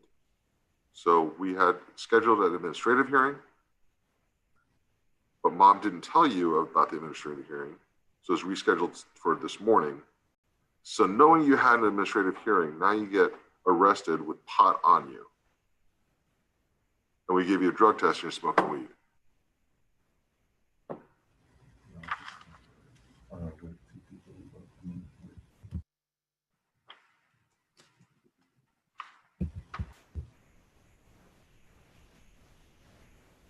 Late night cooking session is You're on going to probation happen, for 3 guys. different cases. And you're implicated in this aggravated robbery and this shooting. Late request to the kitchen. Macaroni on deck.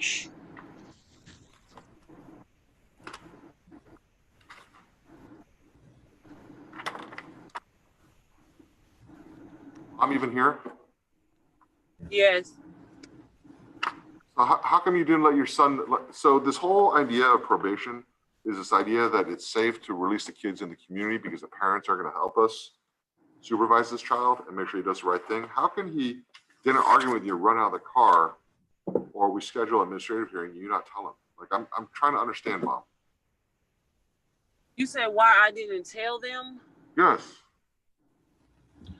Well, because I just feel like he'll come back home when that I knew he would return home. That doesn't answer my question. Oh, you said why I didn't tell him about the hearing? Yeah, why don't you tell him about the hearing? Why don't you tell us when he jumps out of your car and runs off? Okay, well, when I did try to contact him about the hearing, his phone was off. It was Hold on. Why are we even in the situation where you have to call him? Why aren't you saying across the couch sofa from him, hey, we've got a court hearing on Friday? Because if he's not answering his phone and he's not at home, how else am I supposed to? That's my question. Why is he not at home? Because he don't stay at home like he's supposed to, and I can't make.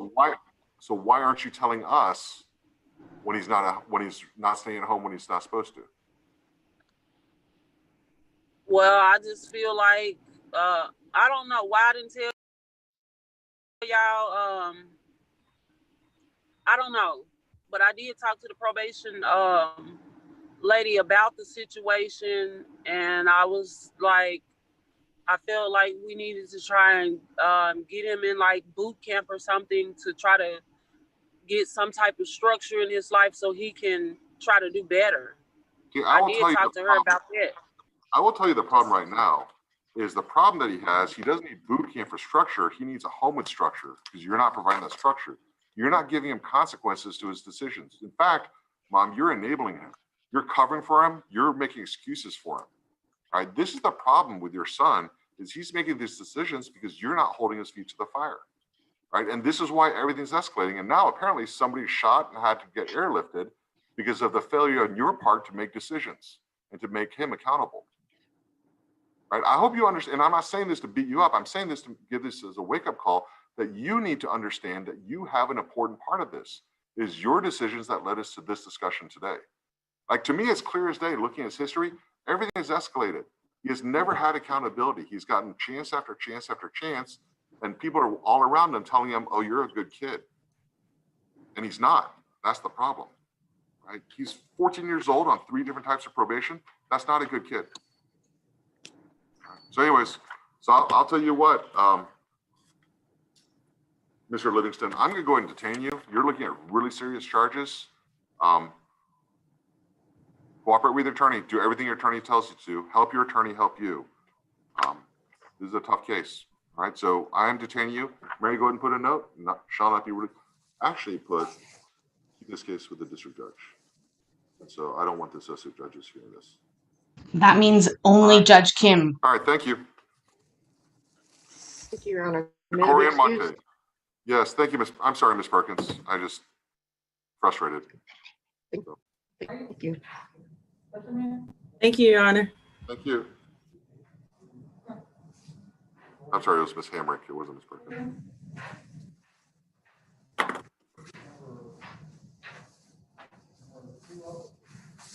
No, you don't, and you won't. I I never said I love Judge Kim. I love this court because it Mr. Monte. specifically. Shut up, Judge Kim. I'm speaking. Demand respect in my kitchen. Sakes. Anyways, Judge Kim, honestly, I don't have a problem with him frickin' smoking cigars or having his buddies over. I don't give a shit about that. Do that all day long. However, I don't really like you power tripping over teenagers because that's not exactly the example of mature power and adulthood that I really want them to be exposed to. However, I understand why he has to do it sometimes. But I also think he's baitable. And that's what a judge, in my opinion, is really good at not being.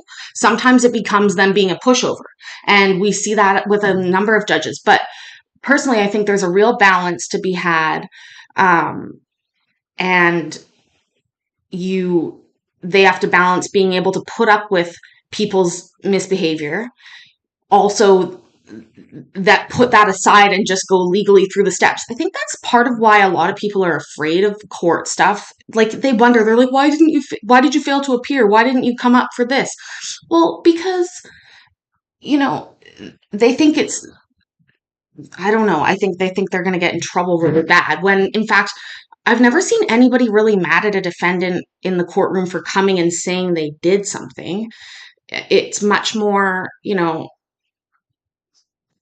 what if you don't show up, which is hard. I understand.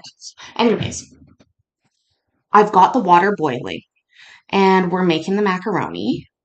And Judge Kim, over these next coming, however long this takes us, a while, I bet, but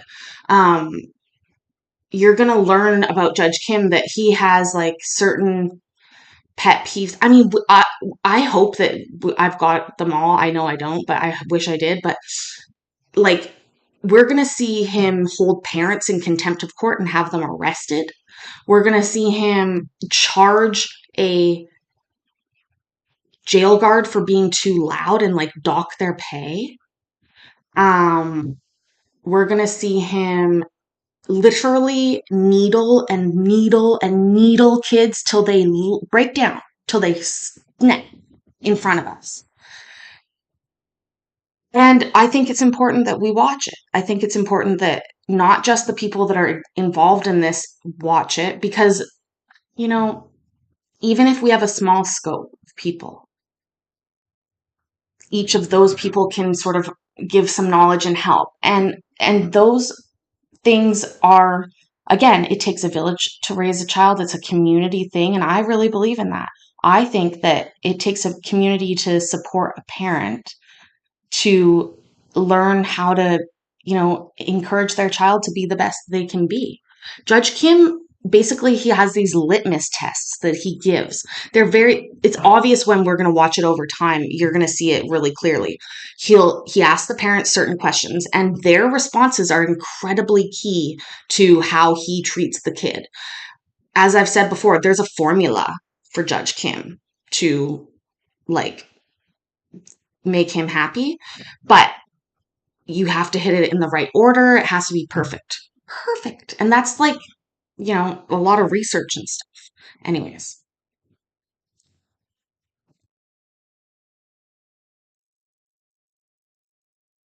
No, Ms. Keenan. Yes, Your Honor. How was your weekend? Oh, it was fine. Mr. Montague here? Yes, sir. All right, there you are. All right, Mr. Montague, I'm Judge Kim. This is a detention hearing. I need to make a decision whether to keep you in custody or to release you. If I keep you in custody, the law says you have to see a judge every 10 days while you're here. You have the right to remain silent, but if you give up that right, anything you say at a detention hearing cannot be used against you at any other type of court setting. Finally, you have a right to an attorney. If you or your family cannot afford an attorney, I'll provide one for you. All right, so Mr. Montague, you're 15 years old now. This all started when you were 12. You're arrested for evading arrest on foot. You're released. Then you turn 13. You get arrested for an assault bodily injury, which you got probation for. But while that case is pending, you were released, you got arrested for another assault bodily injury and an ag assault causing serious bodily injury. So now you have 3 cases pending. You're released. And then January, you get arrested for another assault bodily injury.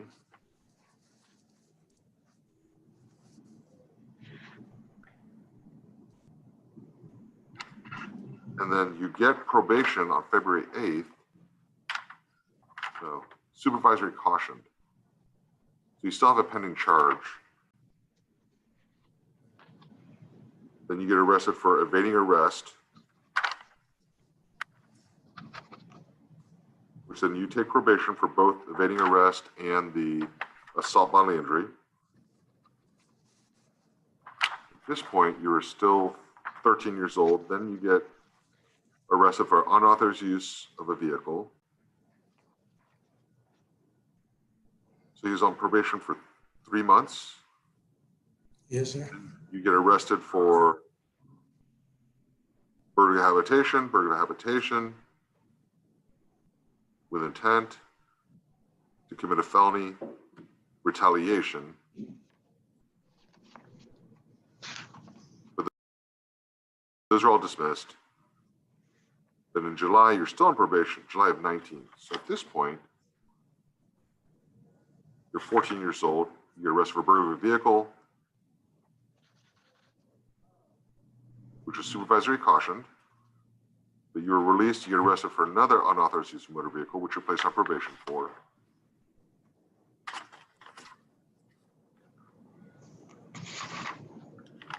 So you're currently on probation, and we brought you in, you're positive for marijuana. All right, so yesterday, 4th PD brought you in on a warrant that we issued back in January for cutting off your electronic monitor. Okay, according to the police, while on patrol, they saw an associate of yours hanging out at a local convenience store. They came into the parking lot, saw Decorian sitting inside a vehicle. He was recognized to be the individual with a homicide warrant.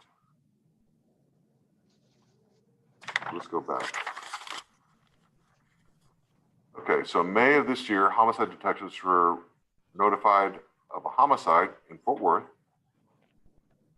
When the detectives got there, the responding officer said that when he was on patrol, he was flagged down by a black female who was standing over the body of a black male lying in a pool of blood. Victim identified the female as her boyfriend.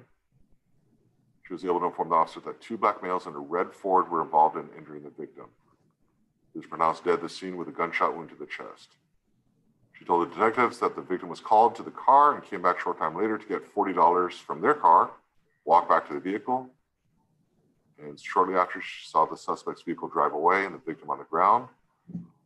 They reviewed the surveillance video and got the license plate number from the vehicle, tracked down the owner. Owner said her son owns and operates the vehicle. The suspect agreed to be interviewed, told the detectives that a black male known as Ape Gang Taliban, later identified as Decorian Montague, asked him for a ride. At a store, the victim came up to him, offered him some weed. The victim went back to the vehicle with the weed. Then Mr. Wade accidentally accelerated on the gas. The victim jumped into the vehicle and said that he had a fireman's lap and the victim grabbed it. He said during the struggle, Mr. Montague shot the victim. After investigation, said that Mr. Wade and Decorian knew each other through social media, picked him out of a lineup. And the detectives believe after ballistic testing that there was a second handgun used. All right, so there's a warrant issued for the capital murder. As they saw you in the parking lot, detained you at gunpoint, you disobeyed several commands to put the hands up, saw you passing something to a female in the back passenger seat, and then he revealed his hands when in custody. They asked if there was a weapon in the vehicle. Mr. Montague said it was, gave the location of the gun. They confirmed that the passenger of the gun was placed on the floorboard by Decorian. Name ran through the system, showed up the homicide warrant.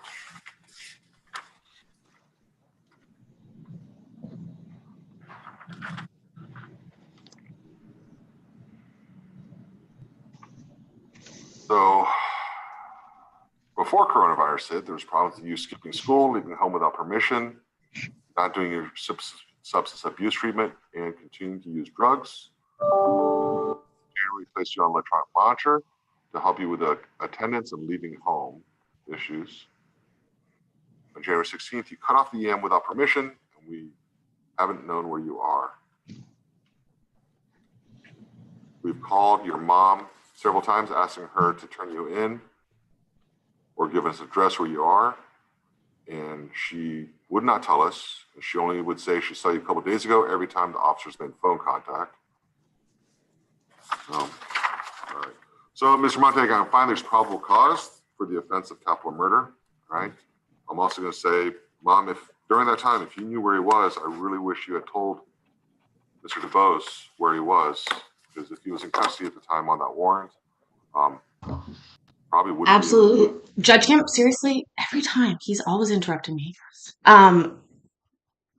Each of these kids' situations is a situation we can all learn from. I always make a point to say it because I know there's sometimes new people, but I don't watch these to judge or criticize somebody without trying to learn or gain something from it. And the theme that we constantly see from these situations is often about the parenting. And I'm not saying that it's easy, not at all. Most of these people don't have the right support system set up in order to be able to accomplish the type of complex, seriously high needs parenting that you're asking them to do. However, it is really critical the more involved you are. You know, that doesn't mean that there are never people that have very involved and on it and caring, loving parents that don't have problems. But what the difference is, and we've seen that, we'll see cases where there are parents that have literally come over and they call them a RAP. RAPper stands for refusal to accept parental responsibility. And a RAPper case is done because the parent has to acknowledge that they can no longer properly give the care that they need, and they have to give custody to the state in order to get them into the type of care they need. Those are incredibly horrible situations to watch because that's a parent who is likely super engaged and probably has been over the years, but has come to the end of their rope. Some of these, are the children are actually the victims. These crimes that he's talking about, most of the time, that's why I'm waving this, like red flags. Like the parents here, once you make a decision to call the police and involve law enforcement in your family affairs, you make a decision that you can't really take back. All of a sudden, things are out of your hands. And I am all about protecting victims and protecting people in general, but these kids, unfortunately, most of them would do very well with, like, if we could just go, here are two caring parents that will do everything a parent could and should do for you, I guarantee we would stop a lot of these problems. Now, when they're younger, at this age, even given, sorry, I'm going to choke and die. Even giving them the perfect parents and all of that at, even 12, 13, 14 years old, the already existing trauma that their first and their bio parent didn't give that to them is enough that makes it, that might not even work. But really what these kids need is an engaged parent or parental figure or person. Oftentimes a parental figure won't do it at this point. You need to step away from that and get in another adult who cares enough but that's also dangerous. Again, there's all these different parts of that situation you have to think about. But I feel for each and every one of these kids. I judge their everything with I will not choke and die.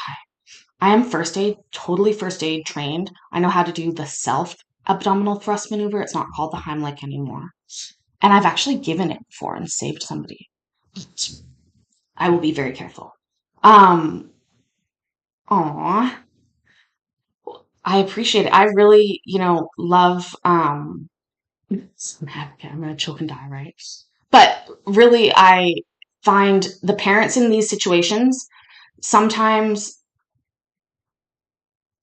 there's just lots going on with them that causes it that they don't have the ability to ask for, accept, or implement the help that their child may need.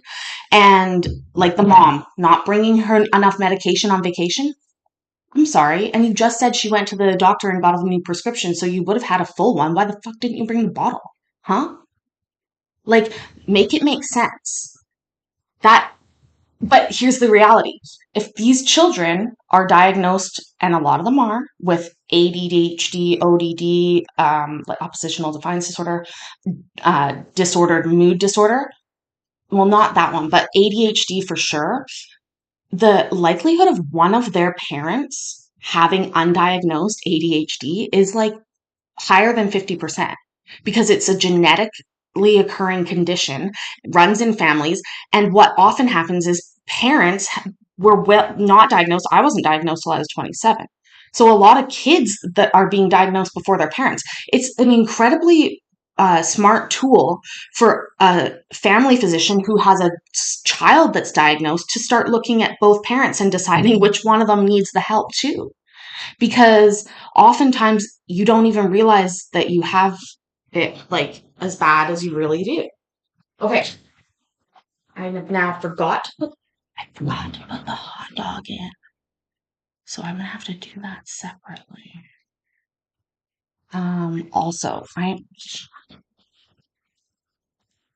Also, have you guys heard about this chat API or whatever it is? API GPT or whatever? It's hilarious. You can ask it to do anything. Implicated in this homicide. All right. So, but we are where we are. So, Mr. Montag, the best thing I can say to you is cooperate with your attorney. Give him every reason to help you on this case. I've known Ms. Keenan for many years. In fact, Ms. Keenan and I have been colleagues since, I was going to say since you were in Pampers, but probably since before you were born. We've stood shoulder to shoulder. You've got a good attorney. Work with her, not against her. Okay? All right. All right. Thank you, Ms. Keenan. Thank you.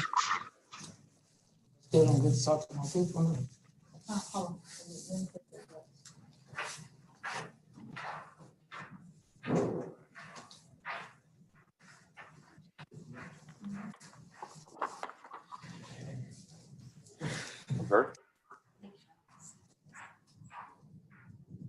Honestly, that 100% stands out. I watched that sort of happen in real time because I was watching these when little Rodney was arrested.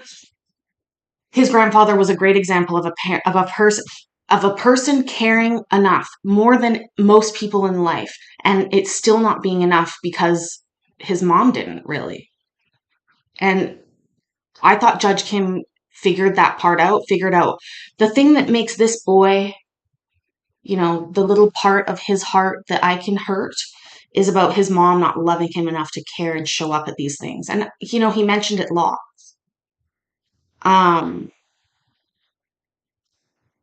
Again, I think that Judge Kim, as we go along, he has good intentions sometimes. I think he is naive in other ways. Like, he relies a lot on RTCs or residential treatment centers where they send these kids that are like, oh, we can't handle you and you've got, you're at the end of the rope. We don't know what to do with you. Well, unfortunately, that's a very hard business to be in, you have to imagine. Then, what happens is you have people that are willing to do it because it pays good money, but they aren't really in it for the right reasons. And so they hire bad or cheap or unexperienced staff to monitor these places. And they implement really horrible, strict rules because who's believing this kid that's already a bad kid that wants to come home, right? So RTCs are notorious for being just bad situations. And it's not that there are not good boarding schools out there, military schools, prep schools, and even RTC centers. However, what happens and what you'll find is like you'll hear them say, well, his level of care requires, or they won't accept him because of his past. Well, that always scares me and sort of breaks my heart, because what it truly means is that this child is going to go somewhere crappy, and they're going to be traumatized further, unfortunately. I have heard many people talk about their experiences at those places now, and oftentimes their parents don't believe them. I believe them. I absolutely do. I 100% know that this is not the kid's fault most of the time. Again, it is really sad when the parent doesn't show up. Oh, that's what I was thinking. My brain goes all over the place. You're with me. When a kid is waiting for their parent to come to a recital for them, it's heartbreaking until they see that person. We've all seen those videos on YouTube where the kid's like waiting, sees mom, lights up. Oh my God, everything's okay. Well, this is the ultimate recital, and some of these parents don't show up. And what breaks my heart is when the kid isn't disappointed or isn't shocked, but is, I guess, resigned to the fact that their parent is not going to be there for them. That's a hard place to be. Again, though, a lot of these parents are young parents, kids raising kids. However, I had my daughter when I was just 20, I was pregnant when I was 19, and it's not a route you have to take. You have to make choices. Anyways, McPigeon has asked the making of the YouTube channel, what inspired this format. Well, honestly, I love court, and I have been watching for years and years and years with all of you guys, just court hopping around from chat room to chat room. And I was collecting clips and sending them over to Time Served, and he really encouraged me. He said, you should get on there and do it. And honestly, I really love hanging out and doing these lives because it keeps me on track way better than most things. Like, you want to talk about weird needs in order to stay focused? I need 15 people or so engaging with me, watching the same thing I'm watching. Anyways, the staff are so cruel to them. Yeah, absolutely. I am so sorry for her. I'm so sorry for her, and I'm so sorry for and so what bothers me is when a judge like him, you're going to hear him ask for, they call it a placement search. Placement searches all the time. Again, if this was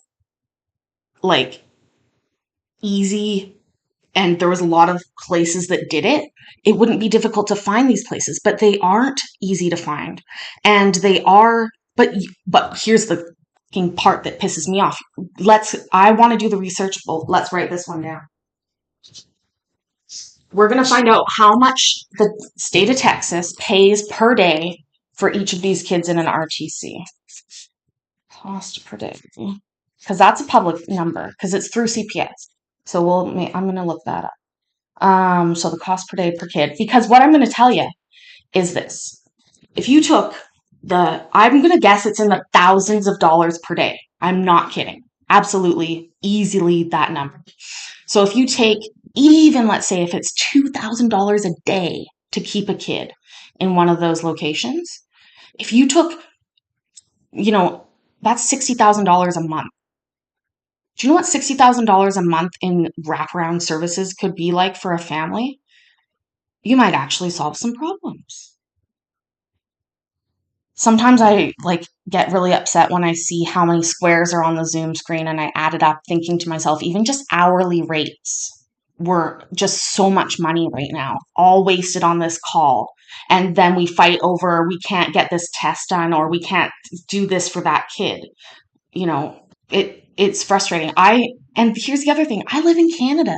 This affects me 0%, but I'm inspired to try and help people and help them learn a little bit more than they knew before. Because the thing is, some of these are bad kids for real, but there is the occasional parent and kid that comes through here that got caught up in something, and they said the wrong thing. They they smeared at the wrong person, and all of a sudden they've gotten themselves on a bad path.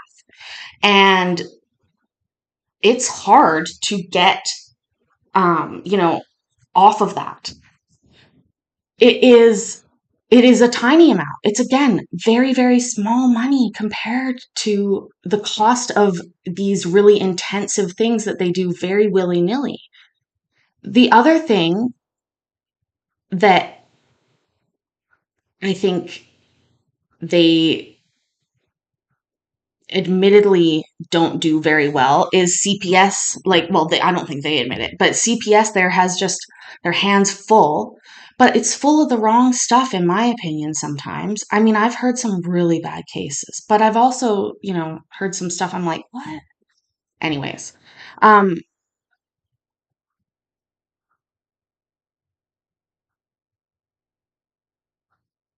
yeah, that's horrible. And again, what's going on there? Why is that not reported? So in the chat, somebody's talking about their friend or niece's experience about going to an RTC, um, and didn't want to return to her home because she was suffering abuse.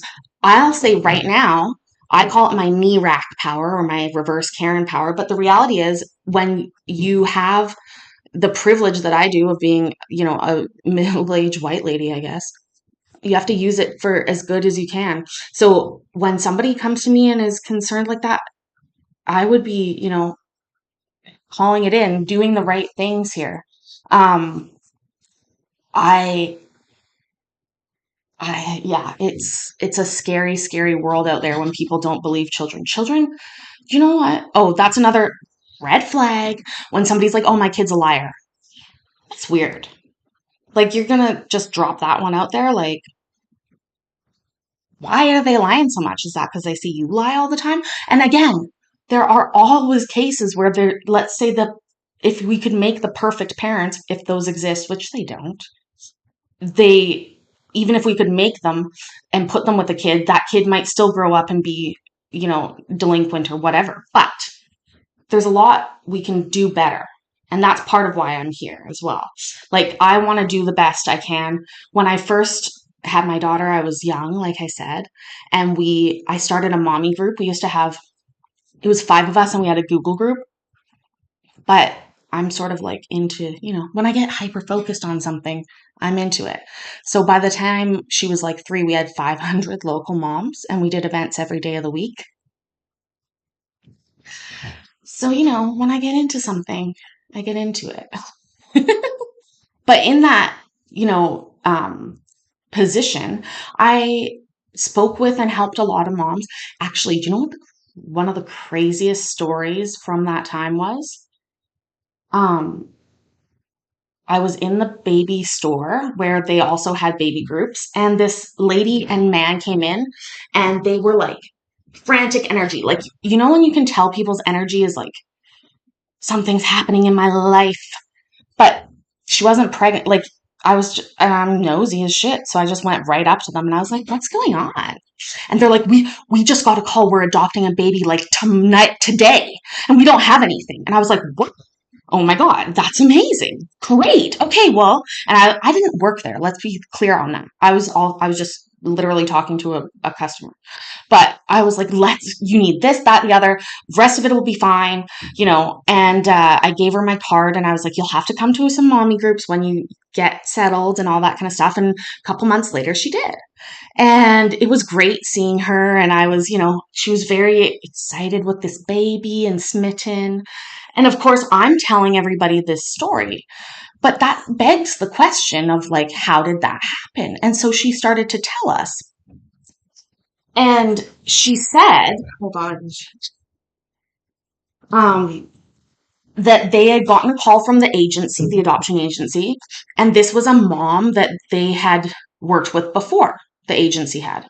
She had like 7 kids of her own or something like that, and didn't believe in birth control, and hid her pregnancies from her family and everybody, whatever, until the very last minute, until she went in to give birth, and then would call the adoption agency and send them another kid.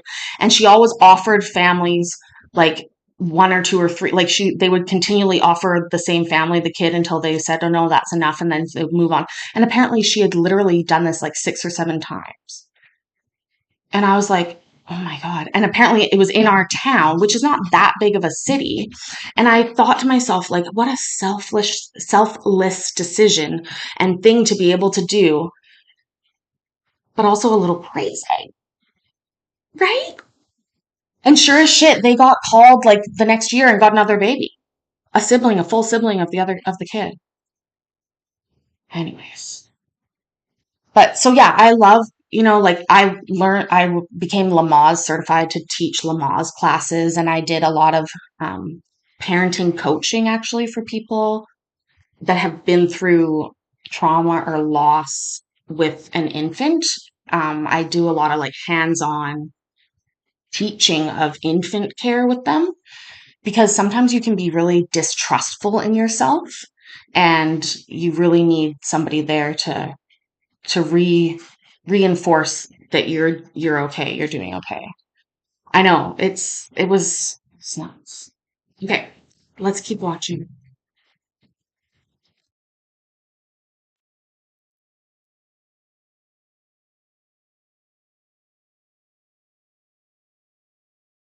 Judge Cameron, come on.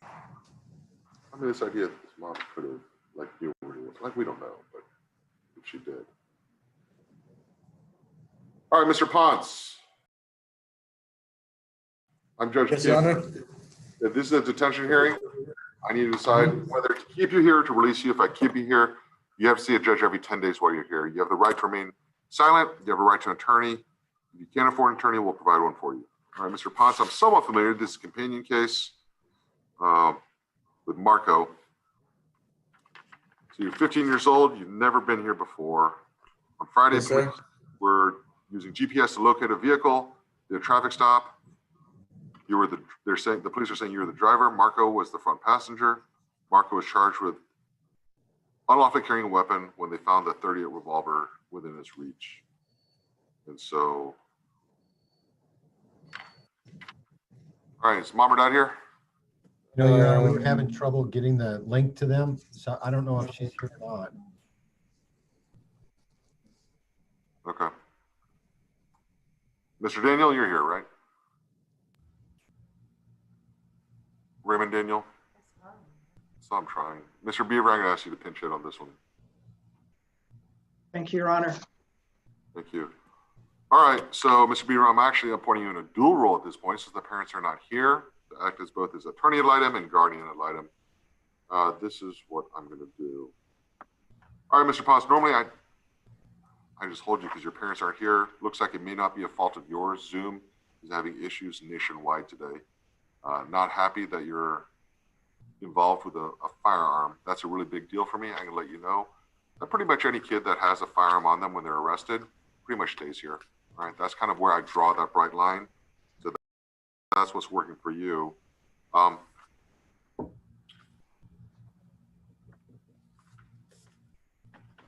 So here's what I'm going to do. I'm actually okay releasing you to your parents whenever they show up. It's your first offense. It's unauthorized use. I don't necessarily think that's a danger to the community. Okay. Now here's my deal. I'm going to ask you a question because we didn't. Let's see, Mr. Victorson, we didn't give him a drug test, did we? No, Your Honor. Okay, we weren't supposed to. He had never been here before. All right, so Damon, I'm going to ask you a question. Don't answer the question yet. Let me explain something to you. The question I'm going to ask you is, if I give you a drug test, are you going to be clean or dirty? Before you answer me, there are 3 ways this can work out. The first way is you tell me that you're dirty. We have a conversation. I make you stay in here level 1-0. And then once you get there, I'll go and release you and we'll do random drug testing on you. All right. Now, if you tell me, here's the problem. If you tell me that you're clean and you're clean, I just release you as soon as your parents can get here. All right. That's the best case scenario. The worst case scenario is you tell me that you're clean and we give you a drug test and you're dirty. Then what happens is I can make you stay here for 3 days till you get to level 1 outstanding, and then go ahead and make you hold it for another additional 7 days. Okay. And so just so you know, it's kind of the options up to you. I'm going to ask you if I give you a drug test, or you going to be clean or dirty? Dirty, sir. Okay, what are you going to be dirty for? Marijuana. That's it? Yes, sir. All right. So, Mr. Victorson, let's give him a UA, confirm it's just marijuana. Damien, all you have to do is get to level 1.0, and I'm okay releasing you to your parents, probably on electronic monitor. Okay. I don't have enough information, so I'm going to go and err on the side of caution. If it turns out you're doing fine, your probation officer is fantastic. He'll make a recommendation to take it off when it's the right time. Okay. Thank you, Your Honor. Consequence, you know, weed's illegal, right? Yes, sir. Okay, so this, you just got caught this time. It's probably a good idea not to use it so you don't get caught. All right. Sir. Just, you know, Damon, my policy is if you ever come back here, we'll give you a drug test automatically. If it's your first time here, we don't give you a drug test. It's just every time you're a return visitor. So just be careful. If you ever have a chance of getting brought back to Kimbo, you want to be clean. Okay. Yes, sir. All right. Thank you, Damon. You're welcome. Yeah, level 1.0. Nope. Just hit level 1.0 and then he can be released. Jalen Rice. All right, Mr. Rice, I'm Judge Kim. This is a detention hearing. You've been here for 10 days, so I'm reviewing your case. I need to decide whether to keep you here or to release you. If I keep you here, you see a judge every 10 days while you're here. You have the right to remain silent, and you have a right to an attorney. All right, Mr. Rice, you are 16, almost 17.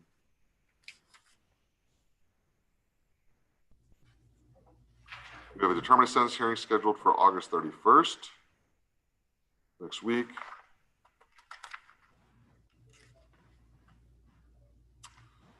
Let's see. Mr. Rice, this all started when you were 11 years old with an evading arrest, out of state, assault public servant that was out of state. Or was he being supervised out of state? Your Honor, that was, I believe that was from Frisco and Collin County, and he was transferred here, and we did interim supervision. Okay, good. All right, so since then you got arrested, we'll just go assault causing bodily injury of a family member, theft of property from $2,500 to $30,000, which you got probation for, burglary of a habitation, possession of marijuana, terroristic threat of a family member, aggravated robbery, which was refused, harassment of a public servant, which was waived, spitting on a peace officer. But 2 months later, or 6 weeks later, you're arrested for another harassment of a public servant, which you got probation for, resisting arrest. 3 weeks later, arrested for another family violence. 5 months later, for assault of a family member by strangulation. Criminal mischief. All right, so in July, Fort Worth PD was responding to an arson, or Fort Worth Fire, responding to an arson. Their victims heard a window break, saw a fire in the front room. They saw the male running from the area. Victim was able to get a fire extinguisher, put out the fire while on the phone with 911. Once the police got there, victim said they had several problems with Jalen Rice, the victim daughter's ex-boyfriend. Victim said that Jalen Rice had been throwing rocks and other items through their window. It's been escalating. Officers saw a video, a neighborhood surveillance video. They saw a male person home, light something, throw it through the window, and run away. Victim said, same height, build, and moved like Jalen Rice. So a couple days later, Fort Worth Fire got a warrant and executed the warrant. Inside the house that was set on fire, there were 7 people in the home, 3 of which were under 10 years old.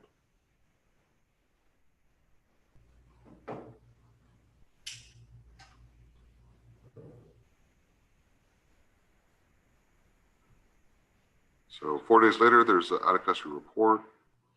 Defense report said that they were dispatched to a disturbance to find a runaway, made contact with Jalen's mom, who said that Jalen had stolen her car. She said she tracked her car to the location when she got there, saw Jalen walking away from the car. She tried to get the keys, but he refused. Once officers approached, Jalen began to walk away. They called up to Jalen to stop and talk to him, but he continued to run away. And so he got away.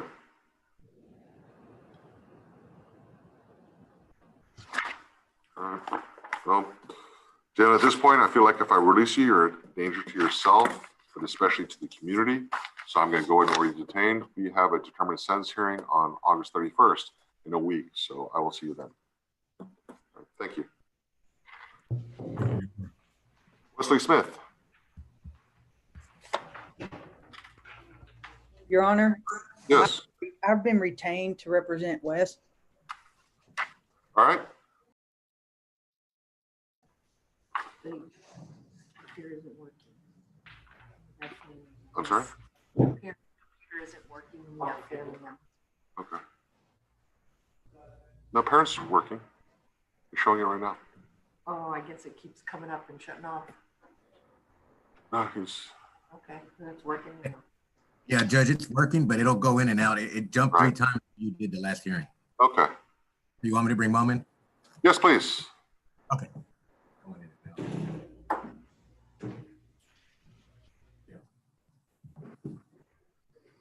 Good morning, Your Honor, once again. Morning, Ms. Reyes. I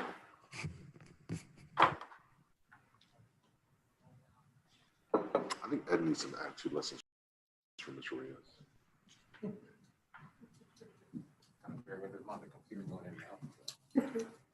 And Judge, we're actually asking you to keep him. Okay. He's on probation. And so, and we need to find a drug treatment facility for him.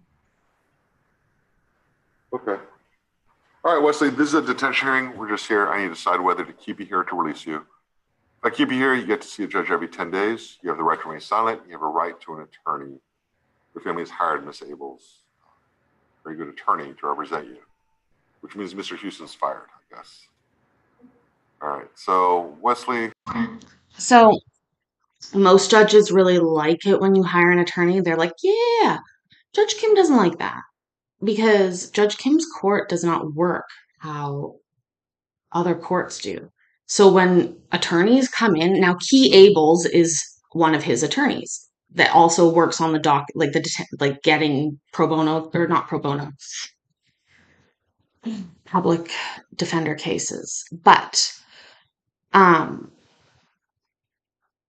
I know right away when Judge Kim gets upset when there's external counsel coming in, basically like a stranger to the court, because they do not understand he's not like a regular judge. Like there's some specific little rules that you better know in there or you're going to get in trouble. And we see lawyers coming in and doing that time and time again.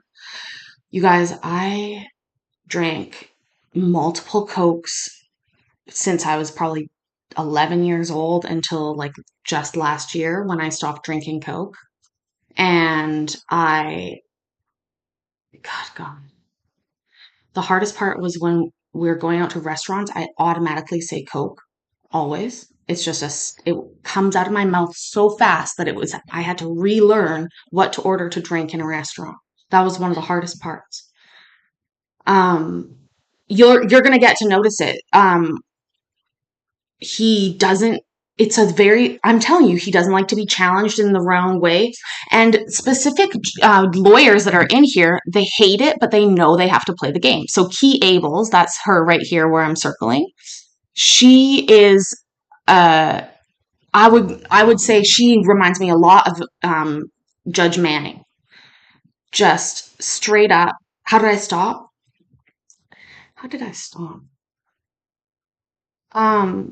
I mean, I actually just wanted to. I decided I was gonna. I've tried many times before and I couldn't because I didn't want to. But this time I was like, I don't need to drink Coke anymore. I think I can drink other things. And I took caffeine by the pill instead of going off of caffeine.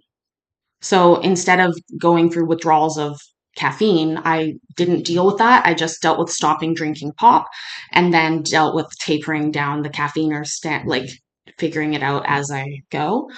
Because of my ADHD, I sort of need the stimulants like that. That's why a lot of people are addicted to something like that.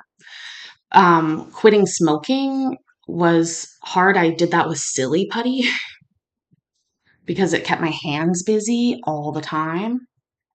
But yeah, pop. Oh, and then I replaced like just bubbles or like us just fizzy water basically. I really like fizzy water.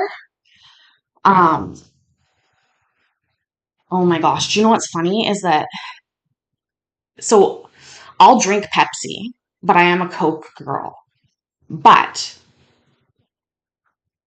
it's like a huge long running joke. It's like, how sad is that type of advertising when a restaurant often will say, "Is Pepsi okay?" Like, that's sad. But anyways, I don't go out as anymore very much at all. But when I did, I used to go out a lot and I would drink pop. I honestly, I used to eat so much McDonald's. So much McDonald's, and I was the skinniest. Um, Yeah, this has no seltzer in it whatsoever. This is called sparkling water, and it's got no salt in it, and it's just no minerals either. It's just carbonated water, and it is great. Also, I really like the first like maybe 3 sips of a pop, and then that after that, take it or leave it. And yes, I know about mini cans. Yes, I know all about it, but still, I'm doing so much more cooking at home now. I'm getting a lot better at it. So I I I get it. Now that I'm older, I'm like, hey, I can buy whatever ingredients I want and I can, you know, put them on and cook them how I want. I'm great at researching everything, including if I want to learn how to make a recipe or a copycat recipe. Congratulations. That's awesome. I didn't smoke for a very long time, but I was up to a pack a day. And I quit in 2008 when I found out I was pregnant. And that's been almost 15 years. So, but when I found out I had ADHD, I realized, oh, that's interesting. And I looked it up, and nicotine is actually very well shown to treat ADHD, and they're working on figuring out how to use the nicotinic receptors to do different things. But obviously, the cons of smoking cigarettes really outweigh the benefits of using it for treatment. However, well, then that got me thinking. I was like, what about gum, like Nicorette gum? So I went and bought some Nicorette gum. I thought, oh, I'm hacking my fucking life here.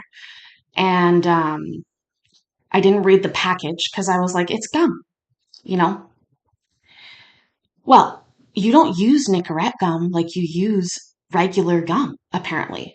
You're supposed to just chew it like twice and then cheek it and then like wait and then chew it later. Well, no, not me. I'm guilty as sin. If I have gum in my mouth, I look like a cow. I can't do it. Seriously, I'm just chewing. I was so sick because I like released everything to all in the gum immediately, and I was like, oh. Anyways, dyscalculus. So numbers have never made sense. Interesting. I've been confused about math, but I also have aphantasia, which means I have no visual imagery at all whatsoever in my mind. So math never made sense to me. A lot of things never really understood. I never understood like studying in the way that they make people study, because I'm like, dude, how are you gonna? That's not how I learn. But I found out about, I don't know, 6 months ago that I'm like truly fully aphantasia, and most people are not. Like they absolutely can see visual images in their mind, and it blows my mind. I have a list of phrases which now make more sense, but I used to think were euphemistic. I thought a lot of things were just like, euphemistic sayings as opposed to like actual instructions. Like picture this or keep that in mind. Like what? You know? But I think what's important to note about people with aphantasia is that it's not that you don't have an imagination, it's that you don't have visual images. So I can imagine probably a lot more than most people because I don't see any of it. There's no barrier in my mind that I have to see something. I can think or see, imagine, use my brain just as good with my eyes open as my eyes closed. So that's interesting.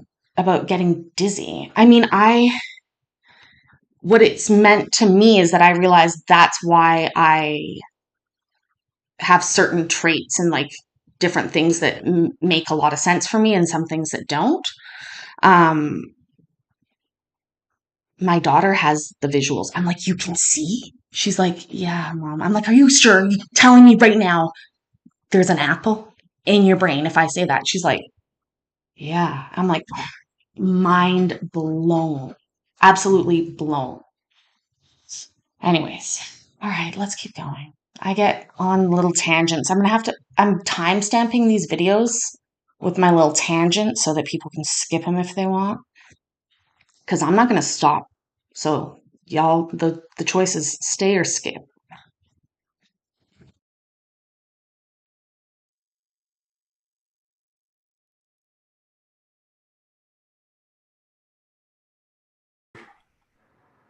You're on probation for assault causing bodily injury.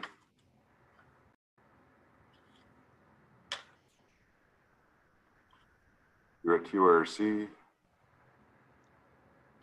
any residential.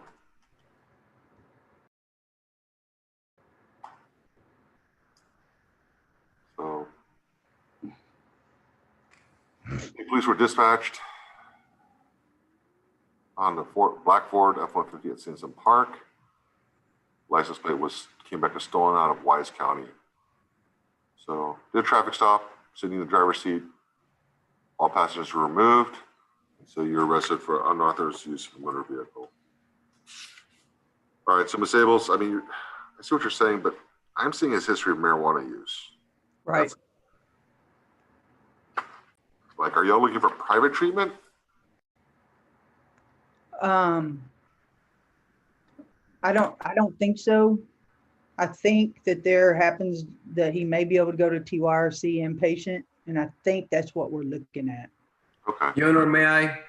Yes. Your Honor, I'm gonna go back just a little bit on his substance abuse with Wesley. I had him for almost a month, so he's been using from the past, and the only reason he ended up coming to our system, that was because prior to his charges, he was still using. So Mom was using a private counseling for Wesley. So that's when he ended up assaulting one of the counselors. So when I met Wesley, I even told Wesley that he needed to stop that behavior. And I even gave my own personal weekend time to check up on him. And I believe Mom will help me with that a little bit more. So just to move forward, last week, I spoke to one of his counselors, Mr. Dave Miracle, and he mentioned that Wesley, in this case, he's still using. So we started developing a plan to get him to more intensive treatment. On Thursday, Your Honor, I had the opportunity to talk to Wesley, and I told Wesley, you still using, you still live in the house without consent. I know you're coming back, but my concern is your safety in the community. And also, Wesley, you also doing tattoos without his mom's consent. He has a couple of tattoos around his neck. So then with Mr. Miracle, I asked him, Mr. Miracle, do you have anything out there for him so we can get him in so he can get more treatment? And he did mention that there's a bed opening for the 8th of next month. When I spoke to Wesley on Thursday, Your Honor, I said, Wesley, are you gonna leave the house after I talked to you? He said, no, sir. Do you totally understand that I'm an ambassador of the judge, and he's gonna tell you the same thing, how important it is for you to stay away from drugs, and then about the conditions. Said, yes, sir. Yes, sir. And next thing you know, at the very next day, actually on the same day, late hours, I spoke to him. That's what he ended up. That's when he committed the new offense. So this is where we at. I know Mom and Dad, they're really frustrated with the situation on his usage. I get that. So here's the thing, Ms. Abels. My concern is if we're going to spend the tax dollars, the county tax dollars on drug treatment, I want to make sure the treatment is effective. Right? I just don't want to do it just because. Here's the thing: is I'm not seeing the research that shows drug treatment for marijuana. I hate this part of Judge Kim. Shut up, Judge Kim. I'm gonna be mad about this a lot. I already remember now. Um, yeah, Judge Kim, that is exactly right. That he gives a list of lawyers that are familiar to the court as like use these lists. Judge Kim hates marijuana, imprisons children regularly for it, however, does not believe at all um, in there being a possible addiction to marijuana. I smoke weed all the time. This is a weed pen. I use it all the time. I used to manage a dispensary. You can be addicted to weed. You can be addicted to the the ritual of it. There's many parts of it. And that is true on any substance, anything at all, period. So I hate him for treating it so weirdly. It's like he loves to be able to enforce this law that everybody breaks because weed stays in your system forever, even if you only smoke a little bit. And I mean, but then doesn't think that anybody could possibly use it as a crutch. Like, absolutely, there have been times that's absolutely true for me too. Like, I had a volcano vaporizer like 10, 15 years ago, and it was my best buddy, before vaping was cool. But, and I'm in, BC, which has been famous for its very good quality marijuana for a long time. And the reality is that just like people in the chat are saying, there is a way to help treat people with chronic pain, where they are actually relieved of some of their pain and their discomfort and they're not unsafely exposed to heavy narcotic or opiate use. There is, CGN, absolutely. I have the most amazing cream in the world that I swear by, and I've tried like probably 50 or 60 different pot creams. Most of them don't work at all, don't do anything. There's one that I found that does.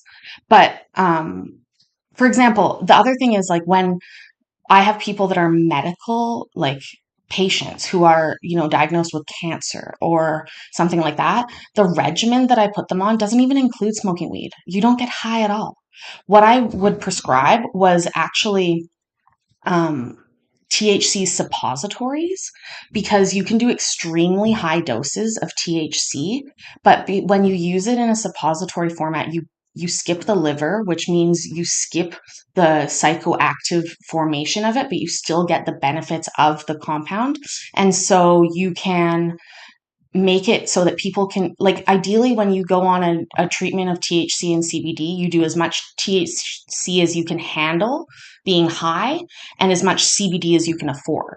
So most people really can't handle being super high all day long. That's not for everybody. However, with the suppositories, you do not get that psychoactivity. So you can get very, very high doses of THC into people very quickly. You don't need to build them up to it. You can get them on that medically high dose of THC colorectally, along with the use of small amounts of THC for like nausea, whatever. But those are the things that that you can really do quite easily with marijuana. And also I've had patients who literally, we used to sell edibles that were high dose edibles. And this guy was coming in and buying a 330 milligram chocolate bar every day. And I was like, my dude, what's going on? Just like everybody, I talk to everybody. I'm like, hey, bud, what's going on? What are you doing with the chocolate bar every day? That's like an expensive chocolate bar. And he's like, I'm eating it. And I'm like, okay, that's a lot to eat though. You probably maybe have tried less or what? Because sometimes people also have never been told. One time their friend showed them one thing and that's the only thing they know. And so, education is part of what you do. And he's like, no, in fact, I, used to be a heavy opiate user, like heroin, because I was a soldier and I have PTSD. And I was like, okay. He's like, but now I do this. So I'm very similarly knocked out in a way because of such a high dose of THC. Like he would be sleeping or out of it quite a lot of the day. But that would be the same if he was on heroin with way less of the side effects or concerns that come along with those things. And so absolutely. I've used it for being able to eat for years and years and years. That's really what my main thing used to be. Like what we are realizing now via the internet and chat and all those different things is that I have some sort of like aversion to food. I don't mind cooking it, but if it's like certain raw foods, if I've seen them raw, I can't eat it. It's a very rare thing. But so I used to try and like smoke weed and then also watch shows where people were eating with them. I don't know why that would sort of work too, but anyways, the gummies are great. They work great. And the reality is a lot of people can go on a very low dose of gummy and go great. And those are awesome. I used to use and sell a lot of sublingual spray, which is under the tongue spray, which works really fast. And the one thing, the one that I loved so much was actually the one downside was that it had an alcohol based tincture. So if you're avoiding alcohol, you couldn't have it. But other than that, it was a CBD spray. Now, the beauty of this is that CBD counteracts THC pretty much evenly. So what happened over the years of people growing marijuana to sell to people for recreational use is that dealers would get feedback from people that that one made me more high or that one didn't, whatever. And all of the growth of these plants started to skew towards high THC and low CBD. Now that they're trying to go back a little bit and actually get CBD plants naturally, but standardly it is a much higher THC rate to CBD rate. If you've got a 1-to-1, you're not high. You don't get psychoactively high on a 1-to-1 THC to CBD rate at all. And so when you realize that, you understand that THC and CBD, they negate each other basically. And so when you have somebody, if people try weed, I was always a pretty good person to try weed with, but I always had that sublingual spray because I basically would explain to them that it could get you unhigh in a way. Like you spray that under your tongue and you're really going to bring down the psychoactivity immediately of the THC. And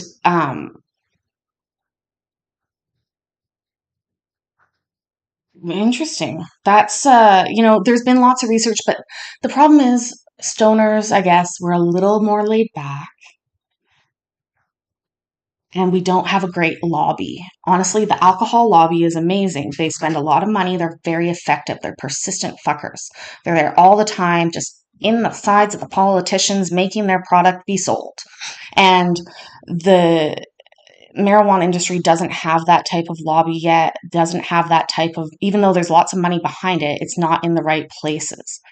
The reality is, that's very interesting, McPidgeon. I have been in the business for a long time of marijuana, and something that you should be careful of if you guys ever use marijuana and you're buying and somebody's telling you all about the terpenes that are in them, that's great. Terpenes are amazing. I love terpenes.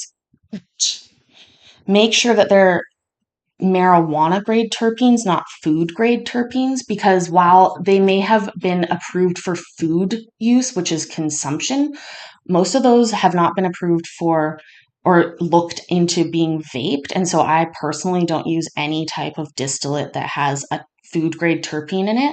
I only use full spectrum, like products like shatter or oils that have full spectrum. Now, the thing I loved about terpenes, so terpenes are like the flavor of marijuana, the taste and the smells of it, and your body knows what you want and what you need. You are naturally attracted to and like the smell of pot that your body craves, the terpenes that your body's craving. Now, most people don't actually have access to so many open and available types of pot to look at and smell to know that. But my shop that we used to run, this was pre-legalization, so they had a different rules, and we kept everything in the big jars, like the same as I keep my sugar in and my oatmeal. So we kept them in these jars, and honestly, I would just pop the jars open and have people sniff. And at first, a lot of people think, oh, there's not really a difference, but really there is. And each one, the difference is the terpenes, basically. So the terpenes are what gives it the flavor and smell, and the terpenes are actually really easy to find out what they do. Those are what gives marijuana effect. So when you use a distillate, which means that the product has been distilled and therefore the terpenes have been removed, you've actually removed all of the strain-specific pros and cons that come along with that strain usually. And you're just at a distillate level, which is different. There's very different highs from distillate versus full spectrum marijuana. So the other thing is because when people used to make shatter, a standard byproduct of shatter is the terpenes when you make it. So, but it's very, very, very minute amounts. And so the cost of them is incredible. I remember I bought a 1/4 milliliter, so 0.25 ml for like $60. And I think that was like maybe 3 drops or 4 drops. But here's the thing. So obviously, like, you can dab that, and a dab of that would taste pretty cool, but you would literally be wasting it. It would literally go up in smoke in front of your face when you dab that. So what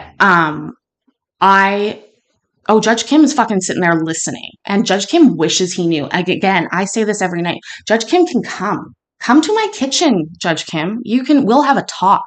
I would love to talk to you about some of this. I think if you knew some of this, it would be helpful. However, shit, I'm distracted. The terpenes. So I bought the 1/4 milliliter of terpene.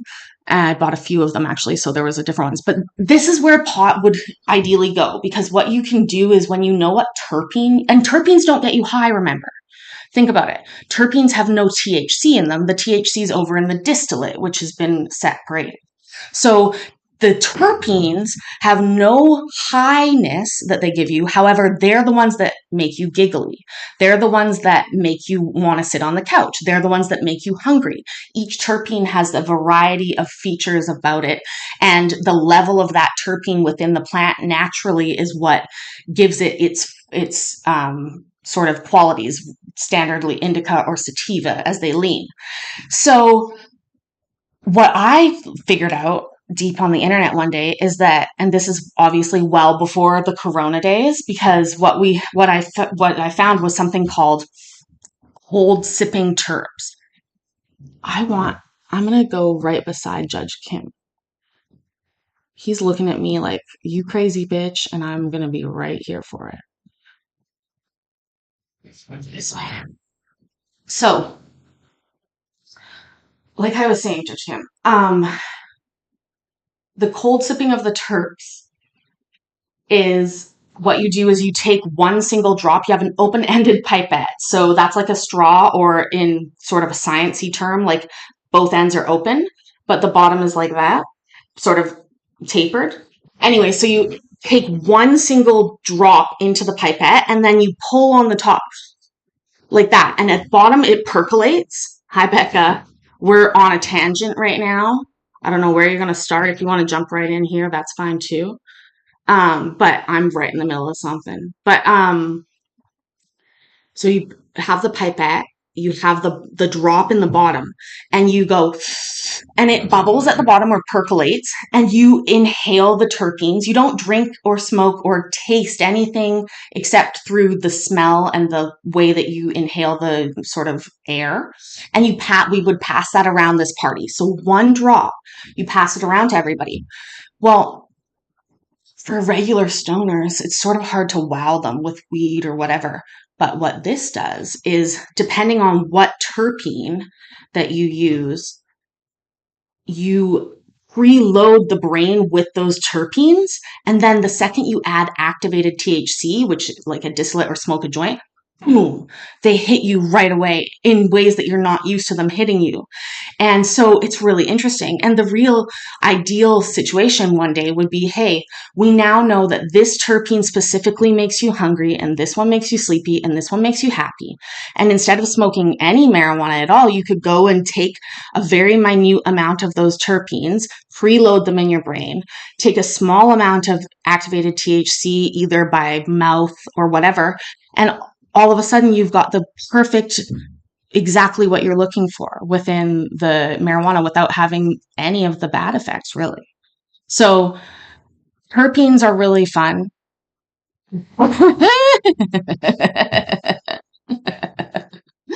And Judge Kim fucking knows it. Like, he knows it too. He wishes he had friends like us. The reason they are always asking where they got the weed is because they want to get the weed. They don't have a hookup. Nobody is giving Judge Kim a call back at all about weed. So, anyways, the other thing that I find important to say is that I am not an advocate of children smoking marijuana. Let's be clear about that. I didn't smoke it till I was over 18. Sounds hard to believe. I was a loser in school, so it's not. But that's the reality of it. So wait until you're older to do it. But once you're older, it's way less bad than alcohol. Like, seriously. And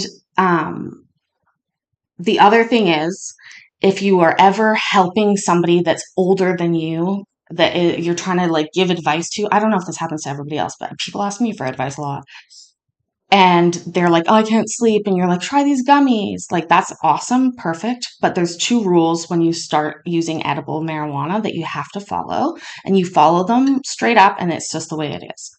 So whatever the dose is that you're taking, you half it to start with.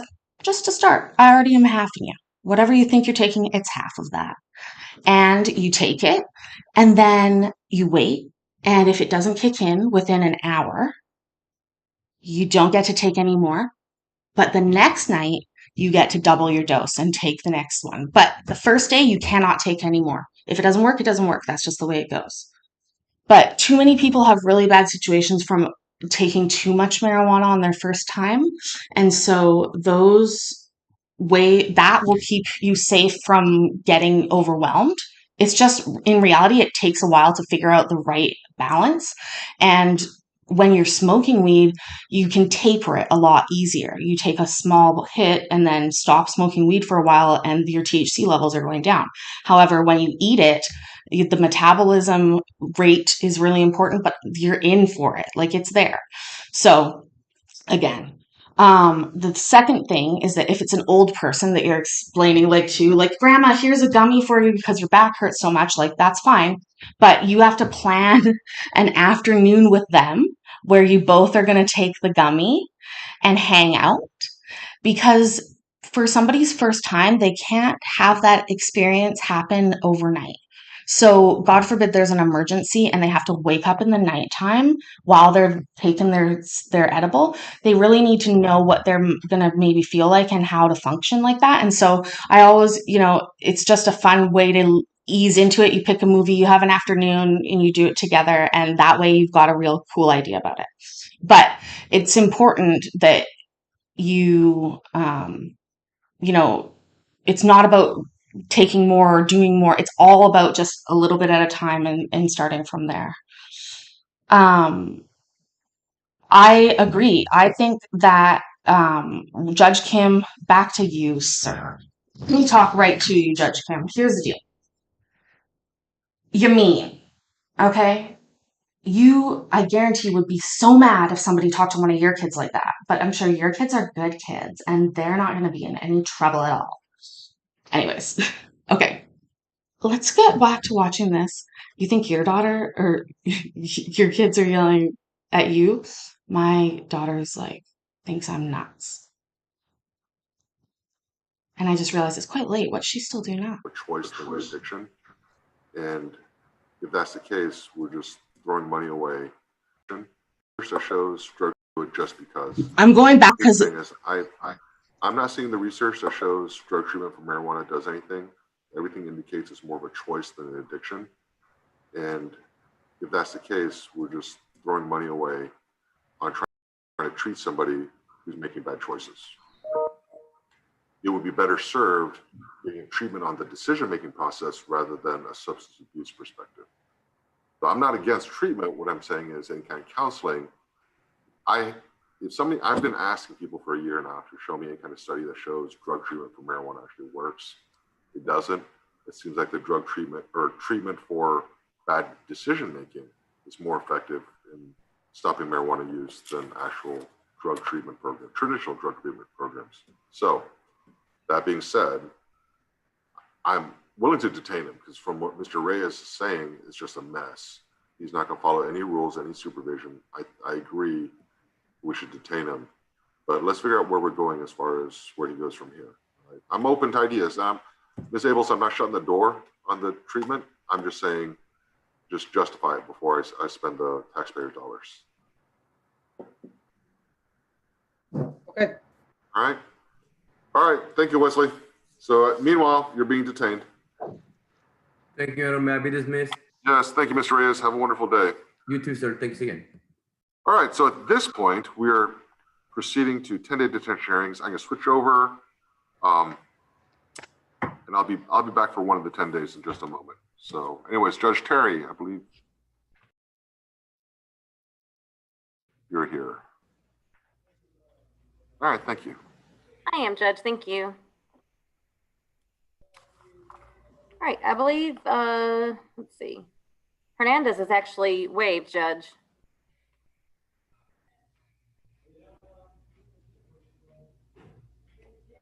All right. Let's do Cameron Newton next. I think Ms. Keenan is here somewhere. I'm here, Your Honor. Here you are. Sorry, I was muted and That's okay. my video was off. Can we get Cameron Newton, please? Oh, there you are. Are you Cameron Newton? No, man, I'm Joseph Navarez. Okay. was gonna say that- We need Cameron Newton. Oh, Actually, Judge, if you don't mind, Mr. Navarez, sit there. Okay, go ahead. Let me take care of this one and we'll move on. All right, great. All right, Mr. Navarez, I'm Judge Kim. This is a detention hearing. I'm here to decide whether to keep you in custody or to release you. If I keep you here, you have to see a judge within 10 days. You have the right to remain silent. You have a right to an attorney. And I believe Mr. Adler has been appointed as your attorney. All right, the parents here for Mr. Navarez? They are, Your Honor. Or the mom is.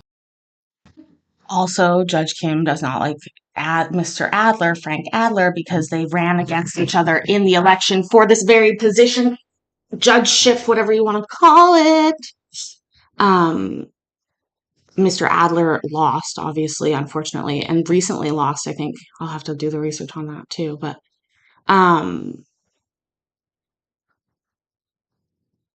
yeah, Judge Kim micromanages. You can Owl Gang. I like OG. Do you know what's funny is that what do you like OG in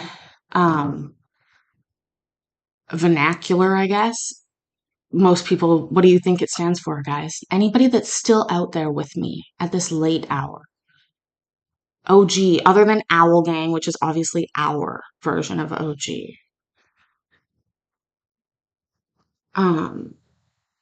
Anyways, I'm gonna literally wait for the chat to write something about OG.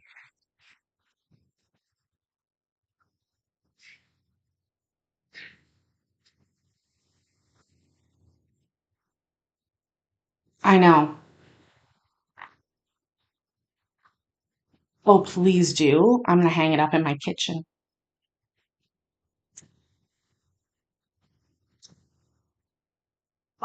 This is what bothers me. He's worried about those tax dollars, but he spends how much on whatever? Out of control.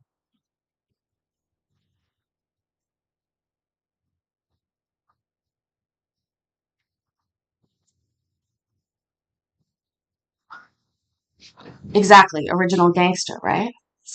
Well, if you smoke marijuana or you're in the weeds sort of life, you might notice that a lot of words, sorry, a lot of strains have the term OG in it, but that is not what it stands for, because I believe with all my heart that British Columbia is probably one of the foregrounds of original, like, recreational marijuana and its development. Like, we've been well known for it over the years. And God Bud and OG actually stand for ocean grown. So it's grown near the ocean. And then God, which is a really famous strain, stands for grown on Denman, which is a tiny, tiny Gulf island near where my big island is.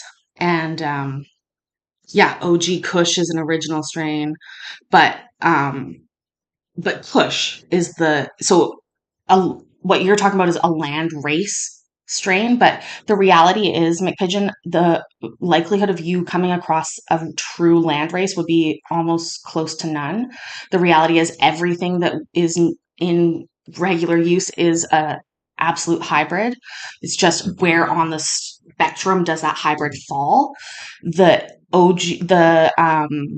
land race, special land race ones, have all even now been totally mixed because of people traveling with seeds and all those different things. And so you can get some true land race strains, but it's not. If somebody is claiming that, let me talk to them, because I'd like to know the history. I want to know the deets.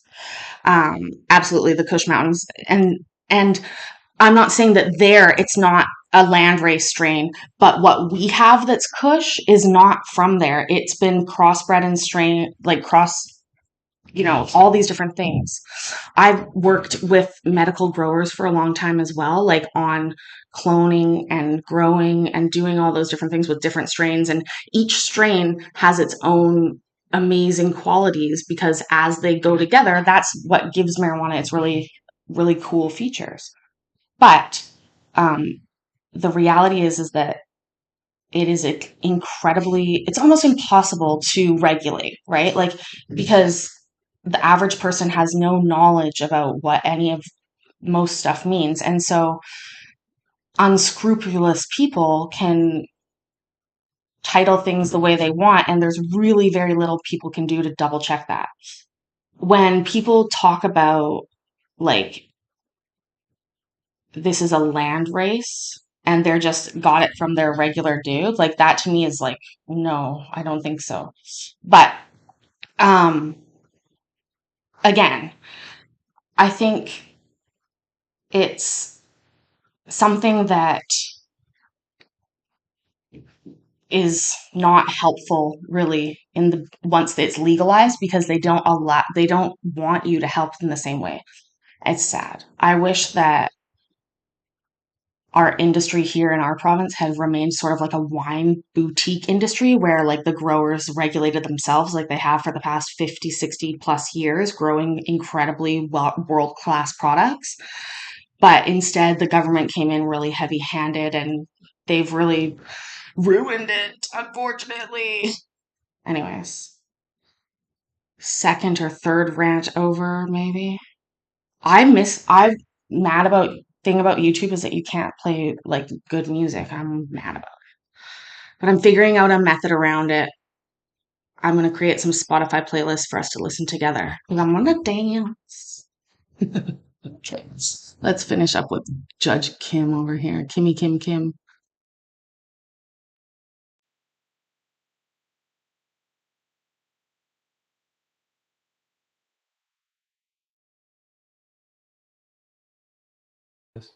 Mom is on. Oh, is that Nilda? Yes, sir. Great. All right, Mr. Navarez. You're brought in here for aggravated robbery. They're saying that August 9th, they were dispatched on Main Street, met with a victim who's a Dallas Police Department officer who was shot multiple times, transported to the hospital. Says the victim was shot since Joseph Navarez and his companion Brian were trying to steal the victim's wife's purse. Witness saw it, the incident, saw Mr. Joseph standing over the victim, pointing a black handgun and firing a round at him. Then jumped into a tan GMC truck headed south on Main. A separate off-duty officer followed the truck until assistance arrived. Navarez and companion were apprehended. They interviewed the juveniles. Joseph admitted to the shooting. Oh, these are one of the stockyards, right? Admitted to the shooting was the theft of the victim's bag. Security video showed Joseph committing the shooting and theft. So they were both arrested and brought here. And he's on probation out of Dallas County for assault bodily injury. Oh, and you're level 3 unacceptable. What? All right, Ms. Guerrero, why is he level 3 unacceptable? Well, Judge, it seems that he continues to violate his DNA. His companion. Oh. Okay. All right, so Joseph, let me explain something to you. This is not Dallas County. Okay? Things run different here than Fort Worth. I'm going to let you know that I really don't have a lot of tolerance for shenanigans. I'm going to let you know that if you keep on pushing this and you can't behave in our detention facility, I'm not going to let you interrupt other children's process of rehabilitation and bettering their lives. We will move this case fast, okay? When I say fast, I think the law requires me. Ms. Guerrero, petition's already been filed? No, sir. I'm sorry, you cut out. Is that yes or no? No. Sir? Okay. All right, so there's some time, but once that petition is filed, that really opens up. Now, Mr. Adler's a very good attorney, but he can only do so much, right?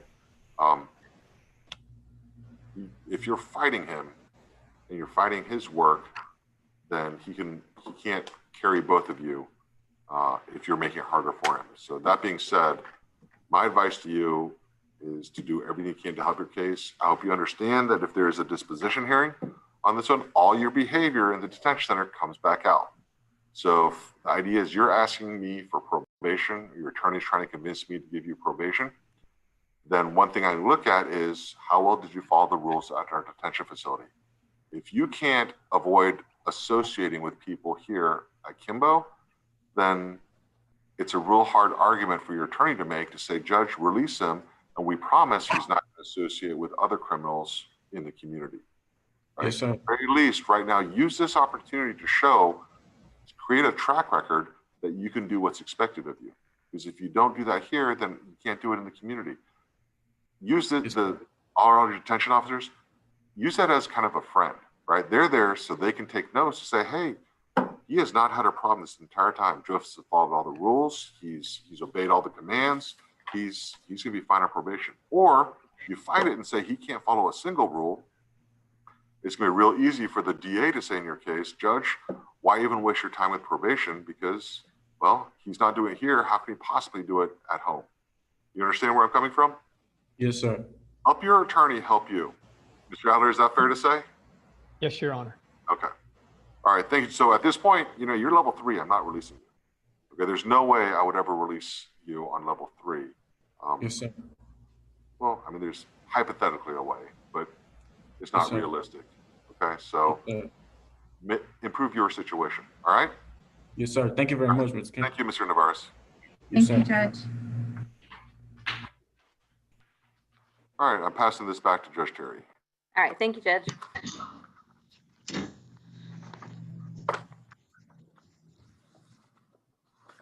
All right, are you Cameron Newton?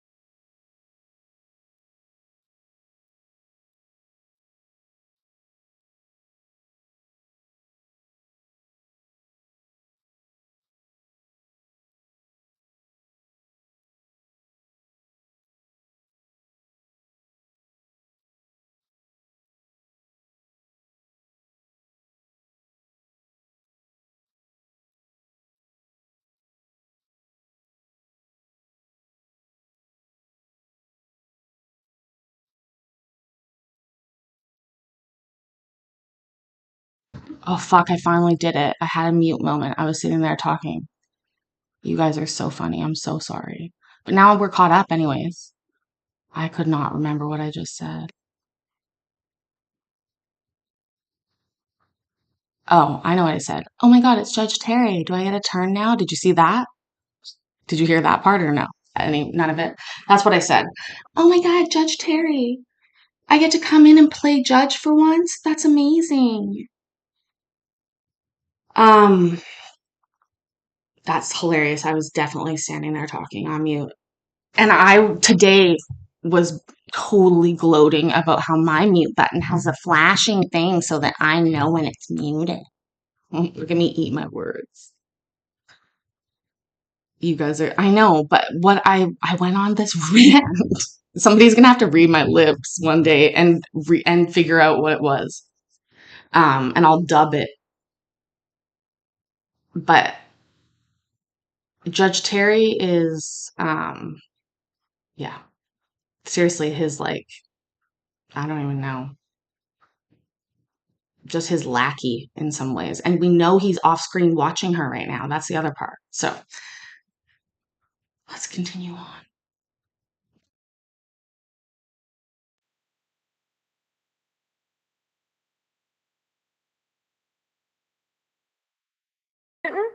Yes, ma'am. All right, this is your 10-day detention hearing. I'm Judge Terry. You have a right to have this hearing every 10 business days once you've been detained, and that way I can decide whether we should keep you here or if I could release you to a parent or guardian. You have a right to remain silent, but if you do choose to speak, nothing you say can be held against you at any other kind of proceeding here. I can only consider it during detention hearings. You have a right to an attorney, and your attorney, Ms. Keenan Perkins, is here on the Zoom screen. Do you see her? No. See me, Cameron? Can you see me? No. Her box highlights in yellow when she talks. Can you try again, Ms. Perkins? Can you see me? Yeah, he's nodding. Is that a yes, Mr. Newton? Yes, ma'am. Thank you. So first thing I see is level 3 confined. So what's going on, Ms. Smiley? Actually, as of this morning, I completed a report last night. As of this morning, he's level 3 unacceptable.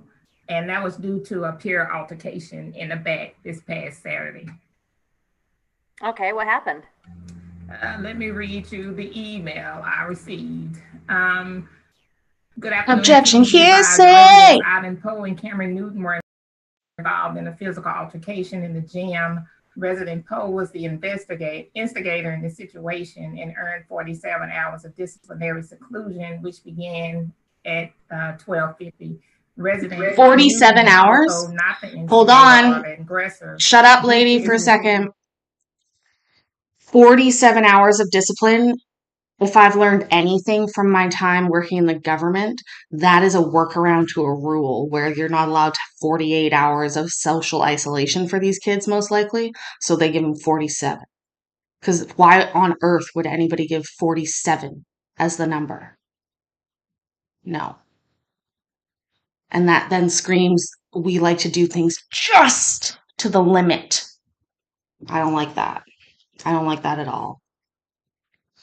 It doesn't reflect upon an institution that has a good handle on things. But anyways, as I digress. Response to Ivan Poe earned 24 seclusion hours, which began on that same day at 12:50. And that's what happened with that. That's the email from the operations manager Saturday afternoon. Okay. And so what was his behavior like before that? I'm sorry? What were his behavior levels looking like before that? Well, it was about the same. It was level 2, level 3. It was different point deductions he received for his behavior, not following instructions, slow to comply, using profanity, and being disrespectful to staff. Okay. So here's the deal. Mr. Newton, you have, I'm seeing what's filed on you right now. 1, 2, 3, 4, 4, 5, 6, 7, 8 pending offenses.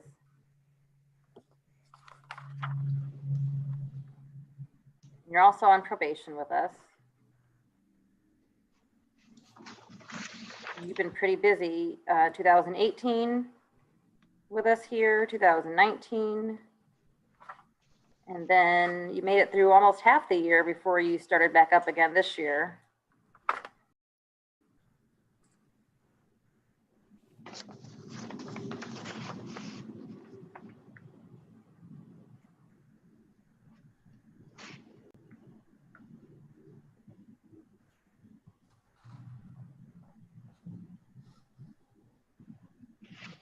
Here's the thing, Mr. Newton, I'm not going to go through everything again. It's already been probable cause, has already been found to detain you the first time. Right now, just based on your behavior levels and the offenses the types of offenses that you're pending, you've got burglary of a habitation, aggravated assault with a deadly weapon, burglary of habitation with intent to commit another felony, aggravated robbery, aggravated assault with a deadly weapon, burglary of a habitation with intent to commit another felony, and then another one of those on top of that. So, and your level 3, well, level 3 unacceptable now. While I do commend you for not being the instigator with Mr. Poe, I'm just going to tell you this, you're not even getting to level 1 in any way, shape, or form. You've been here for 73 days, which just tells all 3 judges that you have no intention of complying or giving us any reason to release you.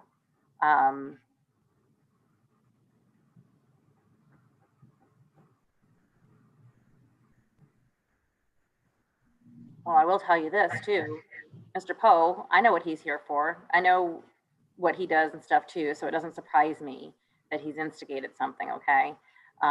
So I will just tell you that you will never be able to control how somebody behaves towards you, okay? Ever, especially not guys that are out there kind of doing the same kind of stuff that you're doing. You think anybody can control you, any of your peer guys? No, and you'll be able to control what they're going to do to you. So you can only control how you react to them. Okay. And that's just something for you to think about. But there's no way I can even consider releasing you with these kind of pending charges when you're on this behavior level. You know how that goes, don't you? Yes, ma'am. Okay. I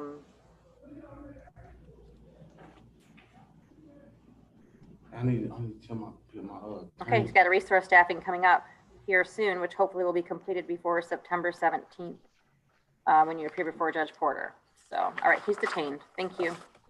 Hey, can I I'm detaining you because I'm finding that you are still a danger to the community and likely to reoffend based on your history. I'll call you in just a few, okay, Cameron? Yeah, because I haven't been talking to you like a month, and I have some questions. Right. And stuff. All right, Mr. Newton, your attorney will call you. We need Nathaniel Pina.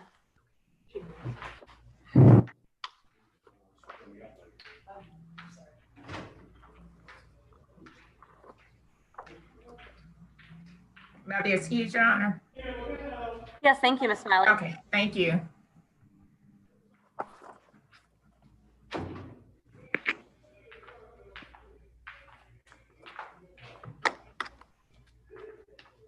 I'll move it up a little bit. Are you Mr. Pina? Yes, ma'am.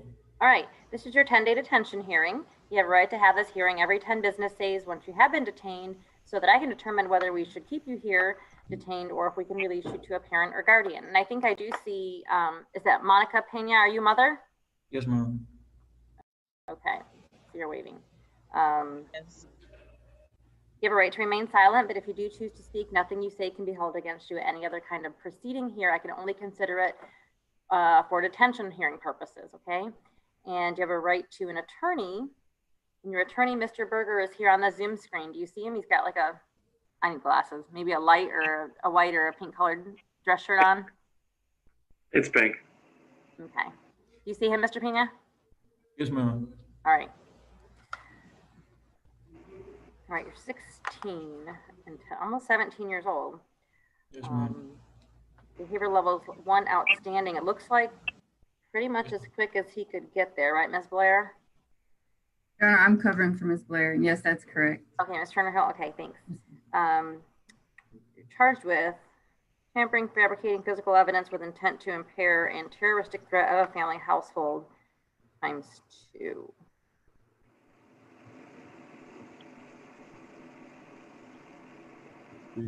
Attached to a residence in reference to a gun. Police ordered occupants out of the house to exit. 4 females exited, and then you complied and exited. Your mother told police that you were upset, saying that someone took $300 from you. When no one responded, you went to one room where you flashed the gun to one sister, and another sister believed to be present as well, based on the report. He never pointed a gun or saying he was going to shoot anyone.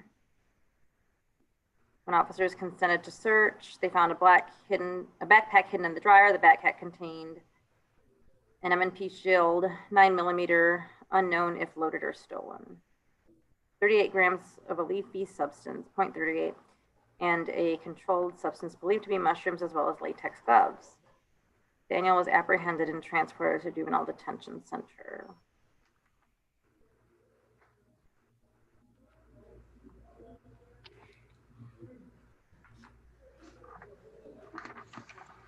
Judge Terry, can I say something? Just a minute. I didn't say anything, Your Nathaniel. attorney's asking you not to say anything. So you tested positive for THC when you came in. Where are we at with filing a case on this? Who did I see here? Was it Mr. Reed?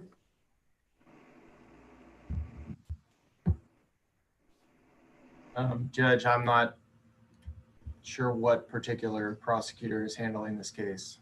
Okay. I can check, Judge. It's Lana, Your Honor. Pardon? Ms. Bell is assigned to the case. Okay.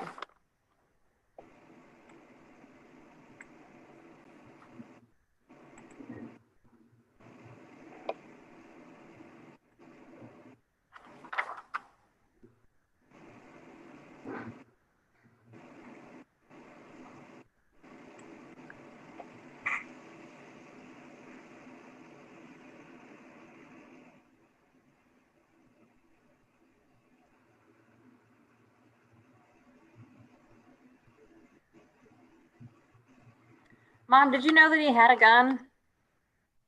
I knew previously, yes. Or I had heard.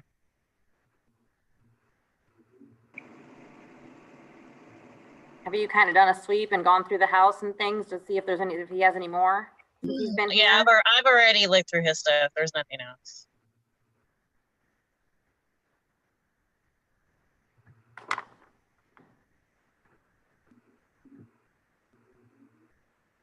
Judge? Yes. I think you should be aware that CPS is involved in this case. And I understand it's going to be a wrapper case, at least as of this morning. Okay. Has that been presented downtown yet? Not to my, but the probation officer might have some information on that. When, so Ms. Turner-Hill, can you give her a message that when she does get that, to please provide the cause number to Stephanie? It hasn't been presented downtown. It's still in the early stages. Right, but when it does get presented, if it does and it goes through, you can please give Stephanie the cause number. They're just assisting mom with trying to place him. I don't know if they're gonna fully engage in the case or not. We're gonna get permission from the attorney to do a psychological evaluation for Nathaniel. Okay. Well, when Mr. Berger mentioned that was going to be a wrapper, that led me to believe that they were in the early stages of possibly formalizing it through a court order. So if that happens, just make sure that Stephanie gets the case number. Judge, I was contacted last Tuesday with the view that it wasn't definite, but that it was heading in that direction. So almost a week later, I'm not sure what the holdup is, but I'm certainly not going to get too involved with that aspect of it until I hear something from CPS. Okay. And so, Mom, that kind of tells me a little bit that you're not prepared to take him home at this time, are you? The situation is we live with my mother and she refuses for him to come back to the house. So it's not, it's not up to me. I mean, he is my responsibility, but I do not have the means to afford a place of my own. And so while we live under her roof, she makes the rules. That's right. Did you hear that, Mr. Pena? I almost can't blame her. So there really is no place to send you, and I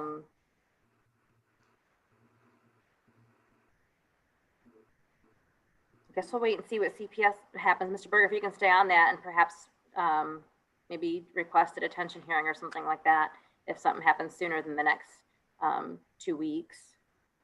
Yes, Judge. I'm concerned. I don't want to know. I don't want you to say anything, Mr. Pena, but I'm concerned about the fact that you have a gun. I'm concerned about the fact that Mom knew you had a gun in the house before. I'm concerned about the fact that unless you have a job that we don't know about, that you have $300 there. I mean, it's possible that maybe you've saved it from gift money and stuff, but this kind of behavior is very concerning.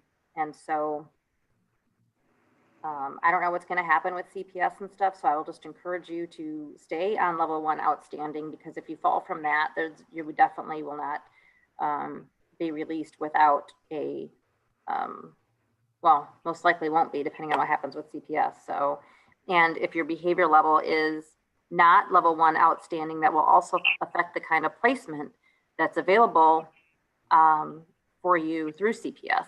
I think Mr. Berger can explain all that to you.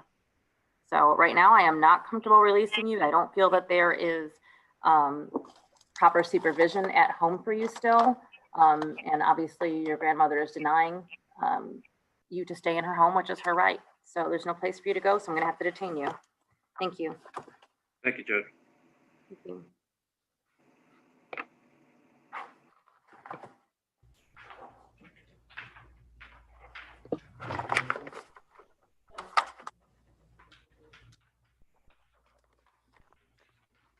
My heart is breaking for that little symbol he just did.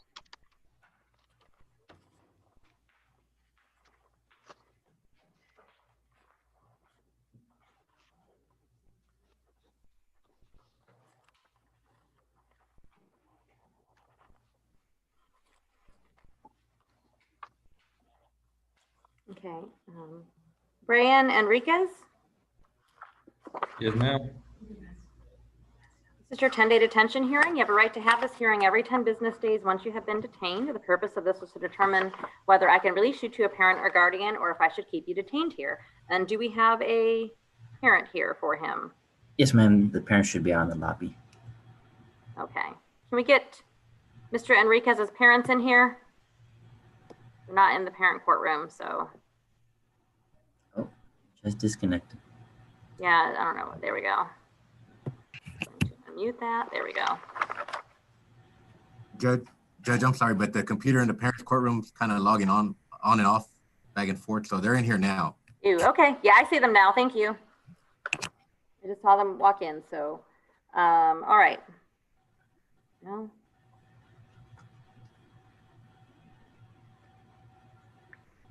All right, Mr. Enriquez, you have a right to remain silent, but if you do choose to speak, nothing you say can be held against you at any other kind of proceeding here. I can only consider it for purposes of detention, okay?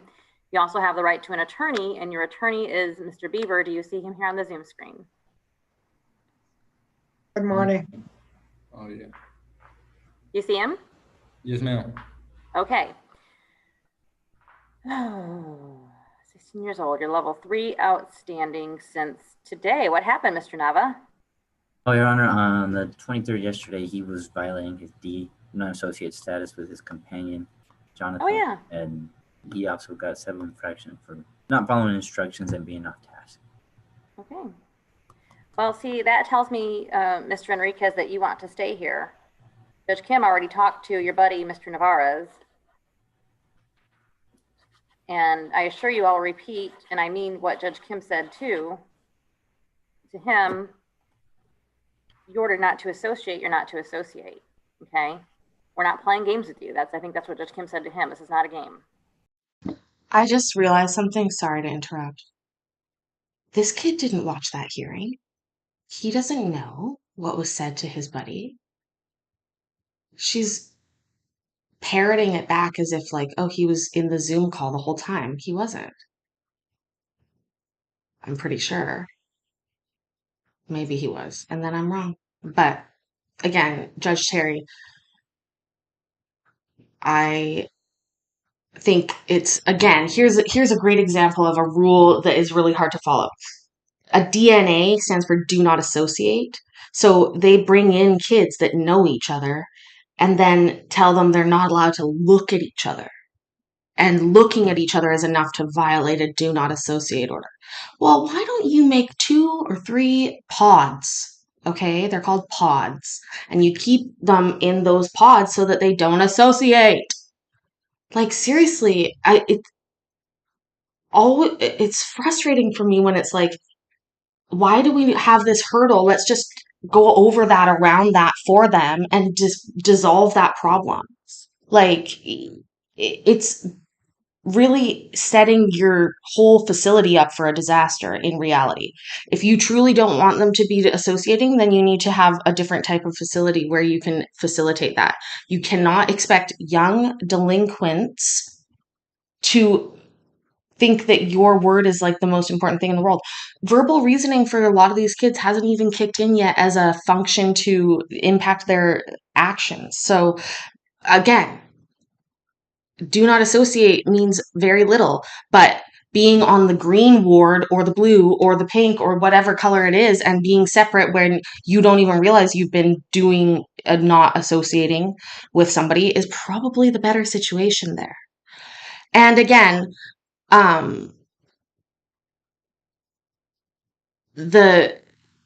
I know what the system is meant for. It's meant to show kids that they can prove and get to a certain level. But yet again, you have different levels of care here. And when you're talking about average kids that parents are pissed at them, so they've called the cops for some reason and included them, as opposed to children that truly need access and help from the legal system, you're playing with a different, apples and oranges when you're trying to say to a kid, do better.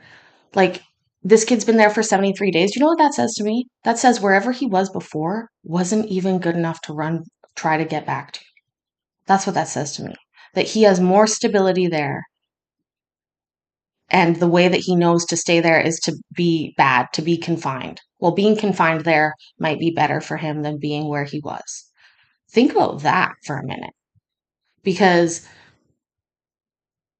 it's either that or he can't do better after that long. And that's another thing that should be dealt with as well. 73 days there. Has he seen a doctor, Judge Kim? I thought the rules were you had to see a doctor every 60 days for your psychiatric stuff. So I'd want to make sure that he's seen the doctor.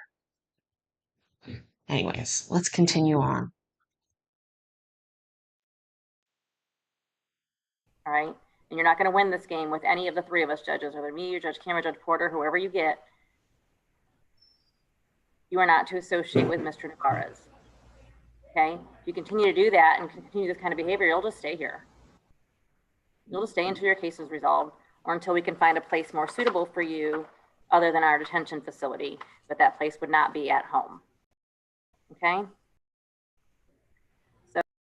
So it's already been found probable cause to detain you on your aggravated robbery offense, and your behavior in the back tells me that you are still not ready to be released because you can't even behave here when there are when you're detained and there are several people supervising you. So I think if you were to be released, you'd be a danger to yourself and others still with the pending offense like aggravated robbery.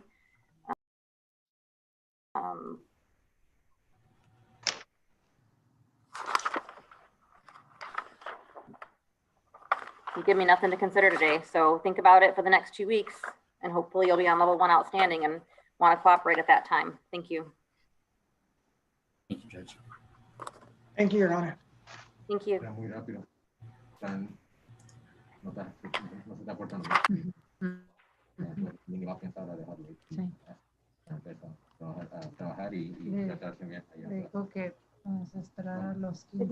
need something?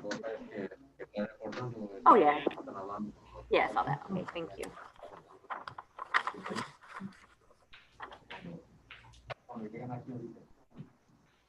Okay. Uh-oh, don't tell me the juvenile computer is getting sketchy. There you go. Are you Mr. Varela? Yes, ma'am. All right, Ms. Abels was here. All right, Mr. Varela, this is your 10-day detention hearing, and the purpose of this is to determine whether I can release you to a parent or guardian, or if I should keep you detained here. You have a right to remain silent, but if you do choose to speak, nothing you say can be held against you at any other kind of proceeding. I can only consider it for purposes of detention. And you also have a right to an attorney, and your attorney, Key Ables, is present here on the Zoom. Do you see her? Can you say that again? Can you see your attorney, Key Ables, on the Zoom screen? Yeah, I think. All right. Okay, is there a parent or guardian here for him? Your Honor, I'm covering for Mr. Dotson. The parent was unable to log in. They're having issues with the Zoom link. Okay. I'm Your Honor, sorry, I just to fucked be it up. clear, I'll fix it. his parents and actually Jawan live in North Carolina. So he cannot be released at this time. He is set for a hearing on the 27th, but at our last detention hearing, Judge Kim ordered a psychological, which is set on the 26th. So I've emailed Mary and asked her to move that. I think that we get the report back on September 1st, and Juwan and his parents are up to date on all of this. Okay, great. Sorry Yeah, about he was that. on my docket for the 27th, so I will take him off since that will be passed to get this all put together. So, Mr. Varela, I'm sure you understand what's going on. I remember this because I was the one who got the call over the weekend about this one. All right. Obviously, the parents are both out in North Carolina, right? Right.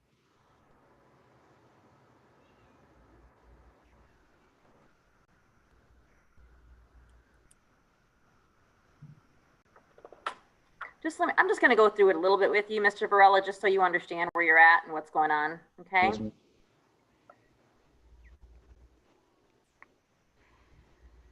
You're here. It's on the 7th of this month. You were referred in custody by Grapevine PD for evading with a vehicle.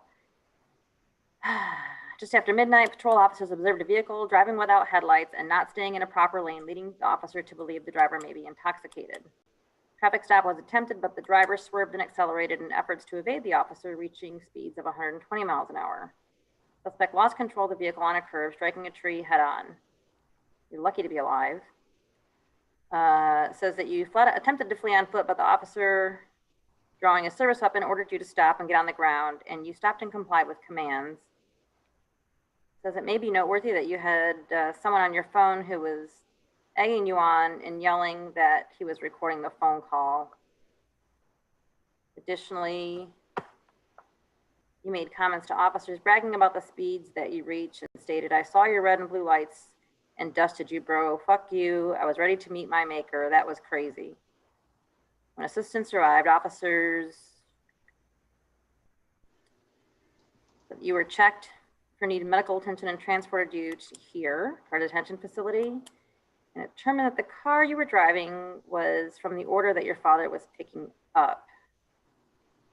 Father said you were sitting in the car as he was preparing to load it onto a truck when you took off in it.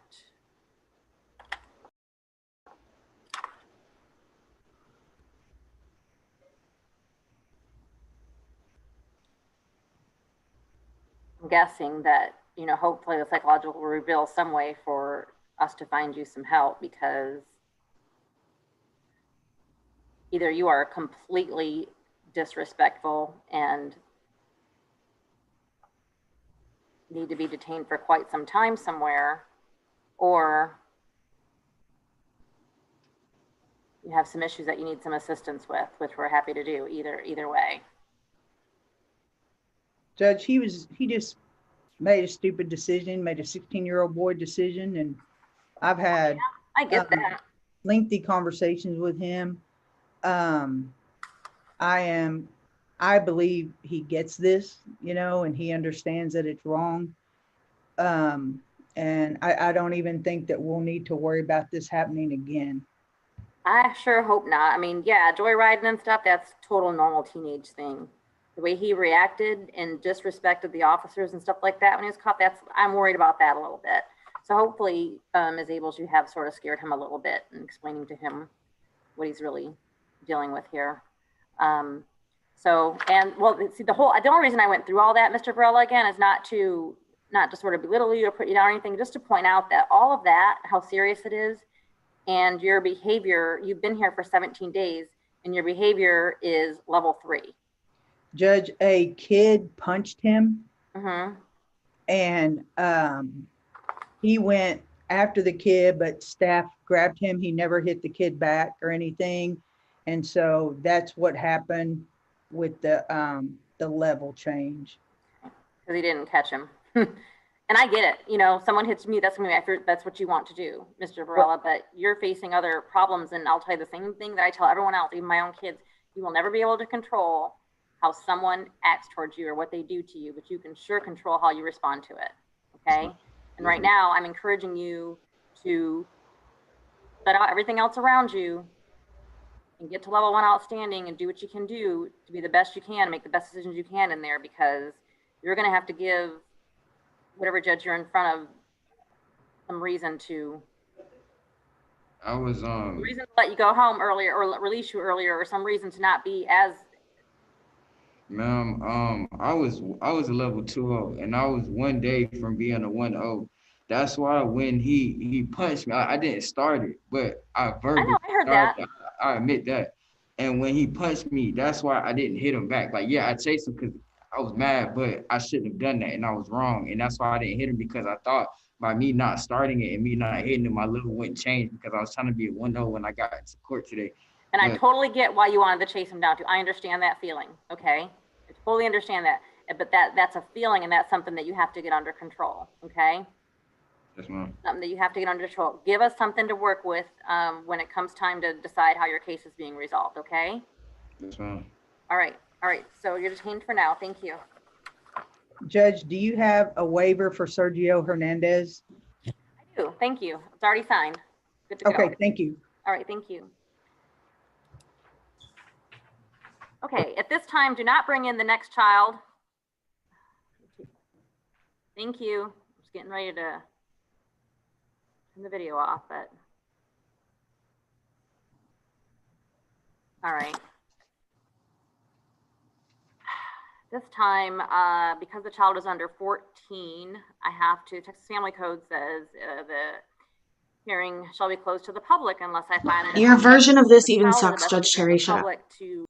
Seriously, we're done. We get it. We know.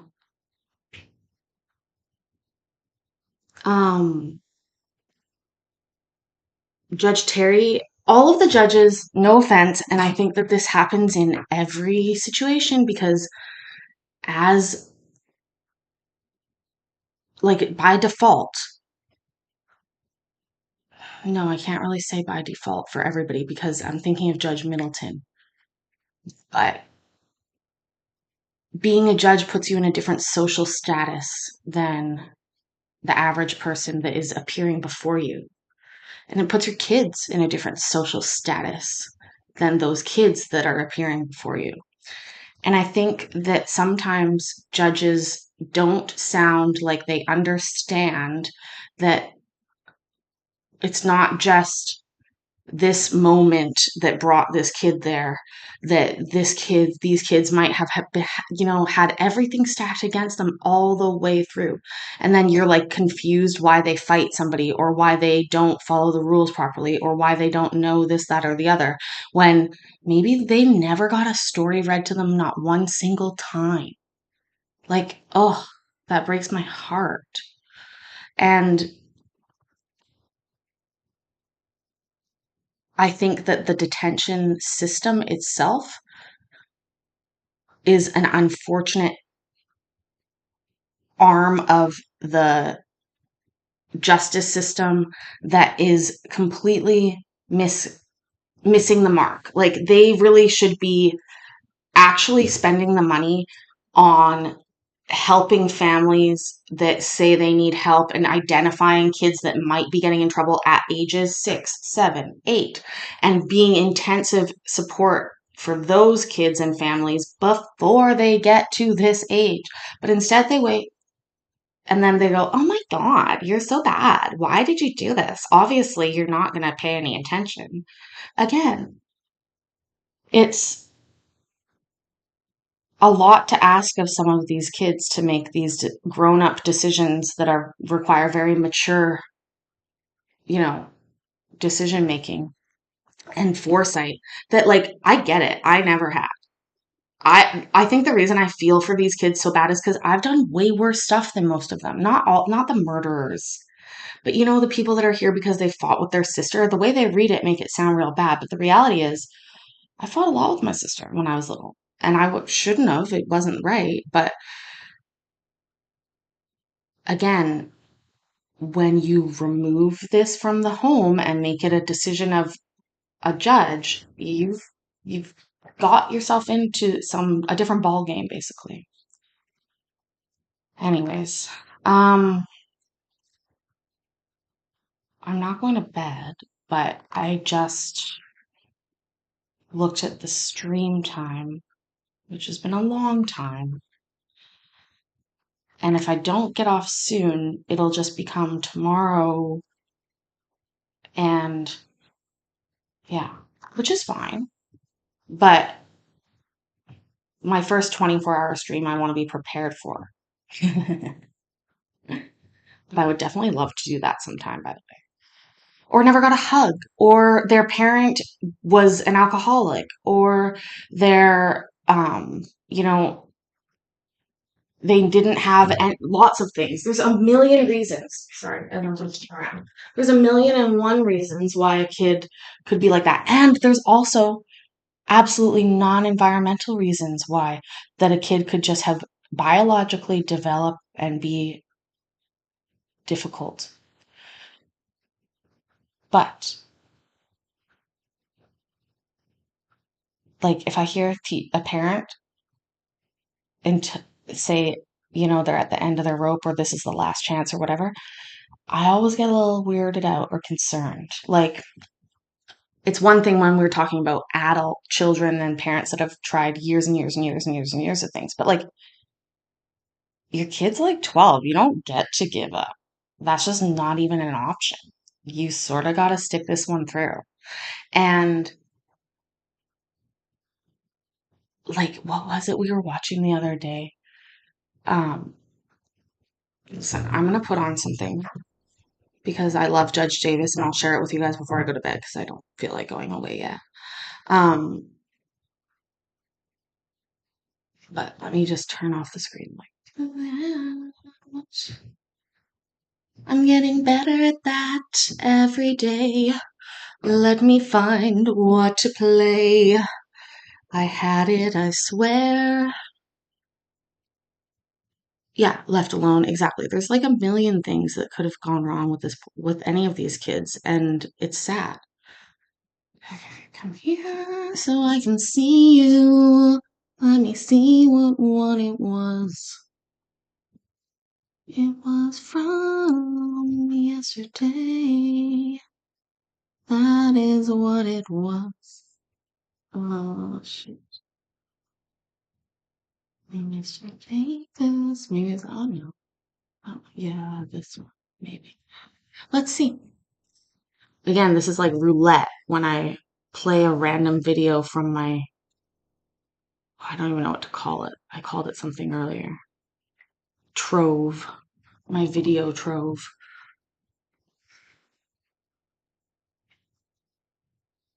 Is that it? No, that's not it. That's not the one. Oh.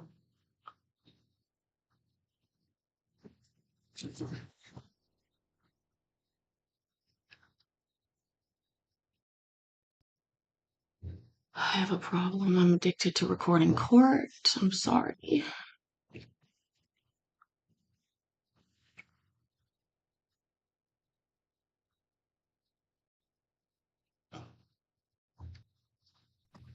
Yes, this I is don't it. understand Okay, why here we you. go. Okay, no. Let me just pause it, get it all cleaned up and nice.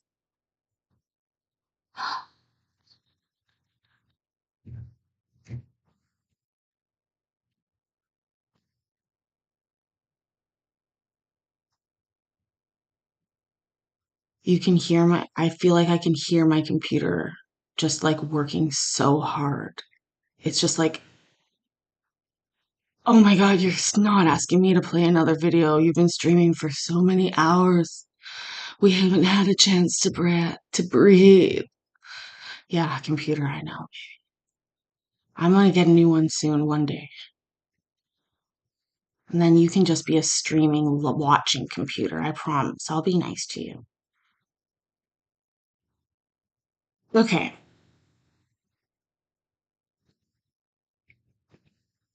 Did I do an intro? I might have already. I don't even know.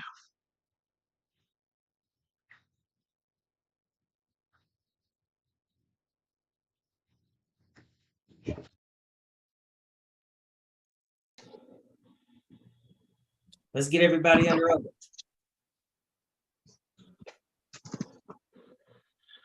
You swear, affirm, and tell the truth, the whole truth, under penalty and perjury of the law? I do. I do. All right. You guys can put your hands down. Bear with me.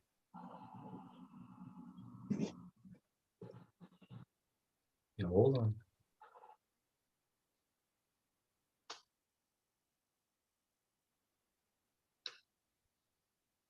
All right, Mr. Holland, tell me, is this a written or oral lease? It's a written. Okay. And is this for commercial or residential property? It's commercial. Okay. And how much is monthly rent? It was a barter agreement. This is the second time that we've appeared before you. We had to send him a 60-day notice. We sent him the 60-day notice. He's been terminated from the company over a year ago, and we just have been trying to get the unit back. So I followed exactly what you told me to do the last time. The defendant is still there. He's still holding over. So we got to get the unit back before I can end the lease with the landlord. Okay. All right. And so you guys are not seeking any monies. You just want to vote this guy out. Correct. Okay. Mr. Ventura, tell me, they're not seeking any money. They want you out. What are your defenses? All right. First of all, Your Honor, the lease is not a commercial lease. It's actually a residential. But the filing that he put in was filed on January 3rd. He filed way too early. Well, he filed early. I'm sorry, I didn't realize it went away. Hold on. I don't know where that video went. I do have a counter Video. against If you're the company there for $8,000, and that where for is it? repairs and I promise I'll go back also and let you see this properly, but loss the of video has literally disappeared. losses from neglect of the landlord, and also loss of rent value. Okay. So tell me first about this 60-day notice. So the court hearing we had. Mr. Ventura, tell me, they're not seeking any money. They want you out. What are your defenses? All right. First of all, Your Honor, the lease is not a commercial lease. It's actually a residential. I figured out what the problem is. My dumbass doesn't realize I'm opening the window on this side. Filing that he put in was filed on January 3rd. He filed way too early. Well, he filed early before the 60 days were up. And I do have a counterclaim against the company there for $8,000, and that is for repairs and also loss of losses from neglect of the landlord, and also loss of rent value. So tell me first about this 60-day notice.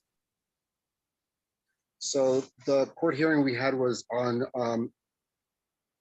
it was November 8th of 2022.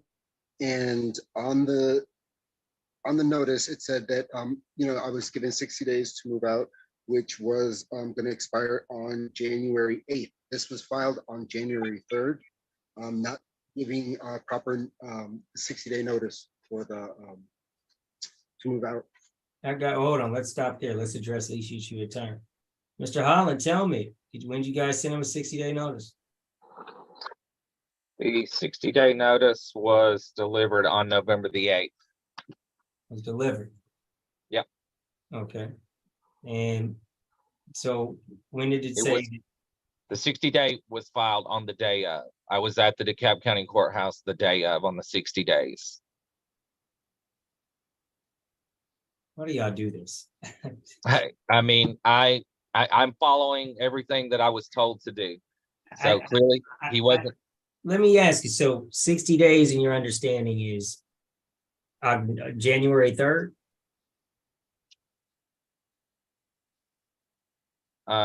Let's see. Let me see what day it was filed. January. Oh, this was amended. Yeah, it was actually, it was amended. It was amended. That's not how that works. You file the file, you can file an amended complaint, but you don't necessarily change the filing date. Well, I don't understand why you would even. Okay, no, hold on just a second. What I'm saying is the documentation, that was the first one that was filed when we came before you the first time. The one that I'm looking at now, it was actually filed on January the 3rd. Right. Is January the 3rd 60 days or plus? Because remember, he has 60 days to get out. He doesn't do 60 days, then you got to demand possession because he didn't get out in the time that you gave him. So is November 8th to January 3rd 60 days? How many days is it? I mean, I don't think that's a rocket scientist. Generally, it's 30 or 31 days in a month, right? We're not talking about February. So we just said 30, right? November 8th to December 8th. And then December 8th to January 8th would be 60. You can maybe subtract a day or two. That still would leave you around the 6th. So I'm just trying to figure out and understand why you would guys. Well, it was me. I did it personally because we already knew that nothing was going to happen. I understand, but then you didn't give him the appropriate time that you even said you would have given him in the letter. Okay, but he didn't get the okay, that's fine. I'm just trying to just help me because you keep saying people, you following everybody's rules and you're doing what everybody tells you. And I don't mind giving you the relief that you're asking for. Okay. But when you tell me that you've done everything and then we blatantly see that you didn't wait 60 days, I'm trying to figure out what you're listening to. I understand. I apologize. No, I apologize. I'm sorry I can't give you the relief. Okay. We'll refile. Well, hold on. We're not done. Mr. Ventura, tell me about your counterclaim. Well, Your Honor, the counterclaim comes from when I first initially moved in. The apartment was given possession to us with in very horrible conditions. Like I had to literally rip out the carpet myself, replace it with the laminate flooring that they had approved for us. He did receive the receipts for those materials and any other materials that were spent, and it was agreed upon him that the money would be compensated again, which was never compensated. And that was have you paid any? Did you guys have an agreed amount of rent? No. There was so you were essentially bartering for your time there and staying there. That is what the agreement that he had. So he had us doing work, and instead of paying us, a wage, he would compensate us with the apartment. I got it. And how long have you guys been there? Since October 2021, I believe. Okay. So have you paid any rent in that period of time, or are you just done work? Mr. Holland, actually, Mr. Holland has not answered any of my communications that I've, requested I've done, and pretty much has not been. I can't get a hold of him to do anything with him. So, I'm not too sure how I'm supposed to pay rent if he won't even, answer my text messages or calls or anything regarding the issue here. So no, there hasn't been any rent. Did you submit any evidence to the clerk's office about your damages? Not that no, I did not. So then I can't consider anything outside of your testimony about what your damages are. And obviously, if you're alleging damages from when you first moved in 2021, and it was your agreement to fix up the property in exchange for rent, is that what you're alleging your damages are? Well, the damages were the apartment was not in livable conditions. Like for the first 3 months, literally lived in the dining area where we had the bed, and the rooms were just not. We couldn't access them because they were just that disgusting. But I just want to make sure I understand, because these things happen. Was it your understanding that you would be repairing the property or getting it in exchange for not paying any rent? Well, at first, he said that that they had already replaced the carpet, that they had already done the repairs, which they never did.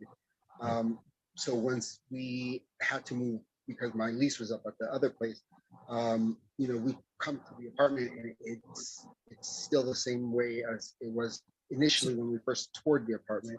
So what work were you doing in exchange for rent? Oh, I was providing DJ services for his company.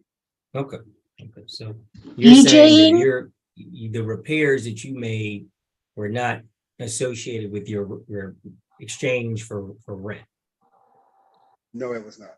but you This got was the agreed upon property that he would- together. You got the property together, did some work, and then remained there. Yes. Yes, Your Honor. This is what I'm going to do. You haven't submitted to me any evidence, and so I can't consider it at this moment because I don't have any evidence outside of your testimony.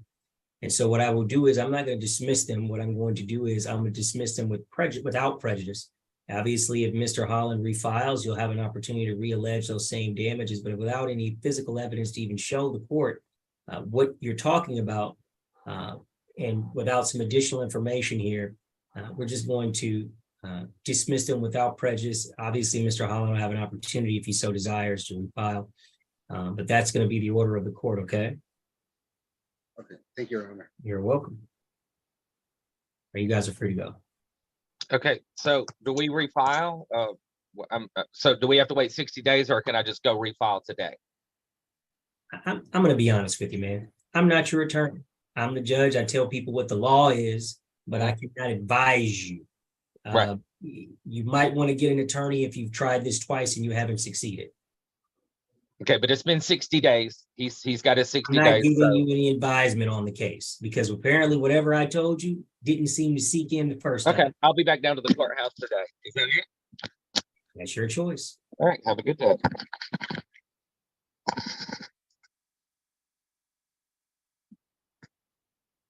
All right, let's have position 7. This one's good too. Batter up, number 7.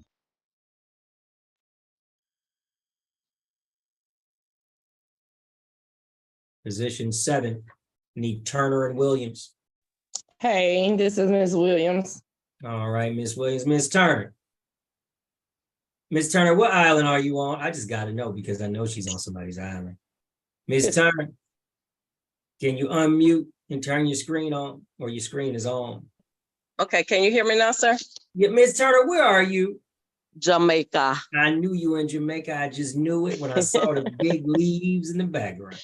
Yes. All right, well, let me get you under oath, both you and Miss Williams. Okay. But I do need your camera to be on. Okay, because I can't hear you if I don't have the thing, so I'm gonna put my camera on me. Turn it up as much as possible. Put it I on. done turned it. I done plugged the phone up, thinking this. I hear you perfectly, but let me get you to raise your right hand. Okay. Oh. You swear or affirm to tell the truth, the whole truth, under penalty and perjury of the law? I agree to tell the truth, sir. All right, you Miss Williams? Yes, I do, Your Honor. Thank you. All right, Miss Turner, I've got to ask you a couple of questions first, okay? Okay. All right, is this a written or oral lease? Oral. Okay, and is there a monthly rental amount? $1,500.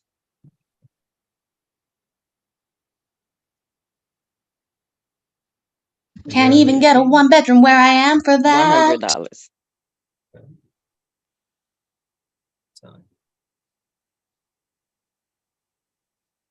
Bear with me, hold on. Yes, sir.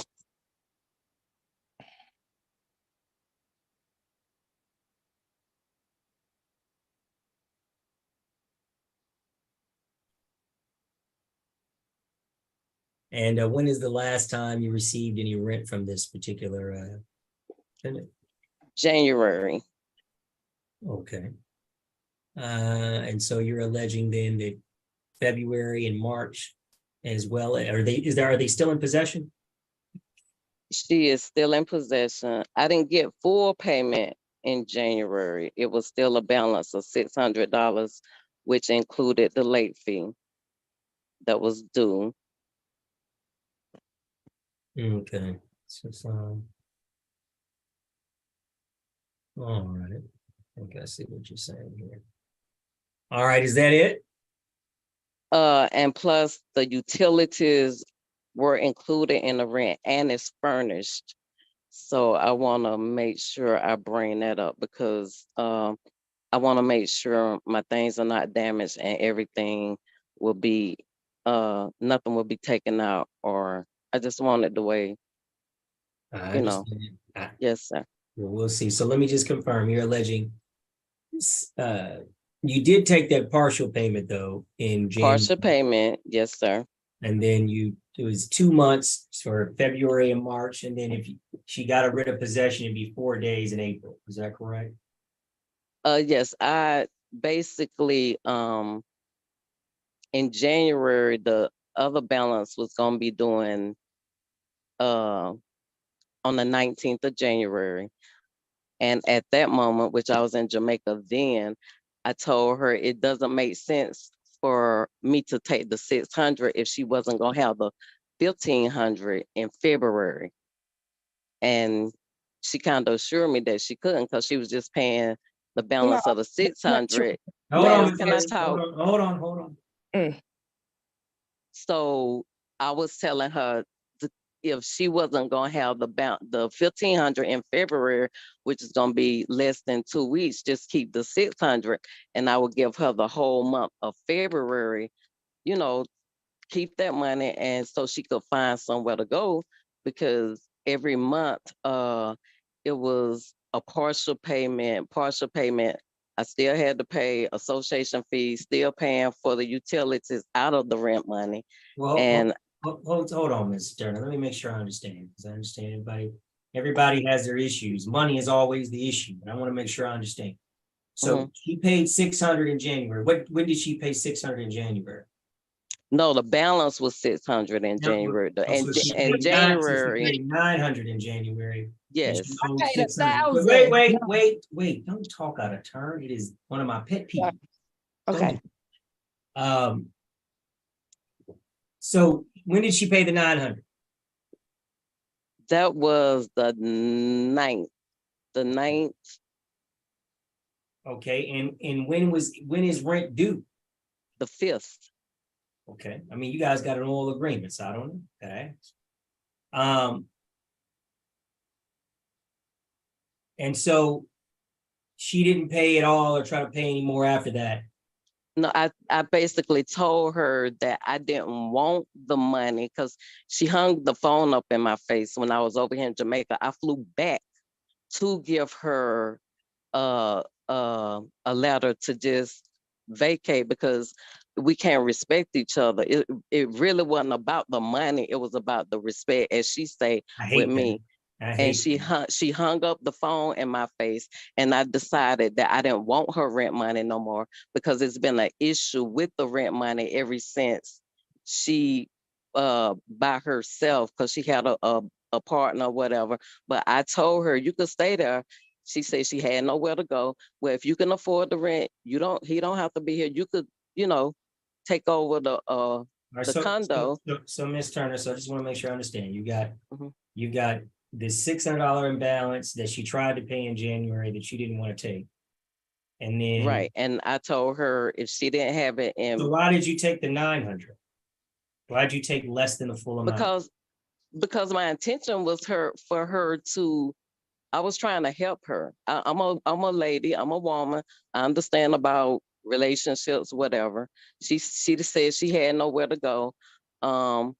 And we've talked, Hold on, I don't want to get bogged down with all that. Yeah. But anyhow, I accepted that because. So was your plan to accept the $600 later? My plan was to accept the $600 on the 19th. She said she was going to. Okay, so then what happened on the 19th? She hung the phone up in my face when I told her, if you don't have the money for February, so we won't have to go through the same thing next month, just keep that and you can have a whole month. I just want to make sure I understand. You told her on the 19th that if you don't have, you were asking her then to give February's payment and January's payment on the 19th? No. I told her if she didn't have it because February was coming up. But it hadn't come yet. right, in a week and a half. And I told her if she didn't have the money for February, then I thought I was doing her a favor. Don't just keep the money for January and I give you the whole month of February. Because once she hung up the phone in my face, it was I knew we couldn't get along as a tenant and a. How long she been there? She has been there. Her friend has been there for about, I would say, 7 months. Okay. And she took over by herself maybe in October. And Okay, court nerds, this is important that we pay attention to at this part, and then we're going to evaluate this because I was thinking this the first time I listened to it. Both of these cases have situations where they have not followed the rules specifically, or they haven't realized that doing something will impact what happens here. The first case where the guy was had to be dismissed because he didn't wait the 60 days. Now, this case, if you notice, and what's going to become apparent is that this lady has a problem with the tenant now for some reason. She didn't before, but she does now, and she doesn't want her to live there. But she took her money in January. So this becomes an issue, and I think she changes her story on what she says, and I don't think the judge catches it. I can't remember that part, but I remember thinking, oh, okay, she's that changed a little bit. Anyways, here we go. Let's finish it up. Sorry for interrupting. I love you all. that's why I didn't do a written lease, because I was trying to see a trial thing of, if she pay on time, how she paid. And my plan was to give her a lease in January, 6 months or 12 months, whatever she preferred.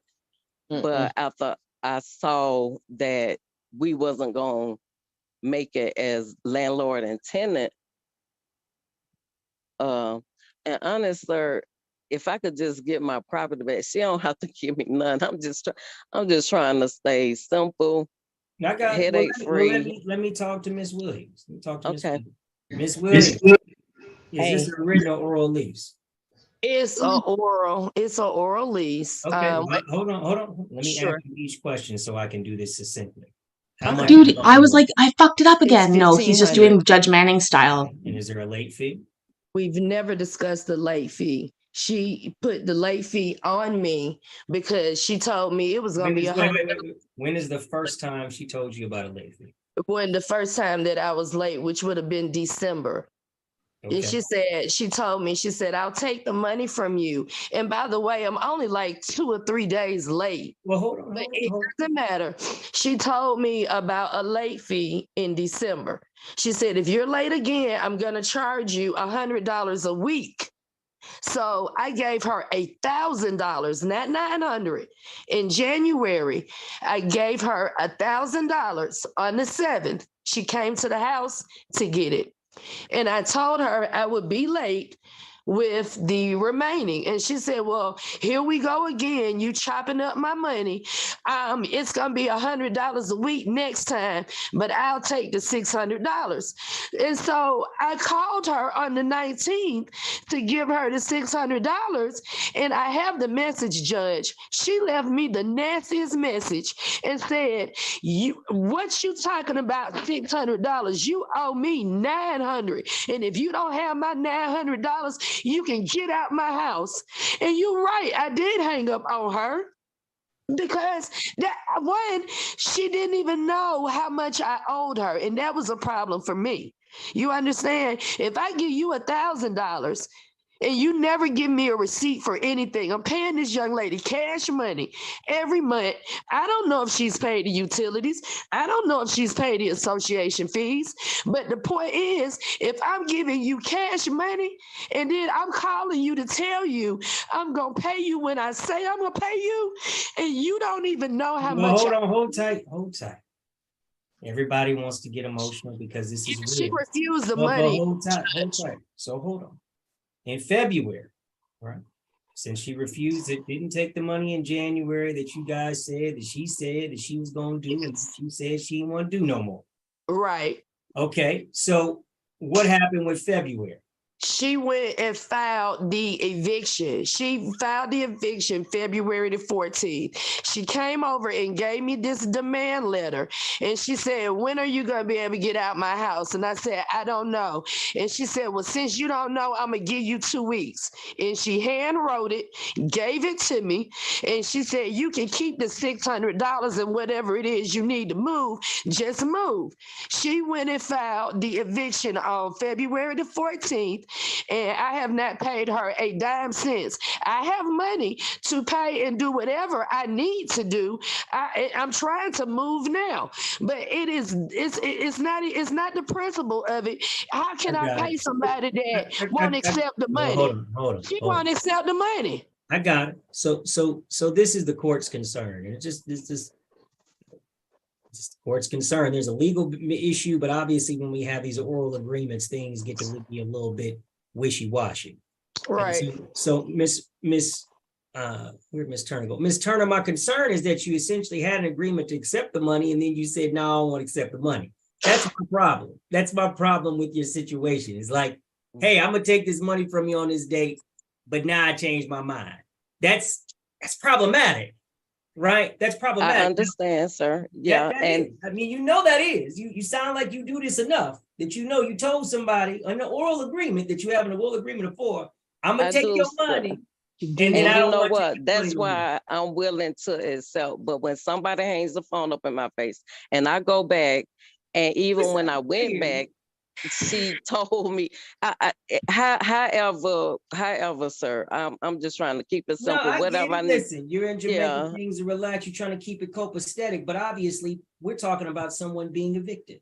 Those are major issues. This is why I understand that. So I just want to make sure everybody does their right thing. I understand you saying you don't want to necessarily have no money, you just want her out, but I just want to make sure that everything was done appropriately. That's all. Okay, so yes, I did tell her I would accept that money, but once that incident happened, that didn't go the way it goes. So I'm gonna learn a lesson on this, very much so, and I have no problem with that. You just tell me what I need to do and how I need to do it. Okay, so this is what I'm gonna do. You guys hold on, because I'm gonna think about this, because there's a couple of things here that I have to consider in regarding this, because obviously you were giving an agreement that she could pay. She's saying that she had the money. You said, I don't want to take the money. And then obviously, because you didn't take the money, you said, don't pay me in February. So some of that may be based upon actions that you created, but obviously she hasn't paid as well, and you've given a demand. And so the court is going to take it in consideration. You guys hold tight. I'm going to finish this case in front of me first, and then I'll come back and let you guys know what I'm going to do. Nita or George, you have an announcement. Okay. Yes, Your Honor. Position 1 reached an agreement. Okay. Somebody reached an agreement. All right. Give me 1 second. Let me check the count. I mean, my email.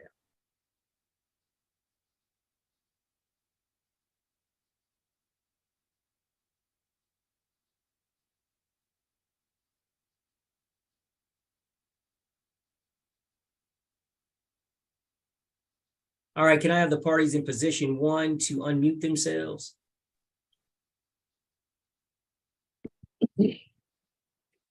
All right, and Mediator George, thank you. You're free to go. I don't want to hold you. Thank you. All right.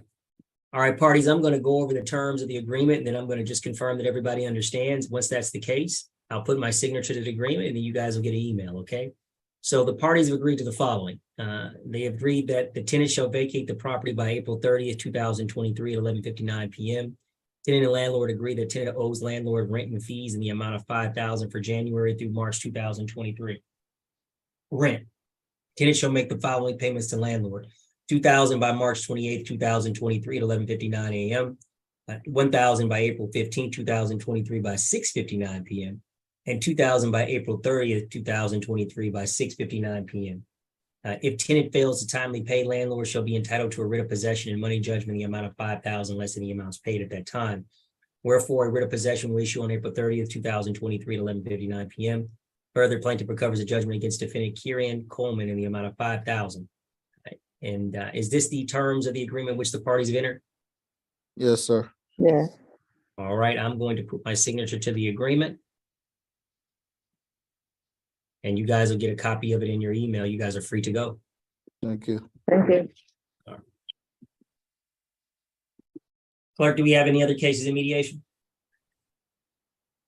No, that's all. All right, I'm gonna get Ms. Williams and Ms. Turner. Ms. Williams, and go ahead and unmute. Okay.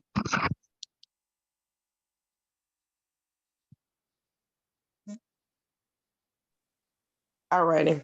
All right, so this is what the court's gonna do, Ms. Williams and Ms. Turner. Mhm. Ms. Turner has acknowledged that she does not, based upon her previous agreements with you, have said that in the event that you did not pay, or she'd basically allow you not to have to pay any money. So I just want to see what we're going to do here is this. If that was her agreements with you, but she did notice you with the writ of possession, we don't have any payment for March. We don't have any payment for April. So this is what the court's going to do. Ms. Turner has indicated that she doesn't want any past due rent. She just wants you to vacate. So I am going to issue a writ of possession. You're going to have 7 days to vacate on April 4th. So that will satisfy Ms. Turner's concerns, but obviously there were some agreements that were made based upon rent and what she didn't want in the event that you timely vacate or were going to vacate. And so we'll acknowledge those as well. And so as a result, based upon the agreements and the testimony of the parties, the court will issue an order where there will be no money judgment, but there will be a writ of possession on April 4th, 2023 at 11:59 p.m. Do you understand, Ms. Turner? Yes, sir. Meaning I pay my power bill and everything, and she just have to move out the property by whatever I date don't you know say. about the power bill. You told me everything was included. I'm just trying to make sure you're telling me one thing. So make sure I understand what you're effectively saying. Because initially you said, Your Honor, I just want her out. Yeah, I do. Let's keep it at that. Let's keep it simple. Let's keep it at that, sir. Yeah, I just listen. I can only do it based on what people tell me now. I can't read your mind. Can't read your mind. Okay. All right. So what I will do, and that will be the order, is that it'll be a writ of possession on April 4th. Okay. Thank Amen. you. Amen. Thank you. 59 p.m. and there'll be no money. Okay. Oh, No Judge, money. let me Thank ask you so this. much. Let me ask you this. What about my after the fact that she moves, like what's in my condo Oh, you're and talking all about that? the security deposit? I mean, those are your No, possessions. I didn't You even can't- no, not the security deposit. Make sure my furniture there, my pictures Well, there, listen, all let that. me be honest with you. So I'll tell you that I Mhm. tell this to all the landlords. Mhm. One, that's generally what a security deposit is for if somebody does that. But two, obviously, Miss Williams, if you damage or take property that is not of yours, then Miss Turner potentially would have a claim against you. She shows that you've taken it. So Miss Turner, I've added value. I've never taken anything away. well, hold tight. Okay. Listen, I'm not trying to get in arguments about that. I'm just telling you, Miss Turner, you obviously have recourse, but Gotcha. I don't That's know, all I need to know. because if nothing's taken at this moment, then it's not relevant. I can't Amen. happen in future. So prayerfully that won't happen. And this will all go over relatively smoother than what it has. All right. Yes, Thank and I you can so go back much, to the Your Honor. beach. There Thank you go. you, Well, sir. you go ahead, go. And I'm gonna get back to work. Yes. Miss Williams, you'll get a copy of the order, and Miss Turner, you'll get a copy. Thank of you the so order. much. Thank 'cause you. I didn't appreciate want you. that. All right. I All can right. join off now. Thank you, Yes, sir. ma'am. You as Miss All Williams. right. All right. All right. And that will conclude the 9 a.m. landlord tenant dispossessory calendar for March I 20th. got no judgment. Live recording. Was that not gold? I thought that was just a beautiful case, or two cases in the end. So it's been 7 hours apparently, and I probably should sign off. Yeah, this might happen. I love hanging out in my kitchen with you guys watching court. This is literally what I would be doing if I wasn't live streaming. So why not have it going? I love hanging out here. I have so many ideas. I have a bunch of fun things to do to make this a really interactive experience. I'm working on learning somehow. I don't even know. I don't know how I'm going to figure that one out. But I really want to get the trivia going in the chat. That's first. Second, I have an idea for getting some typing going where we can all do a typing test and get ranked against each other, and each week or show the typing paragraph will change. And there's a few others. And I honestly really appreciate all the questions and things that people ask and comments and engagement because I really enjoy it. So, and the beauty of this type of streaming and this type of content is what I think what drives true engagement, which is wanting to do it. So, the reality is I can turn this off at any time and I will, but I could have at any point and I didn't because I like doing it. And I think that with the people that really enjoy doing this, you can tell and that it's fun to hang out and watch court stuff together. Um, yeah, I have a lot of ideas for some really, really fun ways that we can have some fun things to do. Lucy the other night, last night, was mentioning what did she call it? It was a case group, almost like a book club, where you got like each person, or I don't know how it worked. They picked a case and like you went over it at your week or whatever. Some, I don't know how that would work because to me, like, I get a bit obsessive. So like, we need way more than an evening. Like I'm talking about redoing the entire Casey Anthony trial. That's how I'm going to revisit that whole part of my life. So like that's my level of commitment to certain things and most people aren't into that, but I think you guys are, some of you. I am so glad to hear that. Again, I don't judge people for being up late or early or whatever because I don't sleep shame. I don't slut shame and I don't sleep shame. Those are things. Anyways, I will probably get going and I will be back tomorrow. I will probably set up this and I will, I don't know, tomorrow what I might do is a show just of clips, not stealing time serve format, but a little bit similar that is prepared and then do detention docket afterwards. Because I think for my own sake, I like have no clue how to edit videos. I don't know how to do that. So all I know how to do is live stream. So if I live it, you know what I mean? It goes into different parts. Judge Stevens' calendar. So also I want I have a calendar where I put in court dates that I should pay attention to, but I would love it if we had like a, you know, I want a tip line for lawyers and judges to anonymously be able to tip about like funny as heck things that they can't really talk about.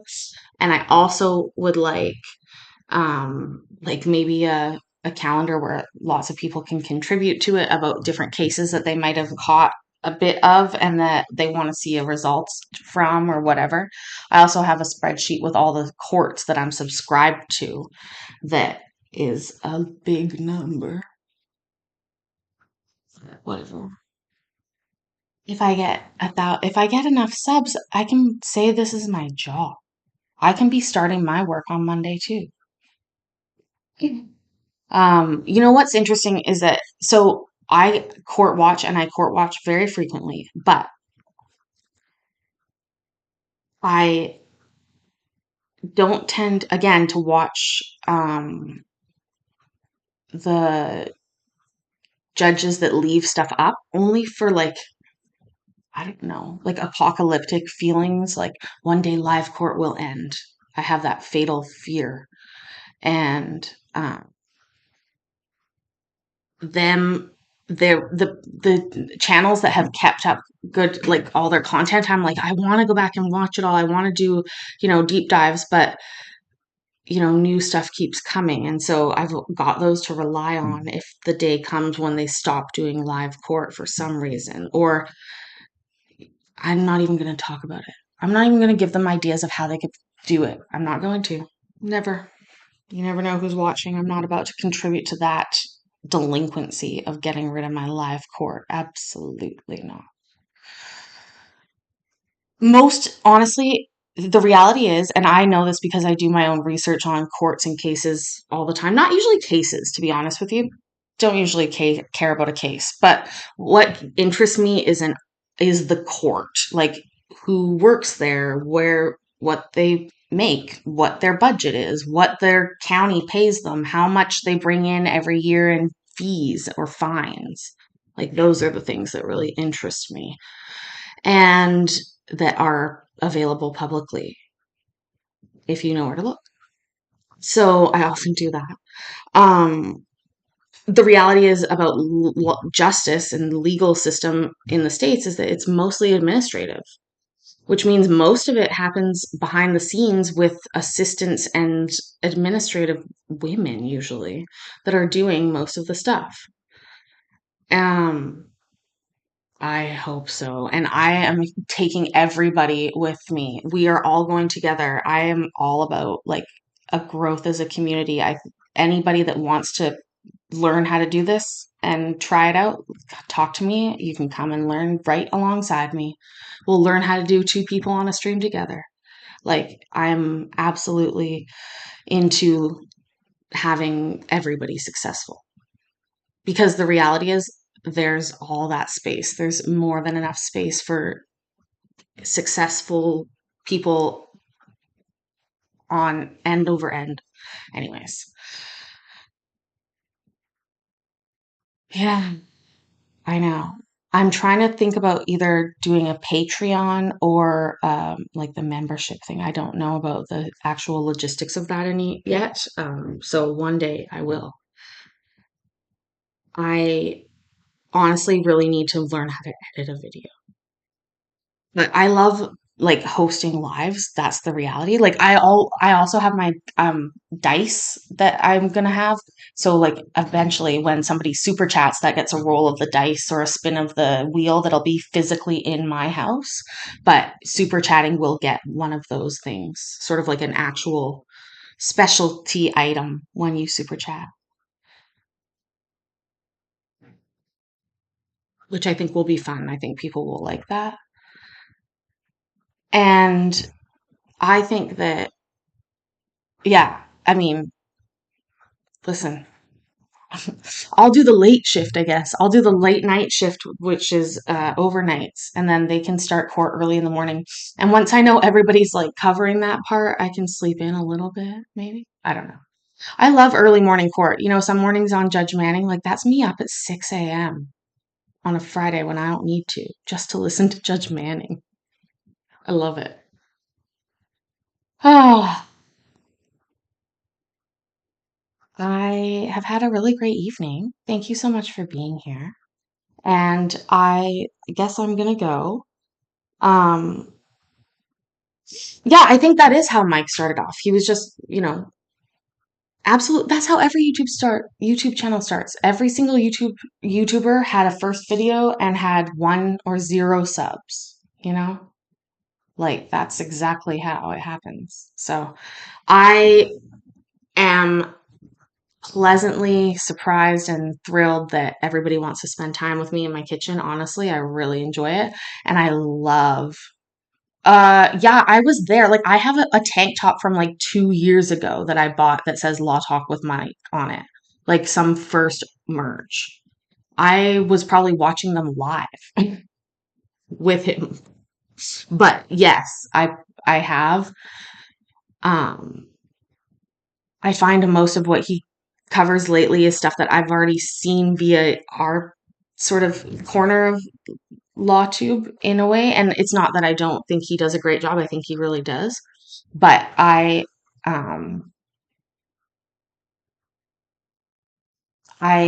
find myself clicking on a couple other ones so at the same time. Anyways, it was so great. It's 2:27 here. Oh, was Mike spinning a wheel? That's funny. Maybe I missed those. Well, last thing I'll say is, I can't deny the inspiration that I have from Good Mythical Morning, which is a YouTube channel that I've watched for like 20 years. Or no, not 20. It's not been around 20 years, but as long as it's been around, pretty much I've been watching. And so, they have a wheel of mythicality that they spin and they do amazing things. And I think we can do amazing things. Anyways, I am going to go. I thank you for being here, and I hope you have a wonderful night or day, whatever time of day it is for you. And check back to my kitchen